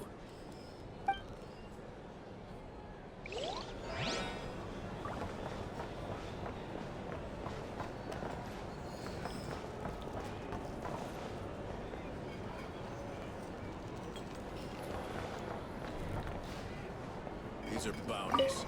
If you want to negotiate prices. I see you've recovered?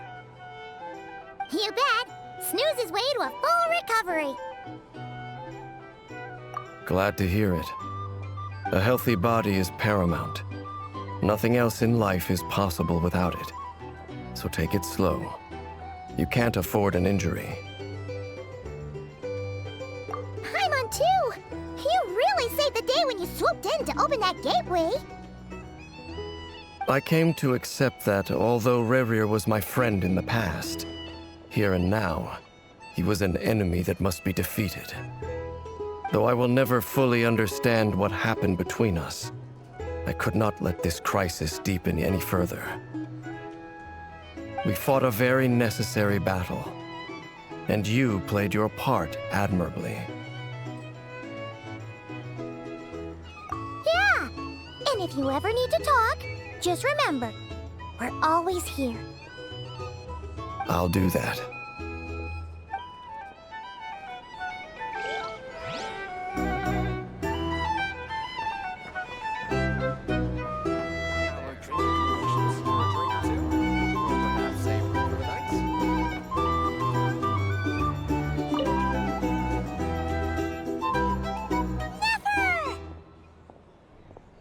Traveler, Paimon, are you recovering well?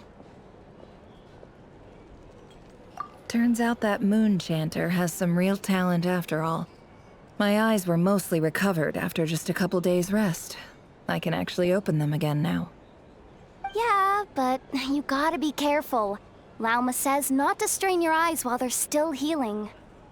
Yes, thank you. I'm well aware. Yehoda, could I borrow you for a moment? I could do with an extra pair of hands. Oh, sure. Come in. Did you hear that? I gotta go help Lauma for a second. You guys chat among yourselves. I'll grab us some drinks on the way back. Paimon, you still like 'em sweet? You bet! Make it extra sweet, because Paimon's earned it. Sure thing!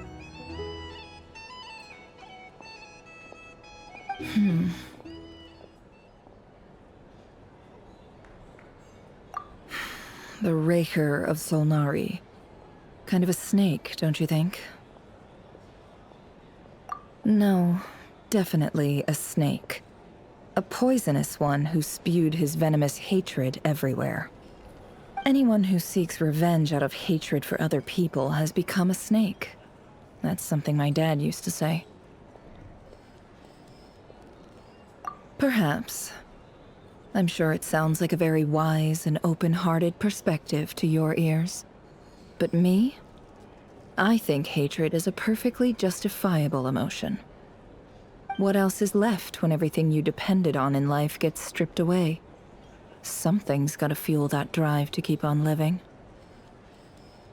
If you're worried about me, you can nip that in the bud. I'm not someone who gets stuck in the past. It's just... I suddenly feel like I was wrong to call my father a liar. He was just a fool. That's why the Academia turned their back on him, and why the other tribes ganged up on him. Oh, Father. How much better things could have been if you were a skilled liar. Look at the Ibis King. Thoth is a fiendishly cunning liar. And yet, strangely, he feels more like a father to me than my real dad ever was. He's never brought it up, but I'd bet he feels the same way. Why else would he give me the power to perceive the truth, while at the same time training me in the art of deception? Well, King Deshret banished him to Aru, which is essentially a prison, and posed 3 questions to him. He promised that he'd have his freedom if he could find the answers. His response was to take on a physical form and approach me, hoping that I could become his envoy and search for one of the answers on his behalf. Did he really think I'd fall for that? He's stuck there. He can't make me return what he gave to me.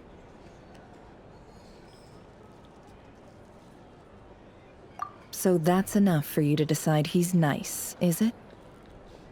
He's a prisoner, and he was scared. So he decided to perform some good deeds to win people's approval. He lives in fear because he's a deceiver. How is Rerir any different? You can't work as a spy your whole life and expect a happy ending. It's preposterous. Yet I can't say I don't understand it. Liars live in the darkness of their own making. But it's still human nature to want to go on living. They say that a liar's soul is the most worthless thing in the world. What do you think?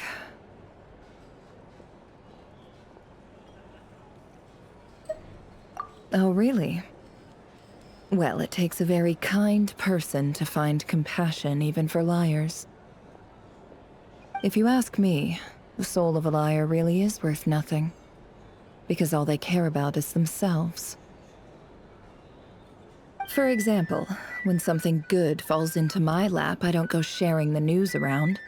Stops other people trying to steal it from me.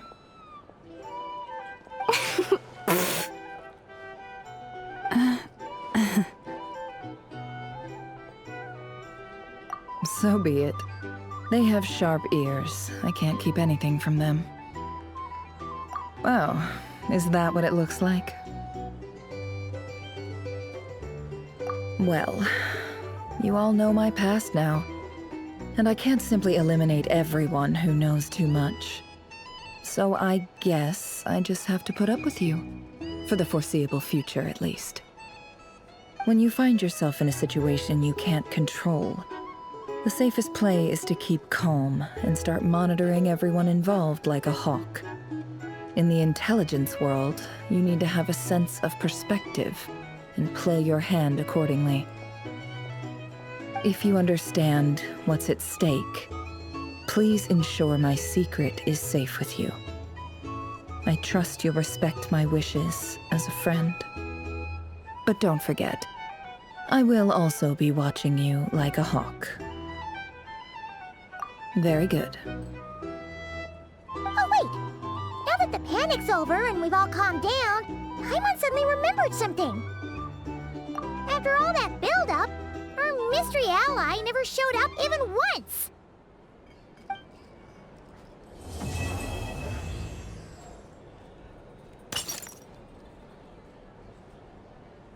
Huh?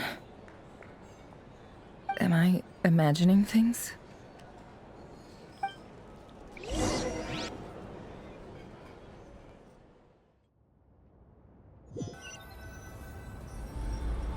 So, that close colleague who stayed behind with you? What's he been up to recently? Don't know, don't care. I get more normal human interaction from hanging out with Bosco too than him. Although, now you mention it, he hasn't bothered me in a while. I wonder if... If he's disappeared without a trace, it's the biggest gift he ever gave to the world. But I somehow doubt that's what's going on. He won't lie low forever, so we'd better stay on guard.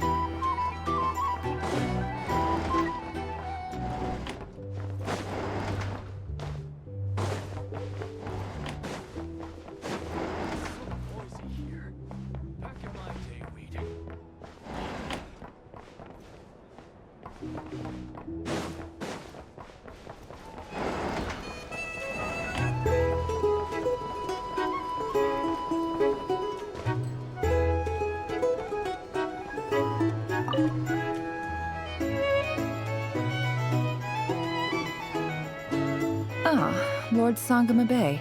How lovely to see you. I must thank you for the device you provided. It was an enormous help. Would I be right in thinking that it was developed by the Academia? Why come and ask me when you clearly know already? I mostly came to thank you. That's more like it. A little gratitude goes a long way with Lord Sangama Bay. Play your cards right, and you might even stand a chance of becoming my long-term supplier.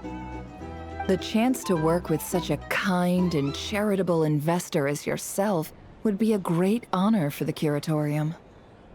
Huh? Charitable? Who said anything about charity? First time hearing about it. Let's see. The first plot of land you purchased in Nod-Krai, your desert interests, and...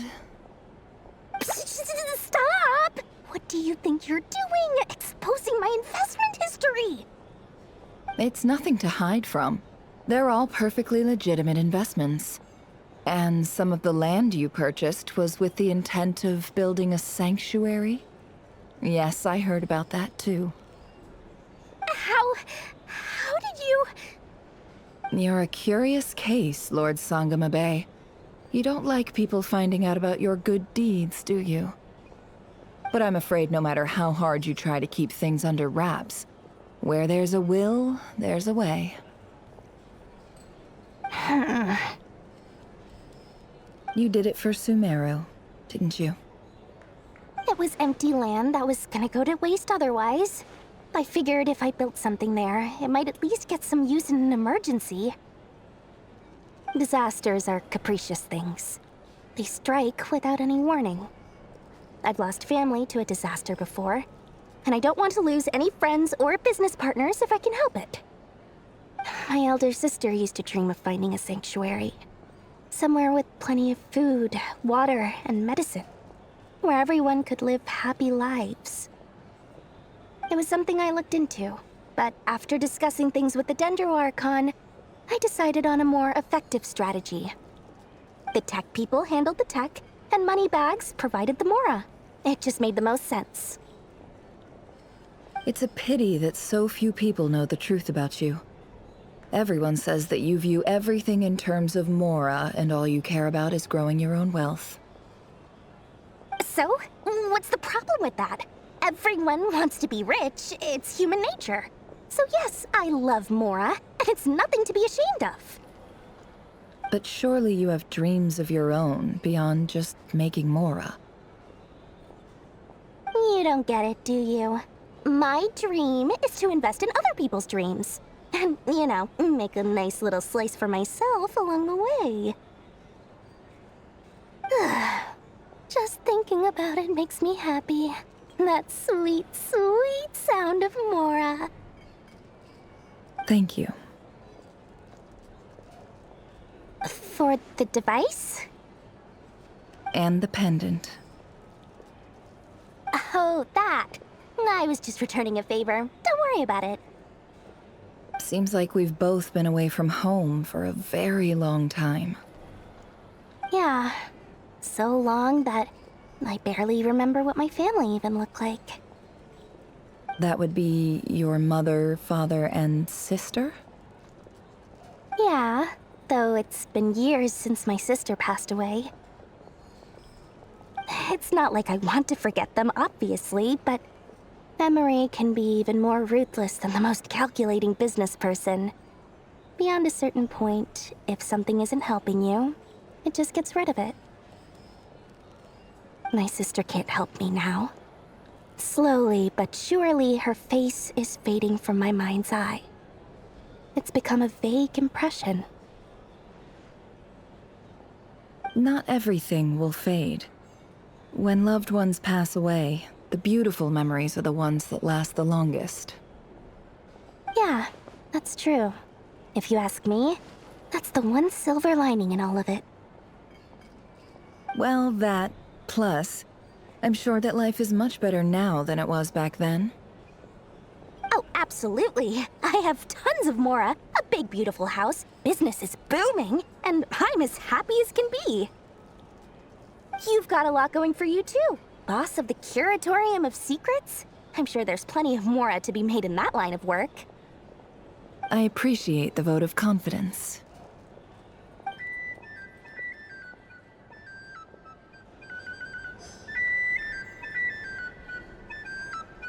Hey there. Looking for a drink or two? Or perhaps a for the night? A drink? Or some information? Either way, I'd be happy to oblige.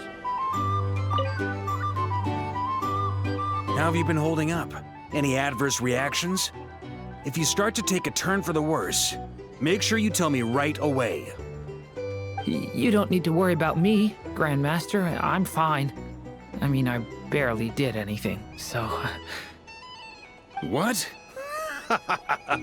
You're too humble, young man. You played an indispensable role in the battle for Nod-Krai. We can't thank you enough for your support. Sometimes, when people praise you, it's because you deserve it. The best thing is to accept it calmly and with grace. It's important to learn how to respond to words of admiration. Let's do a quick demonstration. Albedo, that was an incredible feat of alchemy. The pressure was on, but you worked flawlessly at lightning speed to get the job done. Thank you. I can't take all the credit, though. Durin played a big part in forming the alchemical array. See? Did you catch that? A masterclass in how to take a compliment. Okay, yeah. I did work pretty hard to help prepare for the battle. No point denying that. Hey, you guys! Hey, look who's bounced back. Looking good, Traveler. Seems like you've recovered. You won't need to take any more medication. Can I get you a drink? Huh? You know how to order at a bar now? You've sure learned a lot recently. Handling a drinks order is ridiculously simple compared to alchemy. Don't worry, I'll blend into society yet. Paimon believes it! You're clearly a fast learner, just like your brother. To be totally honest, though, Paimon didn't quite follow all the details when you first explained the plan to us. Don't worry, that's completely understandable. Unless you're a student of alchemy, it's hard to grasp the principle and how the process works. To put it in the simplest terms, we saw how our enemy stole the power of Kuvaki, and that gave us the idea of stealing his power to turn it against him. When facing an enemy you have no hope of defeating, it's best not to engage them in battle. So, instead of looking for a way to overpower him, we decided to help Columbina get strong enough to at least stand up to him in a fight. For this to work, we had to analyze his modes of attack, confirm who his main target was, and make sure that he wouldn't go beyond the range of the alchemical array. For added security, we prepared a total of 4 arrays. But to mitigate the impact of the battle, we identified one location in particular as the ideal spot, which is where the confrontation took place. The alchemical array absorbed his abyssal power. Then Durin processed it to render it usable by Columbina. That power enabled her to do what would otherwise have been nigh on impossible. What surprised me was that Dainsleif actually agreed to join us. Given his history with Rerir, he had every right to sit this one out, but we're extremely grateful for the decision he made. It must have been a painful choice to make. But I'm sure that making a decision was far better for him than staying in limbo. Absolutely. He was torn between 2 paths, but in the end, he made his choice and stuck to it resolutely. He doesn't strike me as the sort of person who'd stay trapped in limbo for long. Anyway, however you cut it, everyone gave a stellar performance. And now, it's time to kick back and celebrate.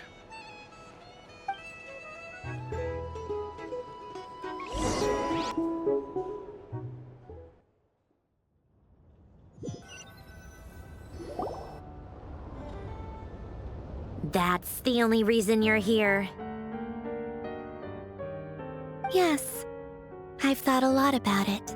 And I've realized that you, me, and Arlecchino should be friends. I think this is very important. So I felt I had to come and tell you. Well, this is a new one. I'm so moved. I can't even hold my teacup. If that's all, you can leave now. Do you not want to be friends with me? Or is it that you prefer being co-workers? What is this, Columbina? Are you deliberately testing my patience threshold? Right now, my politeness module is active. But if you say another word, I swear I'll shut it down. If your politeness module was active, wouldn't you say the word please at some point? Polonia, please see Lady Columbina to the door. Will you still invite me to your next tea party? What? Yes, I think you will. Bye-bye, dear Sandrone.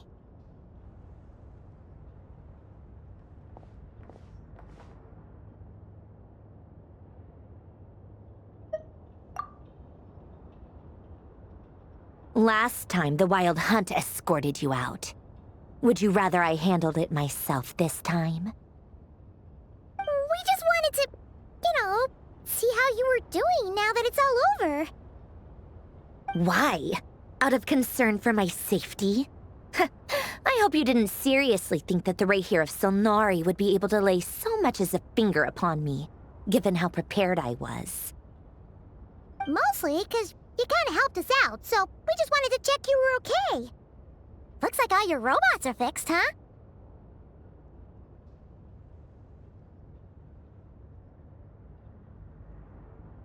Oh, don't you worry about that. Tea time is already a write-off.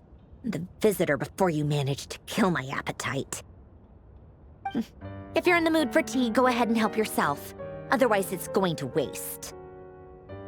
My coasters are still missing in action, though. Use this notebook instead. Whoa! Pretty hefty notebook. Look at all those calculations. You can ignore those. They're just dumb scribblings. I doodle and write in my free time. Sometimes I remember the distant, dreamlike past. Sometimes I imagine the far-flung future. And other times, I grit my teeth and note down all the crazy nonsense going on in the present. Some people do the crosswords in the newspaper. This is my equivalent of that. Trying to predict the future is like daydreaming, and writing about the present just makes me furious. The past is my favorite. If nothing else, it's already set in stone, so I don't have to rack my brains trying to figure it all out. Huh. Although, having said that, the only vaguely interesting memory in my past is probably that guy they call Lord Artificer. Who else? Pretty much all the mecha in Fontaine are his personal handiwork. Wait, are you saying you know him? Like, personally? As a friend?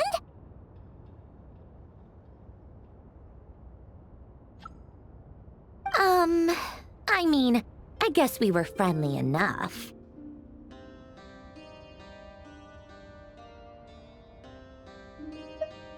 Yep. In fact, I'm probably the only normal person left who knew him at all. We used to chat occasionally back when he was still around. Before he passed away, he asked me to destroy all his manuscripts. I honored his request, but I did read through everything first before destroying them. I mean, I couldn't let the genius of Lord Artificer Alain Guillotin disappear like that. Would have been such a waste. So, that's where the formulas in your notebook are from? I just told you, those are my equivalent of crossword puzzles. They're just dumb formulas that I solve for fun when I'm bored. Alain's work was like epic poetry. The formulas in my notebook are just silly little riddles in comparison. Not that there's anything bad about them. I mean, at least, solving those riddles isn't going to hurt anyone. Except me, 'cause I lose a few brain cells in the process. Anyway, while we're on the topic, I might as well tell you about what happened to him and his friends. Alain Guillotin had two close buddies, René and Jacob. They spent their childhood years together in the Narzissenkreuz Institute.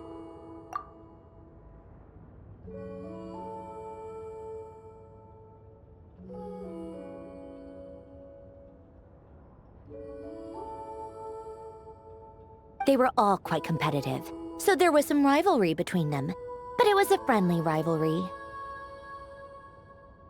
But beneath the friendship and the rivalry ran something deeper, a sense of nostalgia for the past. Unfortunately, childhood would end, the prophecy would come true, the apocalypse would arrive, and the future would never be. A mad dream that would normally only capture the minds of lunatics began to take root in their hearts. A dream of saving the world. And if René and Alain had been people of lesser wits, that dream would probably have ended up as something for them to joke about in their older years. But alas, they were some of the sharpest minds around. They nurtured that dream with the full power of their intellect, and it grew into something that ate away at their souls. The first of them to fall under its spell was René. Against Alain's wishes, he persisted in experimenting on a mutual friend of theirs to try and save their life. Alain did not approve and parted ways with René. It's complicated. Alain wanted to believe that René only did what he did for the sake of their friendship. But when he told me about what happened, I could tell he still had some suspicions about René's motives. Perhaps Perhaps the seed that would grow into a nightmare had already sprouted in Renee's mind. Even then. The next time they met, Renee's soul had been completely engulfed by the dream of salvation. His futile attempt to change the tide of fate only resulted in a wave that swallowed up the world, even before the apocalypse came. And although that wave died down eventually, I hear that it just recently came back with a vengeance. As I understand, Renee wanted to live out his dream of salvation once more. But I'm told that the attempted resurgence finally died out for good. At long last, Renee awoke from his deluded dream.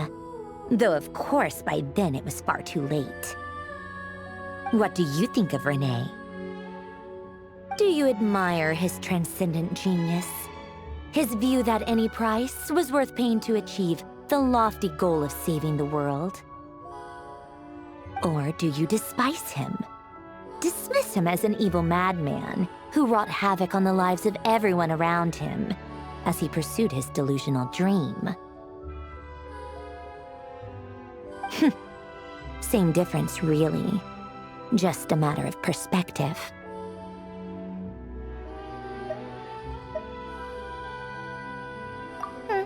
What a cop-out. But I suspect you'd have a more incisive and insightful answer if we dug into it further. I don't like fanatics who give up their whole lives for their ideology. Nor do I like fools who let their delusions take control. Maybe I could understand if Renee had just been an ordinary person. But he had a sage-like intellect. And still managed to get himself lost in the labyrinth of his own desires. Anyway, that's enough about Renee. Now, moving on to Alain Guillotin, the Lord Artificer. He managed to put a stop to the first storm whipped up by Renee. But after that, Alain lost his friends and family. To his credit, I suppose, the loss of his family and friends was purely a tragic accident. It's not like Alain sacrificed them for his cause or anything. After that, the only thing supporting his work was the same dream that had dragged his closest friend down to the abyss. But although the desire to save Fontaine drove him to found the Fontaine Research Institute, Alain continued to reject any form of transcendental knowledge or power.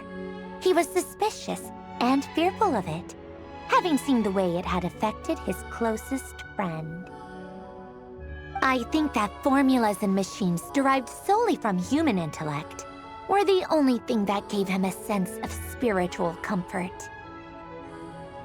Yet Alain's intellect was simply too great. It barely left him space to breathe in his lifetime. Once he realized that the end of his life was approaching, he finally accepted the truth. The Nod-Krai Institute needed someone, and a human being, to see its story through to the end. He quit working on his formulas, trading them in for the fairy tales that had played such a formative role in his childhood, but which he'd barely touched in his adult life. He told me that the director of the Nod-Krai Institute used to read those fairy tales to the children as bedtime stories. Apparently, they worked wonders at sending kids off to sleep.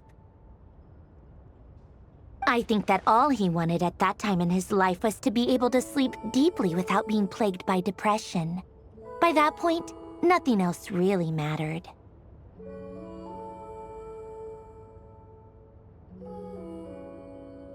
At the very end, he laid down to rest in the ruins of the former Nod-Krai Institute orphanage, while the Fontaine Research Institute he had founded continued tirelessly with its work. Many years after that, tensions over competing dreams would once again cause a rift, this time between members of the Fontaine Research Institute. But the actions of those fools had nothing at all to do with Alain. And that is the story of two people from the Nazi-Kreuz Institute who both wanted to save the world. One went all in on his fantasy of salvation without ever looking back, and ended up calmly sinking to the bottom of the deepest sea. The other sought desperately to burn bright in his life, even though he wasn't sure where he was going. I do sometimes wonder, why is it that people like them have such grand hopes of saving the world?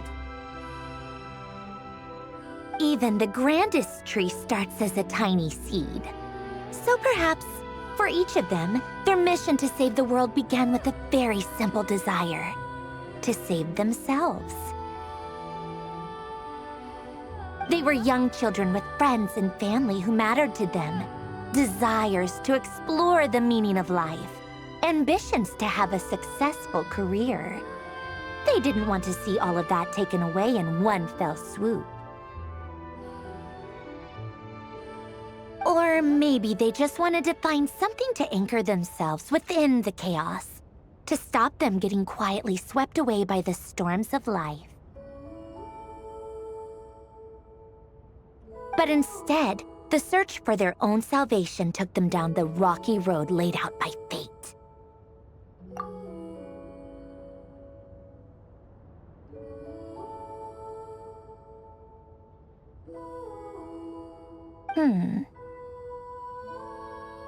Do you think the desire to save oneself is enough of a justification to try and save the world?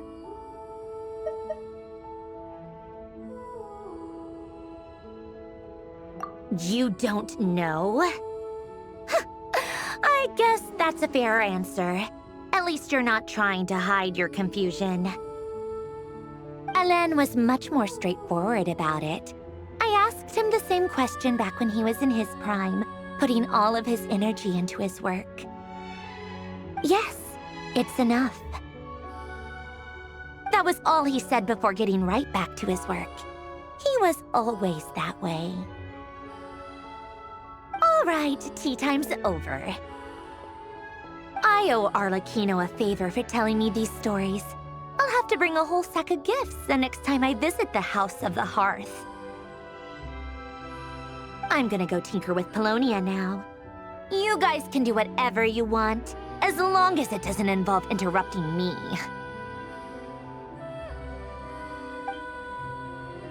Paulownia, exit hibernation mode. Begin diagnostics.